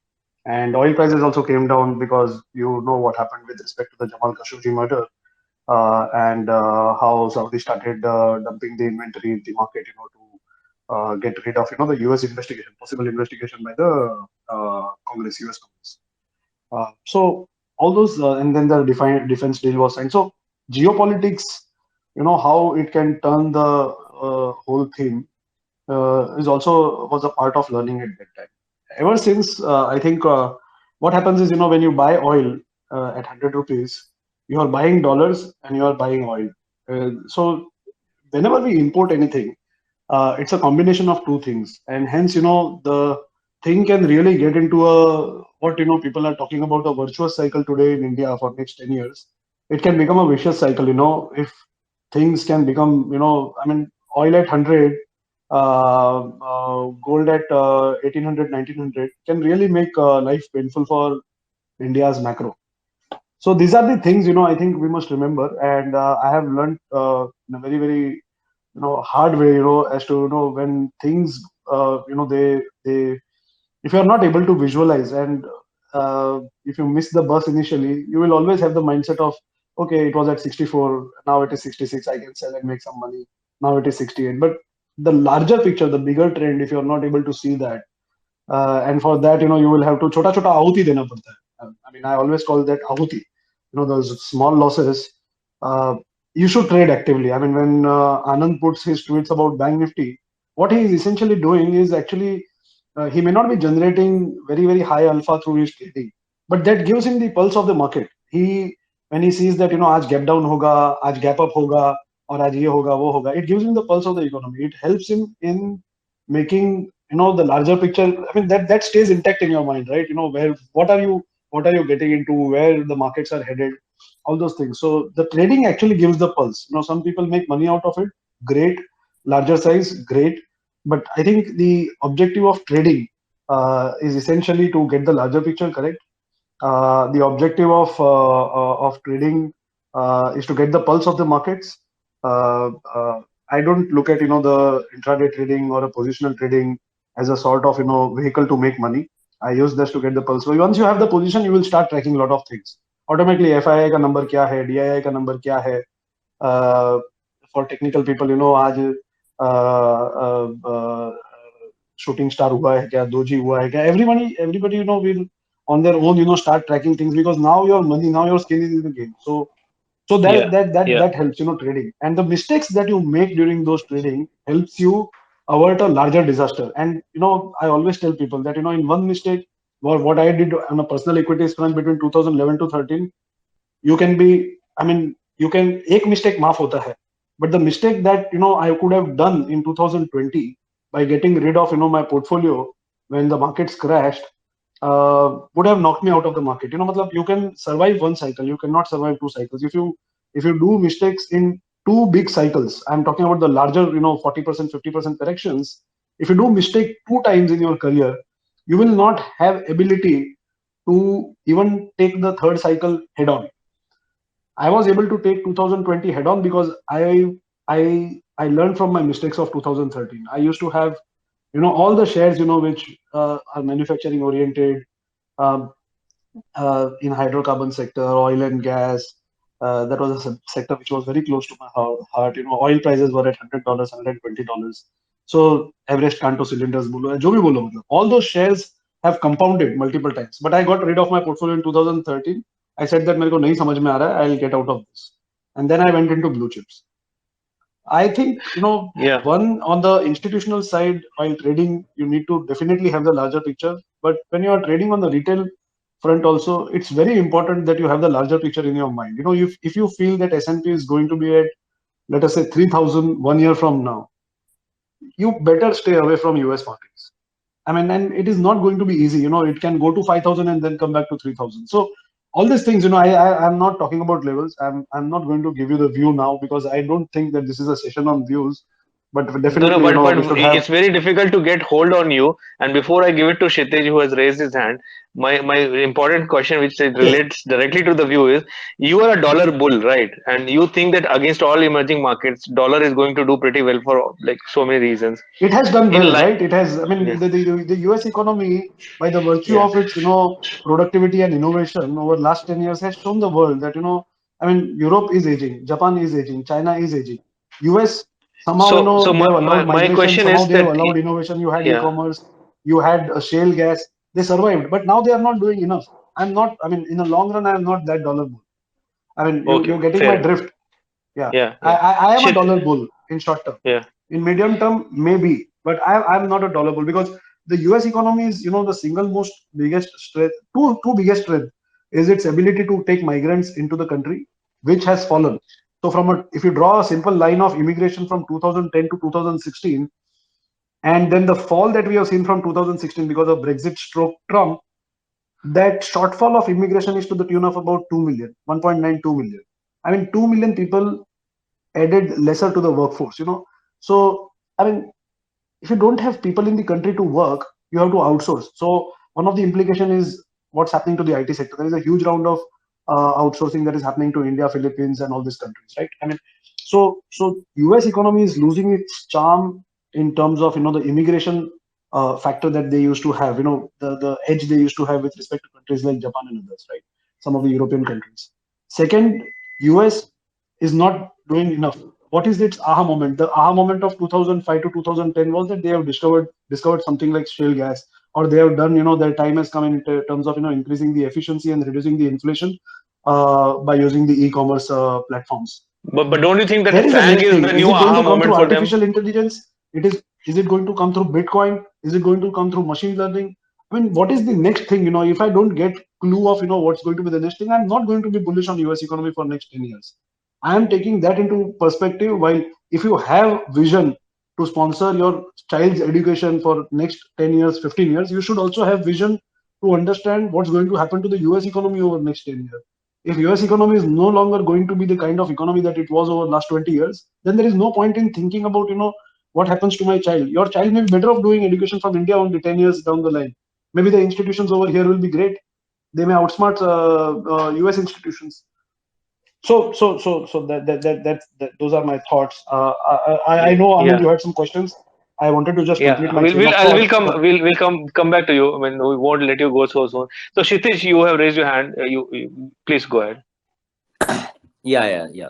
Anand, so, my point is, when we are talking about people who want to understand how to invest and how to allocate some portion outside, you start with basics of ETFs, index funds, and a combination of a new active management fund. That's what I spoke 15 minutes back before Sir Mac. I don't know his name. So Sir Macro, I'll call him.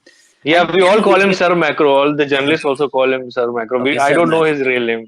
That's our macros. And given a very beautiful perspective, all I'm saying here is, when we talk about these funds, and these are very basic funds, I have not even spoken about sectoral approach of funds, which are like some funds on cybersecurity has come, some funds on water has come, some funds on various clean energy has come. I'm not even spoken about that. I'm just saying these are very basic things. All the companies, whether US will do well or not, it's a very secondary thing. I'm saying these all businesses which we are talking about right now, which we spoke, they have implication across globe in terms of they have businesses across globe. That's what I mentioned in the first talk also. Again, I said depending on your risk appetite, go 5 to 10%. I'll just give you a perspective which one can actually just look at Google and look at it. Last 10-year rupee return for Nasdaq is 23.65% compounding. Okay, and if you actually see last 1 year return, which is little laggard because last 6 months has been negative by -5%. So I'm saying 10 years is pretty a long time. So idea is when we, okay, so one is the trading, and I understand that macro is coming from the trading side.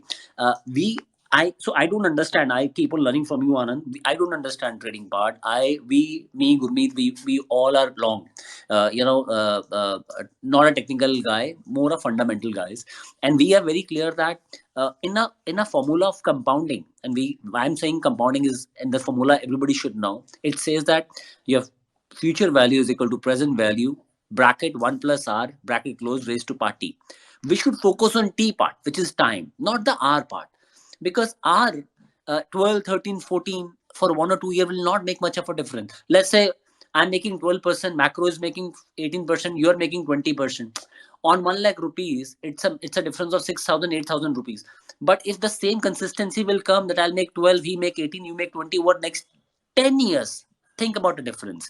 Compounding comes with time. It's a eighth wonder, but it comes with time. So I'm saying why I want to diversify. And when he say, Amin to his talks that we should have better institution than what are there in US. And many of the US companies are saying we don't even require degree. Google and Tesla, and along with that 10 other companies are saying we don't even require college degree. But I'm saying somebody can have a plan not for education, for settling down many other things also. So I'm saying my idea is not to say that India is lesser than anything else. It is just a diversification basket which you go and you diversify some allocation outside India also. And all these events will keep on happening. Today आज ये हो गया, कल वो हो गया, आज corona, कल कोरोना, परसों कोई और होना, वो हर कंट्री का चलता रहेगा. People will survive. That's the beauty of this species. That's why, irrespective of not being the strongest, we have survived. So I think we will survive. And if you give time to your investment over a period of time, they will grow. Again, while investing, your allocation in international companies or stocks or funds, please do your due diligence and see that whether you can take that risk or not. So that's from my side. But when you invest, last thing, in all these companies, they are the best in class. Gurmeet is raising his hand, I think. Gurmeet, you want to add? Yeah, I think that interest rate parity point was very very well made. I think the broader goal of doing asset allocation, it is also At least having I low lost him. correlation between asset class. Yeah, am I audible now? Yeah, now, yeah. Yeah, am I audible? Yeah, Yes, Gurmeet, Yeah, yes. go yeah. ahead. So You're I'm audible. saying the broader goal of asset allocation is not just return, right, and low correlation. So S&P correlation with Nifty for last 30 years is 0.1415, right? So you need to have within equity also low correlation between asset classes. That is point number one. Point number two, as I said, it is also diversification. So I understand that there is interest rate parity, but interest rate parity will also be the same will be the case for domestic equity also. So if I'm buying domestic equity, the cost of doing FD will always be 5-6%. So that will always remain in my view. And the correlation thing has to be kept in mind. And that is the problem we are facing today with a lot of new investors today, that the portfolio has to start with risk. Right? So if you define, there's a book by Prasanna Chandra which I would request everyone to reach on financial management. It says the first step is to define the income of IPS, investment portfolio statement hum ek bolte hain, is a starting point. That has to define return risk together. It can't be just return. It can't be just basis that India is doing better, US is doing better, etc. That is the limited point I wanted to make. Yeah, but Gurmeet sir, I mean, like if I give a like crude example in a very layman terms, let's say today dollar is at 75, and if I invest in US stocks, let's say $1 million I Sure. invest, and I make let's say 15% annualized Yeah. returns. Okay, and by the time I need that money in India, let's say I don't have kids abroad, and all my expenses are in India, which is the case for most of us.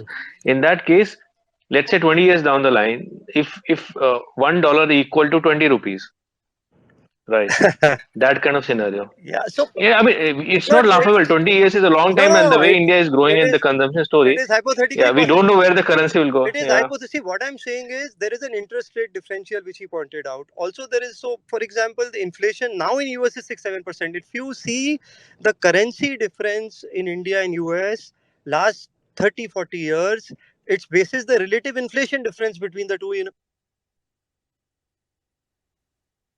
Productivity gains so US में inflation 1-2% रहा है, हमारे यहाँ inflation जो है वो 5-6% रहा है। और तो अगर आप पिछले 30-40 ईयर्स का निकालेंगे तो 3-4% जो है रुपी का एवरेज 4.5% का डेप्रिसिएशन है लास्ट 5 ईयर्स में, because US inflation picked up and our inflation was a little low.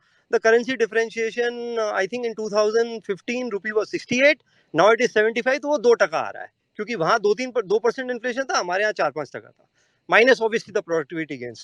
So I'm saying the chances, if you assign a probability of 10 years down the line of rupee to dollar, I would peg it more towards the higher side than on the lower side in my view. But that risk remains. That point is very well taken. And as I said, have low correlation also between the asset classes. Currency is the secondary criteria while selecting an asset class. The primary criteria has to be return and low correlation. That's the limited point I'm making. आनंद भाई, Yeah. आनंद भाई, Yeah. Go ahead. Go ahead. Go ahead. आपके मुंह में घी शक्कर $1 ₹20 का हो जाए, आपने बोली है बात आज, nothing better than this, let me tell you. And if that will happen also, Inshallah, brother, I can also tell you 20 years down the line, all these Europeans and Caucasians, and no offense to them, like many of them might be speakers, they might be willing to work and settle down in India, and India will be much more prosperous country than many of the Western countries. It has started happening already. I mean, if you look at Greece, Italy, I went to Italy recently. In terms of cleanliness, in terms of wealth, I mean, inshallah, 20 years down the line, everybody would want to come and settle down and study in India and get medical treatment in India. अगर ऐसा हो गया ना, तो मैं कह रहा हूँ आपका इंडियन पोर्टफोलियो इतना रिटर्न दे देगा, अगर वो नहीं भी बनेगा 5-10%, कोई नहीं, कोई वांदो नहीं आपकी गुजराती भाषा में, तो वहां कोई इतना इश्यू नहीं आएगा. So I'm telling you boss that ये उतना वो तो रिस्क हमेशा ही रहेगा कि आप जब इन्वेस्ट कर रहे हैं तो कल मॉर्निंग में जब आप अपना एनएवी देखेंगे तो -10% हो, 15%. Anand, I have to log off. I have got a meeting. Sorry for this. Maybe Gurmeet and Kshitij, we will talk later on. Thank you for your inputs. Sure, sir. Macro, really nice to have your views. So I'm coming back to that same part. That was up, yeah, and obviously people who don't want to move out. Still, I'm saying this is one good point which Gurmeet mentioned, which I forgot, that there's a very low correlation between two markets. So that is one reason you can look at. And believe me, होगा क्या आनंद भाई, जब आप ये investment शुरू करेंगे ना लोग, तो आपको पता चलेगा they are better, much less correlated themes also which are there in US. We are not even talking about. They have ETFs which are, let's say, I told you about cybersecurity based. They have ETF based on water, because water एक scarcity होने वाली है, and this is an interesting topic which very soon we will have a discussion on this platform. So that's the limited thing I want to. I agree. I 100% agree. 100% agree. Yeah. I'm trying to add Nikhil for a long time. His story remains incomplete today, and rest of the I don't have any more speaker requests as well.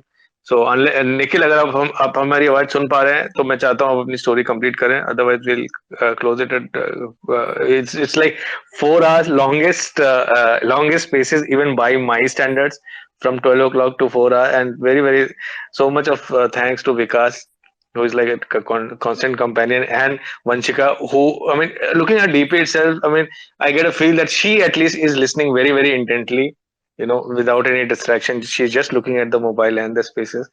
And so Nikhil, I think, is not there in his thoughts, and he's somewhere away. Sandesh, before I close, you want to add something? Recently I gave you the mic. Yes, आनंद. आनंद, आपने इससे कहा कि $1 ₹20 वो होता है तो बहुत ही अच्छी बात है, बट आई फील कि कुछ बेसिक फंडामेंटल इश्यूज हैं इंडिया में. मतलब अगर आप देखें तो बिजनेस करने के तरीके को लेके, मतलब जो जिस तरीके की इनोवेशन और ईज ऑफ बिजनेस प्रमोट किया जाता है यूएस में, आई डोंट थिंक इंडिया में वैसा होता है. यहाँ पे अगर आपको कुछ भी करना है तो बहुत ज्यादा पुशबैक्स आते हैं. एंड मतलब हमारी जो कंट्री की वर्क करने का तरीका है मोर ऑफ सोशलिस्ट टाइप से, कि जहाँ सरकार बाप बनी बैठी रहती है कि देखो तुम्हारे लिए ये सही है और ये चीज गलत है. है ना। यूएस में उन्होंने एक लीगल फ्रेमवर्क बना रखा है एंड आप उस लीगल फ्रेमवर्क के अंदर रह के आप चीजें कर सकते हो, है ना। मतलब आप जो बिजनेस खोलना चाहते हैं खोल सकते हो। मतलब मैं बहुत एक छोटा एग्जांपल दूंगा, अगर आपको यहाँ पे लेट्स से स्टॉक मार्केट में डेटा खरीदना है ना, मतलब डेटा के ऊपर कुछ भी काम करना है, तो आप नहीं खरीद सकते, क्योंकि सेबी ने क्या रखा है कि स्टॉक मार्केट का डेटा है वो आप कमर्शियल चीजों के लिए यूज नहीं कर सकते। ये बहुत एक छोटा एग्जांपल है, पर इस टाइप की बहुत सी चीजें, क्रिप्टो को लेके बहुत ज्यादा रेगुलेशन है। तो मतलब मुझे नहीं लगता कि, और हम हमेशा फॉलो कर रहे होते हैं यूएस में जो भी हो रहा होता है, कोई भी बिजनेस आता है वहां आ जाता है, सेटअप हो जाता है, फिर हम हमारे रेगुलेशन ईज होते हैं और अब फिर हम उसको यहाँ पे लेके आते हैं।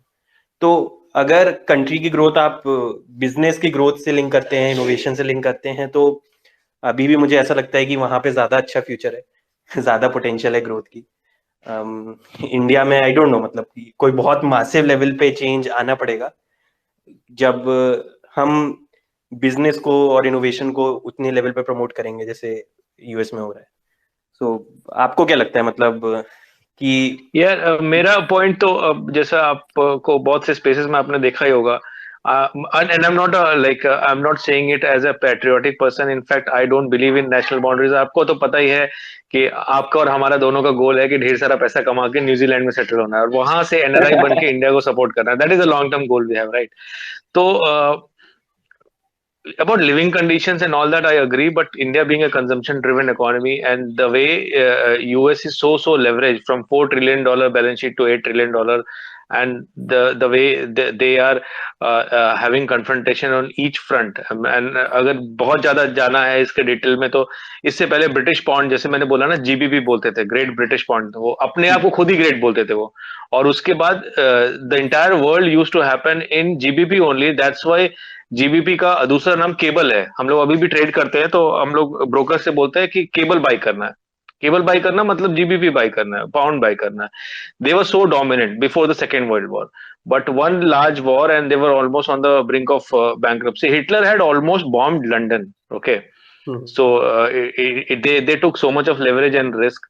एक टाइम था जब एम्पायर कभी भी सूरज नहीं अस्त होता था, the sun used to never set in the empire, and it got over in like 20-30 years, right? US has also its nose everywhere, be it Ukraine, be it Taiwan. वहां जाने का उनका क्या है? ईरान में क्या हो रहा है उनको क्या मतलब? Iran like North Korea, right? It's such a small country. कहीं पे भी किसी का दिमाग खराब होगा and they are spending so much on non productive assets. There are, I mean, all the manufacturing has already almost moved out to other markets. Shirts to Bangladesh, then chip designing so it's the way I see it, I mean, to be very honest, except the cutting edge innovation, they continue to do it, like the fangs and all that. उसके अलावा it's a declining economy. और वहां का जो youth है, अभी India का आप यूथ देख लो या चाइना का यूथ देख लो, एक एस्पायर करता है। वहां का यूथ पूरा they are fighting with drugs and all. So I am not very gung ho about next 20-30 years on US, but कहते हैं एक बड़ा अच्छा बैंकिंग सेक्टर की बात चल रही थी, तो मेरे कलीग ने बड़ा अच्छा बोला कि जो 22 चक्के का ट्रक होता है वो 20 की स्पीड से चलता है। जो बहुत बड़ा ट्रेलर होता है ना, 20 की स्पीड से चलता है। उसमें आप फुल स्पीड से ब्रेक लगाओगे तो उसको रुकने में 7 मिनट लगते हैं। तो ये इतनी बड़ी इकोनॉमी है, the entire world trade is happening, like almost 40% of the trade goes through US. They control the entire Swift, the payment market, the everything they control. तो इसको रुकने में भी 50 साल लगेगा।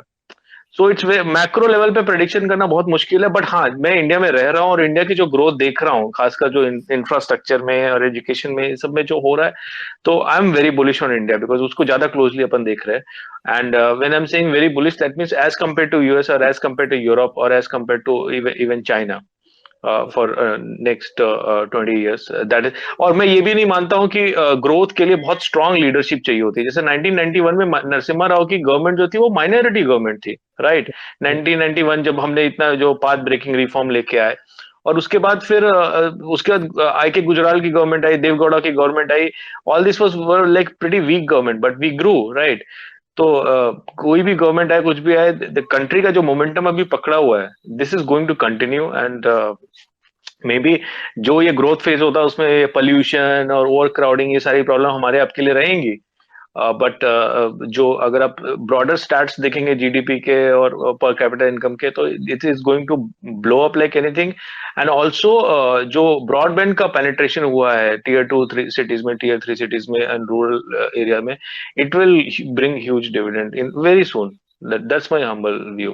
Yeah, you have raised your hand. Go on. हाँ नहीं, definitely India की ग्रोथ होगी वो तो, मतलब मुझे लगता है कि गिवन जो हमारा एज ग्रुप है, वर्किंग एज ग्रुप इतना ज्यादा है और अपॉर्चुनिटीज है, तो वो तो कोई डाउट ही नहीं है कि यहाँ ग्रोथ होने वाली है। बट मैं तो बस ये बोल रहा था कि कंपेयर टू, अगर आप यूएस की ग्रोथ देखेंगे, मतलब एक्सपोनेंशियल ग्रोथ की अगर हम बात करें, तो वो तो सिर्फ इनोवेशन से ही हो सकती है। अगर हम कोई बहुत बड़े लेवल की ग्रोथ की बात करें, मतलब अगर आप देखें तो एप्पल की जो मार्केट कैप है वो इंडिया के स्टॉक मार्केट के बराबर ही है पूरी। मतलब इंडिया का स्टॉक मार्केट शायद तय होगा $2-3 ट्रिलियन का।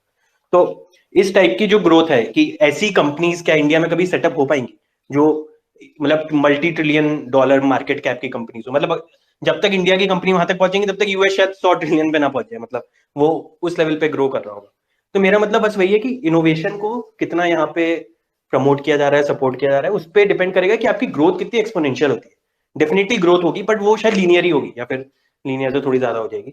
बट आई डोंट थिंक कि एक्सपोनेंशियल ग्रोथ एक्सपेक्टेड, मतलब मुझे मेरा बस आप तो जैसे खुद भी गूगल में काम करते हो तो आप देख रहे होगे कि जब नैस्डैक ही देख लो, वो 100 कंपनीज देख लो, तो ये फैंग हटा दो, अगर इसका जो वेटेज है वो पूरा हटा दो आप, तो देखोगे कि बहुत ही ब्रॉडर और बहुत ही डेप्थ वाली growth in terms of earnings US में अभी नहीं हो रही है। तो वो तो हर जगह और true है। जो पॉलिसी लेवल पे भी they have like, if you look at Trump और you look at Biden, and policy level पे भी इतना ज्यादा फ्लिप फ्लॉप हो रहा है कि आई नो इंडिया में चीजें बहुत डिफिकल्ट हैं, बट मुझे डिक्लाइन के सिम्टम उधर दिख रहे हैं। That is my limited view. वैसे मतलब देखिए, अब जहां तक जैसे एप्पल वगैरह की बात है, तो आपने खुद ही एग्जांपल दिया कि नोकिया कितना बड़ा था, लेकिन अंत everybody had a Nokia phone, right?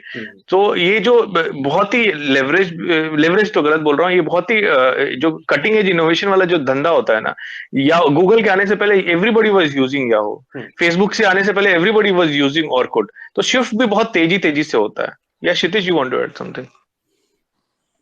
So, Anand, Sandesh, one thing is very clear that this decade belongs to India, and one I'm very proud of being an Indian, and I'm going to retire whenever I'm going to retire in this country. This country, I'm telling you, is going to throw so many opportunities with such a young brigade and young force. Believe me, we have to set up some new venture. I will not talk about that, but we need to get some website design. So I came to know there are few very good people in Northeast doing this, and believe me, we got our things done. And in I think 1/3 of the time of normally what some big names were quoting, and much better job. One thing is this. Second, when you talk about the US, I want to add interesting fact that where we are lacking, we are not we are just following what others are doing. We are not innovating. And Sandesh, I am with you that unless and until we will not turn into innovators, that हमने कुछ बनाया नया, हमने कुछ नया किया, वो exponential growth नहीं आएगा. And maybe we'll be happy with that 12-13% nominal GDP. That trigger will or that catalyst will be when we'll start innovating. Something new will come out with. And believe me, this will happen with this young brigade who have already started this, and it will happen eventually. रही बात US की, all the companies of US, again I'm pointing out, please try and understand, we all are using Samsung, Apple, Facebook, Netflix, Google, Microsoft. अब Tesla भी जल्दी use करना शुरू कर देंगे. We all are contributing to that growth, and the more we use, we will contributing to their top line. And yes, when you are saying Indian companies कभी उतनी बड़ी होंगी नहीं होंगी, believe me, this is our time, and we will become that big, and maybe they will grow to a next level. They maybe grow little better, but this is our time. We will do well. Having said that, both the markets will do well because you can't beat US in innovation, boss. Come what may. And मैं बिल्कुल आनंद से सहमत हूँ कि that उनकी next generation जो है वो ज्यादा काम नहीं करना चाहती है, पर आनंद भाई वहां पे हमारे पंजाबी और गुज्जू भाई तो बैठे हुए हैं सारे के सारे, वही तो काम कर रहे हैं दबा के वहां पे. या आपने सत्तर नडेला जी हैं या बाकी सब हैं, so I'm saying many of the Indians are only working, but now they are US citizens. All the big companies, I'm so proud to say, they are all Indians, but they are contributing. If you give all Indians that type of opportunity and framework to work and innovate here in India, boss, क्यों जाएगा कोई बात? पर यहाँ मिलता ही नहीं है ना, यहाँ मिलता ही नहीं है. आप इन्फोसिस की कभी स्टोरी सुनना, जस्ट गूगल इट और यूट्यूब इट, कैसे लाइसेंस लेना पड़ता था कंप्यूटर लाने के लिए बाहर से, और जैसे जैसे लाइसेंस का अप्रूवल आता था, वो मॉडल एक्सपायर हो चुका होता था, दूसरा मॉडल आ जाता था, फिर 11 महीने और वेट करना पड़ता था. Just do that story of Infosys, how they used to source computer, कैसे आपको करेंसी के लिए भी लिमिटेड आपको आरबीआई से अप्रूवल लेना पड़ता था. What are companies have gone through, my salute to them. हम नहीं कर पाते शायद, बॉस उन्होंने कर दिया. and we have this edge. We have lost on cloth. You mentioned Anand that Bangladesh सारा कपड़ा ले गया. हाँ ले गया भाई. आज technology हमारा edge है. If we'll make things better and easy for people to work here and grow, you will see India will grow at exponential level. Otherwise जो हमारा nominal GDP growth है 12-13% तो हम निकाल ही लेंगे. वो कोई सरकार रहे नहीं रहे उससे कोई फर्क नहीं पड़ता है. Because this entire new generation, I always call them Gen Z with 5G, they are looking for opportunity. They want to make it big. But my advice and suggestion to all of them, don't look at that how to make a unicorn. Look at what skill set you have and how you can use it to make it something big. फिर वो कल को unicorn बने तो आप limit कर रहे हो सकता है वो 10 unicorns बना दें. So I think this is the time for India. At the same time, US will keep on doing well. That's what my submission here is. And thanks for making me as a speaker, Anand. Yeah, Sandesh, I had one very relevant question on this discussion, that you have worked previously also in one of the US companies, and now you're working in Google, which is out and out US company. Do you see like acceleration happening in like, I don't know, it's very difficult to make a comment on Google for you, but broadly in FANGs, do you see that an acceleration is happening, or like it's like another it might be like another Nokia someday? Google के लिए मैं कह सकता हूँ कि बाकी companies के internal मुझे नहीं पता, बट अगर गूगल का आप देखें, उन्होंने उनका जो मतलब अल्फाबेट उन्होंने बना दिया है, एंड अल्फाबेट के अंदर बहुत सारी बेट्स ले रहे हैं. तो अगर आप देखें कि वो बहुत लॉन्ग शॉट बेट्स ले रहे हैं, मतलब उनको मून शॉट्स बोलते हैं, कि जिसके सक्सेस होने की प्रोबेबिलिटी कम है, पर अगर वो एक भी सक्सेस हो गया तो that is like next Google. And वो ऐसी बहुत सारी बेट्स ले रहे हैं क्योंकि वो अफोर्ड कर सकते हैं, उन पे पैसा भी है, अच्छा खासा पैसा है, तो तगड़े इंजीनियर्स, तगड़े रिसर्चर्स, पीएचडी वाले हायर करते हैं एंड उन पे वो वर्क करते हैं, एंड मतलब होप करते हैं कि कोई एक चल जाए. तो आई डोंट थिंक कि नोकिया वाले पाथ में, मुझे तो लगता है कि काफी अच्छे से स्ट्रेटेजाइज कर रहे हैं, और मतलब ये सब पब्लिक बेट्स हैं, ऐसा कुछ कॉन्फिडेंशियल नहीं है, आप देख सकते हैं बहुत सारी बेट्स हैं. तो मतलब अब लक वाली चीज तो होती है कि कुछ ना चले तो एक अलग बात है, बट तो मतलब फैंग्स में लगा दूं पूरा, फिर लगा सकते हैं, मतलब आपके ऊपर है. तो मतलब 5 साल में फिर अपन न्यूजीलैंड सेटल हो जाएंगे. यहाँ पे देख लीजिए, कुछ गलत तरीके से ना ले लिया जाए. नहीं, अरे आई एम जोकिंग. अरे बाबा, somebody tweeted, I said jokingly that this podcast is being sponsored by Garmin, and then Kshitij said that it is ICICI Bank, and somebody tweeted that, क्या दिन आ गए, nowadays podcasts are also being sponsored. I mean, this is my blood and sweat, brother, for like 3 hours gone, and nobody, I mean, I would be very happy if somebody pays me for it, but right now the answer is no. So that was a joke, yeah. So and this is also like no investment advice. This is all for entertainment, no educational advice also. Okay, sir, आपने वो podcast में वैसा बोला था तो मैंने ऐसा किया और मेरी जिंदगी बर्बाद हो गई. Please don't come back to me like that. So yeah, I have given mic to Neha recently. Neha, you want to add something on any of the big blunders you have made in investment or trading? Hi, Anand sir. So, I don't want to talk about the blunders, but one question I wanted to ask. I know you must be getting this thing as very common, but your take on cryptos. Maybe Kshitij sir, Gurmeet sir is not here. Maybe Gurleen can also add, and you can also add. Why I'm asking this is 2 days back I was listening to Rachna Ranede's space. She's quite famous into financial literacy kind of a stuff.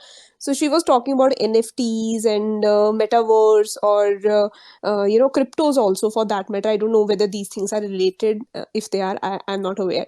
So what's your take on cryptos, especially for a person like me who has just started to understand what equities are all about and how to weigh certain company A over company B, and should I go into that area? Is it just a fad, or do you see any opportunity there?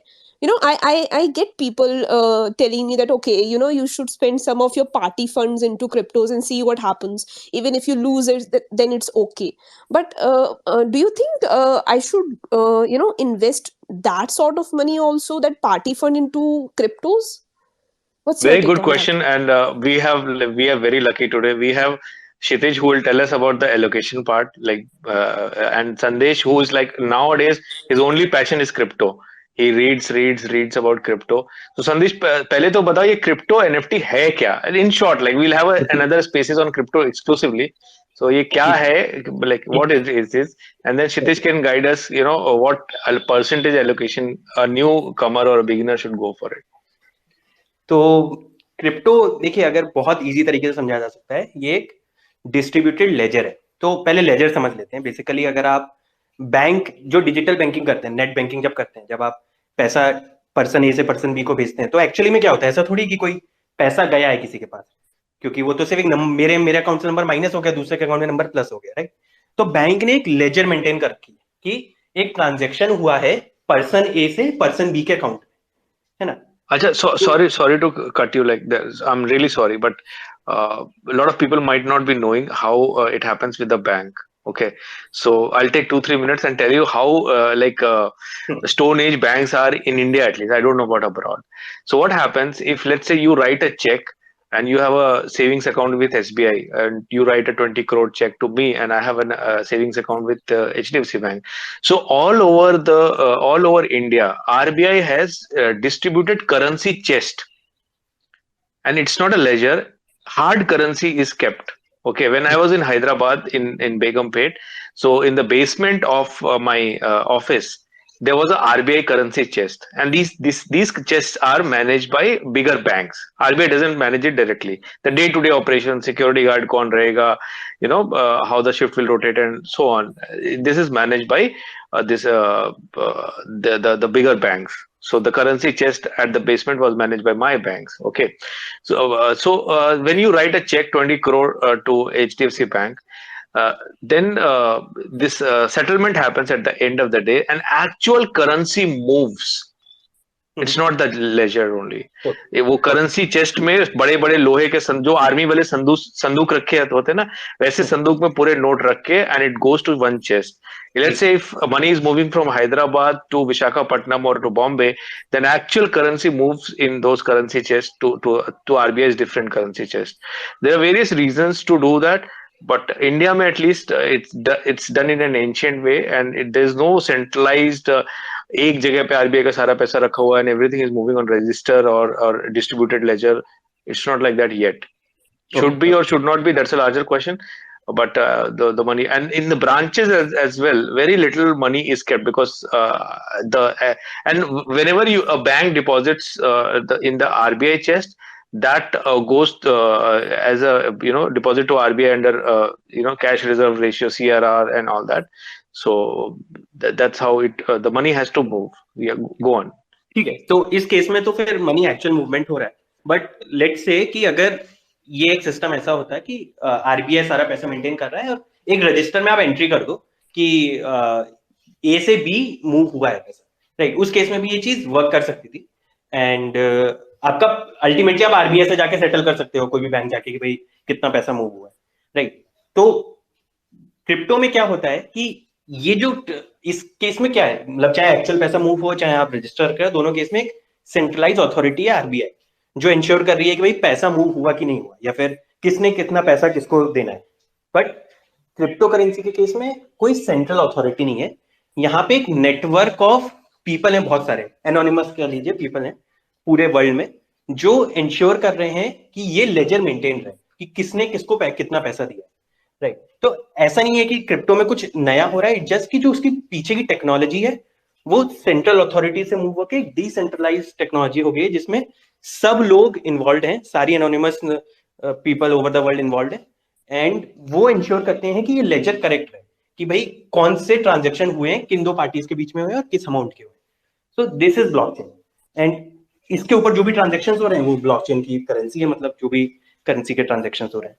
सो मतलब मैं बहुत high level तरीके से समझा रहा हूँ, but I think इससे थोड़ा आइडिया लग जाएगा कि it's just a decentralize way of dealing with money. अगर मान लीजिए कल को आरबीआई करप्ट हो जाए, आरबीआई ट्रांजेक्शन डिलीट कर दे कि भाई नहीं हुआ, तो कोई वेरीफाई नहीं कर सकता, राइट। मतलब ठीक है, ऑडिट प्रोसेसेस होंगे, वो सब चीजें होंगी, सरकार का वैसे होगा, बट अभी यहाँ पे ये इनकरप्टेबल है, मतलब अनलेस सारी नोट्स, आपकी majority of notes he corrupt हो जाए, लेट्स से अगर 1 मिलियन लोग हैं क्रिप्टो पे, 1 मिलियन में से आधे मिलियन करप्ट हो जाए, तभी ये चीज करप्ट हो सकती है, नहीं तो कोई चांस नहीं है कि आपके ट्रांजेक्शन फोर्ज हो जाए। तो ये बेसिकली ओवरव्यू है, नॉट श्योर मतलब मैं क्लियर था यहाँ पे या नहीं। It's perfectly clear. और इसमें जैसे अभी जैसे इथेरियम वगैरह की बात होती है, तो उसे बोलते हैं कि ब्लॉकचेन के ऊपर और भी एसेट्स को आप ट्रेड कर सकते हैं, तो like what is it, like how Ethereum is different from bitcoin? Okay, how, बिल्कुल सही बात है, मतलब हम बहुत डिटेल में नहीं जाते हैं। बेसिकली जैसे मैंने कहा कि मतलब जो लेजर होती है डिस्ट्रीब्यूटेड होती है, एंड जो नोड्स हैं नेटवर्क पे, जो लोग हैं बेसिकली नेटवर्क पे, वो इंश्योर कर रहे हैं कि सारे ट्रांजेक्शन वेरीफाइड रहे। तो अब ये वेरीफाई करने के दो अलग एल्गोरिथम हो सकते हैं, एक प्रूफ ऑफ वर्क होता है, एक प्रूफ ऑफ स्टेक होता है, इस सब में नहीं जाते हैं। तो ब्लॉकचेन समझ लीजिए एल्गोरिथम 1 पे काम करता है, इथेरियम एल्गोरिथम 2 पे काम करता है। ये डिफरेंट टेक्नोलॉजीज पे काम करते हैं, सेम चीज को करने के लिए डिफरेंट टेक्नोलॉजीज। अब क्या प्रोज एंड कॉन्स है वो सब कभी और डिस्कस कर सकते हैं, but these are essentially same thing but with different technology. Anand, Hello. Am I audible, Anand? Yes, you're audible. Please go ahead and tell us Yeah. कि क्या allocation होना चाहिए. So I'll add to first of all what Sandesh, first of all, very well explained. I think that's the simplest way one can explain what cryptos are. But just to make it further simpler to what Sandesh has said, uh, as a world, we are close to about 210, 212 individual countries present, out of which there are unique 180 currencies which are operating right now. Like dollar has been used by many countries, dirham, rupee, taka, and all these currencies are there. And they are close to about 14,500 cryptocurrencies. And why I'm quoting this, Neha, because you need to understand that there are so many cryptocurrencies. Every hour there's a cryptocurrency which is taking a birth. Now, most of us have heard about Bitcoin, Ethereum, Cardano, Matic, Dogecoin, Phantom, maybe, and maybe recently Mana, which is now coming out with Metaverse 30%. So I'm saying many of these currencies are there which are community based, or some theme based, and all this will keep on happening. And very soon you'll have every minute maybe a new cryptocurrency is coming. So first of all, that's the spread of these cryptocurrencies, and obviously this is something which is spreading like a fire. Uh, yes, it's a distributed ledger. It's not being managed by one central bank. And it's on a technology called blockchain, which I've discussed in my previous discussion with Anand. The beauty of this technology has been actually not properly used till date, but eventually this will. We all are from stock market. Everybody knows the settlement in equity is T plus 2 and in mutual fund is T plus 3. If you use a blockchain to do a settlement between, let's say, me and Anand is buying and I'm selling. So Anand will transfer the money to me. It will reach to me in 8 minutes time. And if I'm selling the stocks to Anand, it will reach him in 8 minutes time. 8 to 10 minutes is the normal TAT in a blockchain technology. That's fast. And the most important point, you cut on all the middleman expenses. What UPI has done, India, it's another feature which I'm saying India is how digitally going. What UPI has done, blockchain can cut on expense. Now, crypto, when you say, you know, I always say whatever asset class you want to learn, let's say equity, debt, gold, commodities, and maybe crypto, anything you want to learn, there's a price which you have to pay. Only way to learn is by buying yourself. And think about it that agar wo nahi bhi chala, you have given as a tuition fees to learn this subject. The best way to learn an asset class or the best book to refer to learn an asset class is your own checkbook. Cut a check, boss. अपना check डालो, थोड़ा पैसा डालो. You can't learn a swimming sitting outside the pool. You have to get inside the pool to learn a swimming. So first thing, just for the experiment say, yes, you can buy crypto, maybe 2, 3, 4,000, 5,000 rupees. Again, like international stocks, you can buy fractional. You can do a fractional buying in crypto. This is something which you can do. Second, when you ask about what type of asset allocation जो आनंद ने मुझे cover करने के लिए बोला, so what asset allocation which you don't mind can go to zero, you can invest into. I'm not saying that it will go to zero, but it can be your casino money when you're going out and playing. I have my crypto portfolio. I'm being honest with you. I don't recommend to anyone here, but that money, because it's at a very nascent stage of its At percentage evolving. level, like what is the percentage allocation in your case, just for understanding sake? It hardly 2%, hardly 2%. And she also asked a very relevant question about party money. Like, Neha, are you referring to that money we spend on Domino's and all? Yes, definitely. No, that money is for our present life. Why do you want to spend it anywhere else? Just keep consuming Domino's. Right? I'm saying, what do you say, Kshitij? No, but yes, I'm saying you can use Domino's money and you can just tell yourself, unnecessarily, I was supposed to add fat by eating that pizza. Now at least I'll be health freak and I'll experiment something new. So that's the only reason I can give when you spend your Domino's money. But yes, one should experiment it. That's what I feel. I feel that whatever, because I was giving a lecture in MDA Gurgaon. I was visiting faculty there. Somebody asked me 3.5 years back, and believe me, I was like in such a frame of mind कि मेरे को तो ज़्यादा कुछ पता ही नहीं है, and I spoke little bit about crypto. Then I realized whether I invest or I don't invest, I should understand and know what is going on around me, and that's the beauty of investment. All these spaces that we come out with new things. So I spoke to Gurleen a couple of times on FNO. So some ideas I've taken from her. Irrespective of I don't do it, but it's always good to learn from people who are expert of this. So I'm very clear that if you are looking at this asset class, you can look at, but don't look at those people who will keep on telling you मेरा तो 300% बढ़ गया, 500% बढ़ गया एक दिन में. One thing which you need to understand, this is 24/7 index.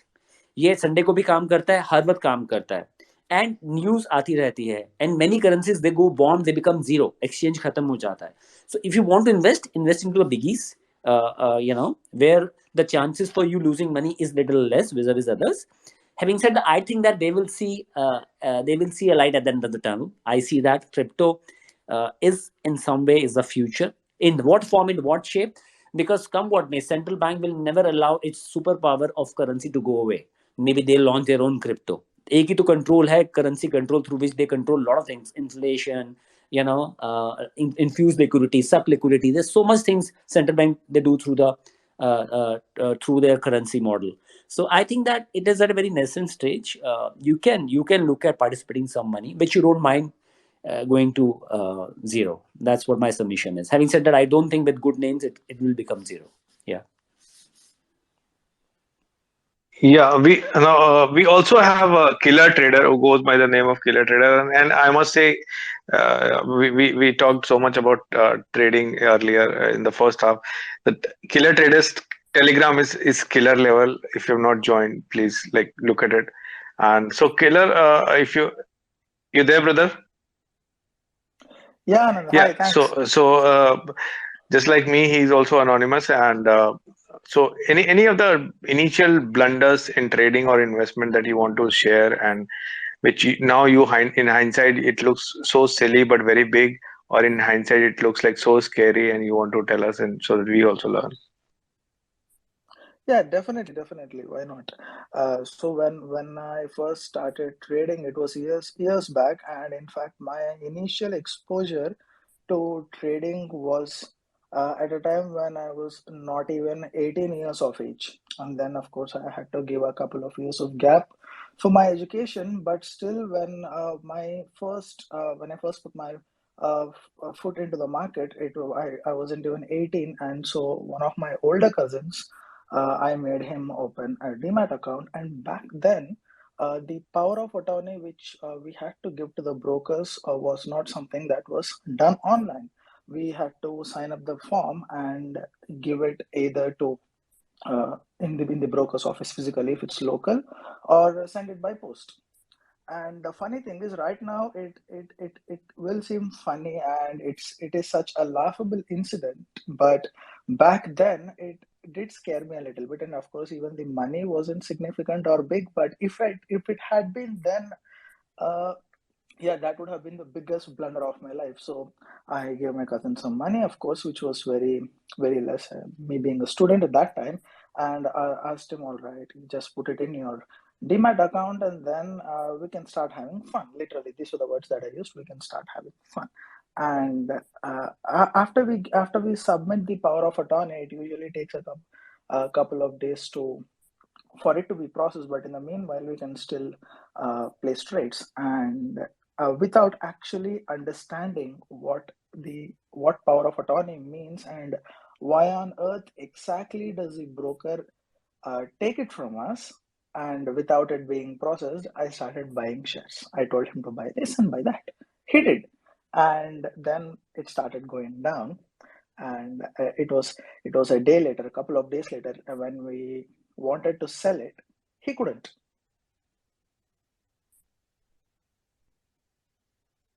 And that We is lost. can you hear me? Yeah. And that is exactly the moment, even though it was just 5 to 10 years, I don't even exactly remember the name of the company, that gave me that made me realize that I had to know each and everything that I could before I jump into something.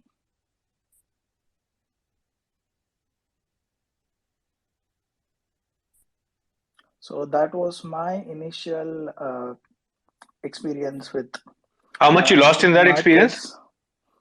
markets. It was some 3,000 change. Right now, the amount is, of course, it would seem very little insignificant, but to a student, yeah, that is, I would say, a good amount. But the lesson that I learned was a good one. And then after that, when I could open my own account and start trading, the number of mistakes that I made, like anyone else, are too many. It would, it. I mean, there isn't a single mistake that I did not make. I can say, of course, except for averaging down, I made every mistake that I could. Jump into a trade without knowing what exactly I'm doing, and buying cheap options, expecting them to go 4 times or 5 times, and buying shares of companies without even looking at the chart just because they were moving up. Yeah, I did a lot of things, a lot of mistakes that a trader can possibly do. Yeah. So I'll conclude the interaction here. Thank you so much to Vanshika. You are like a constant pillar who comes as a speaker and listens so intently. You listen for like what 3.5 hours. Are you even there, Vanshika? And thank you so much to Vikas, who is like a co-host to me all the time in all my spaces now. And yeah, Vanchika woke up from afternoon siesta, and thank you so much for to Kshitij to have such a great patience to wait for your turn and so many useful insights. And Neha and Gurleen. Gurleen is also there in most of my spaces. Today she didn't get a chance to speak. You want to add anything, Gurleen? I think she has also slept after keeping a mobile on. No, So I thank you. haven't slept yet. I mean, I was somewhere outside. Yet, what do you mean? Like, is my voice like that? It makes everyone sleepy. You have not slept yet. No, no, no. It's not like that. But I was somewhere outside in the middle of something. That's why. Okay. So thank you everyone, each of you listener, and I value your time a lot. I try to give value. Your feedback is most welcome.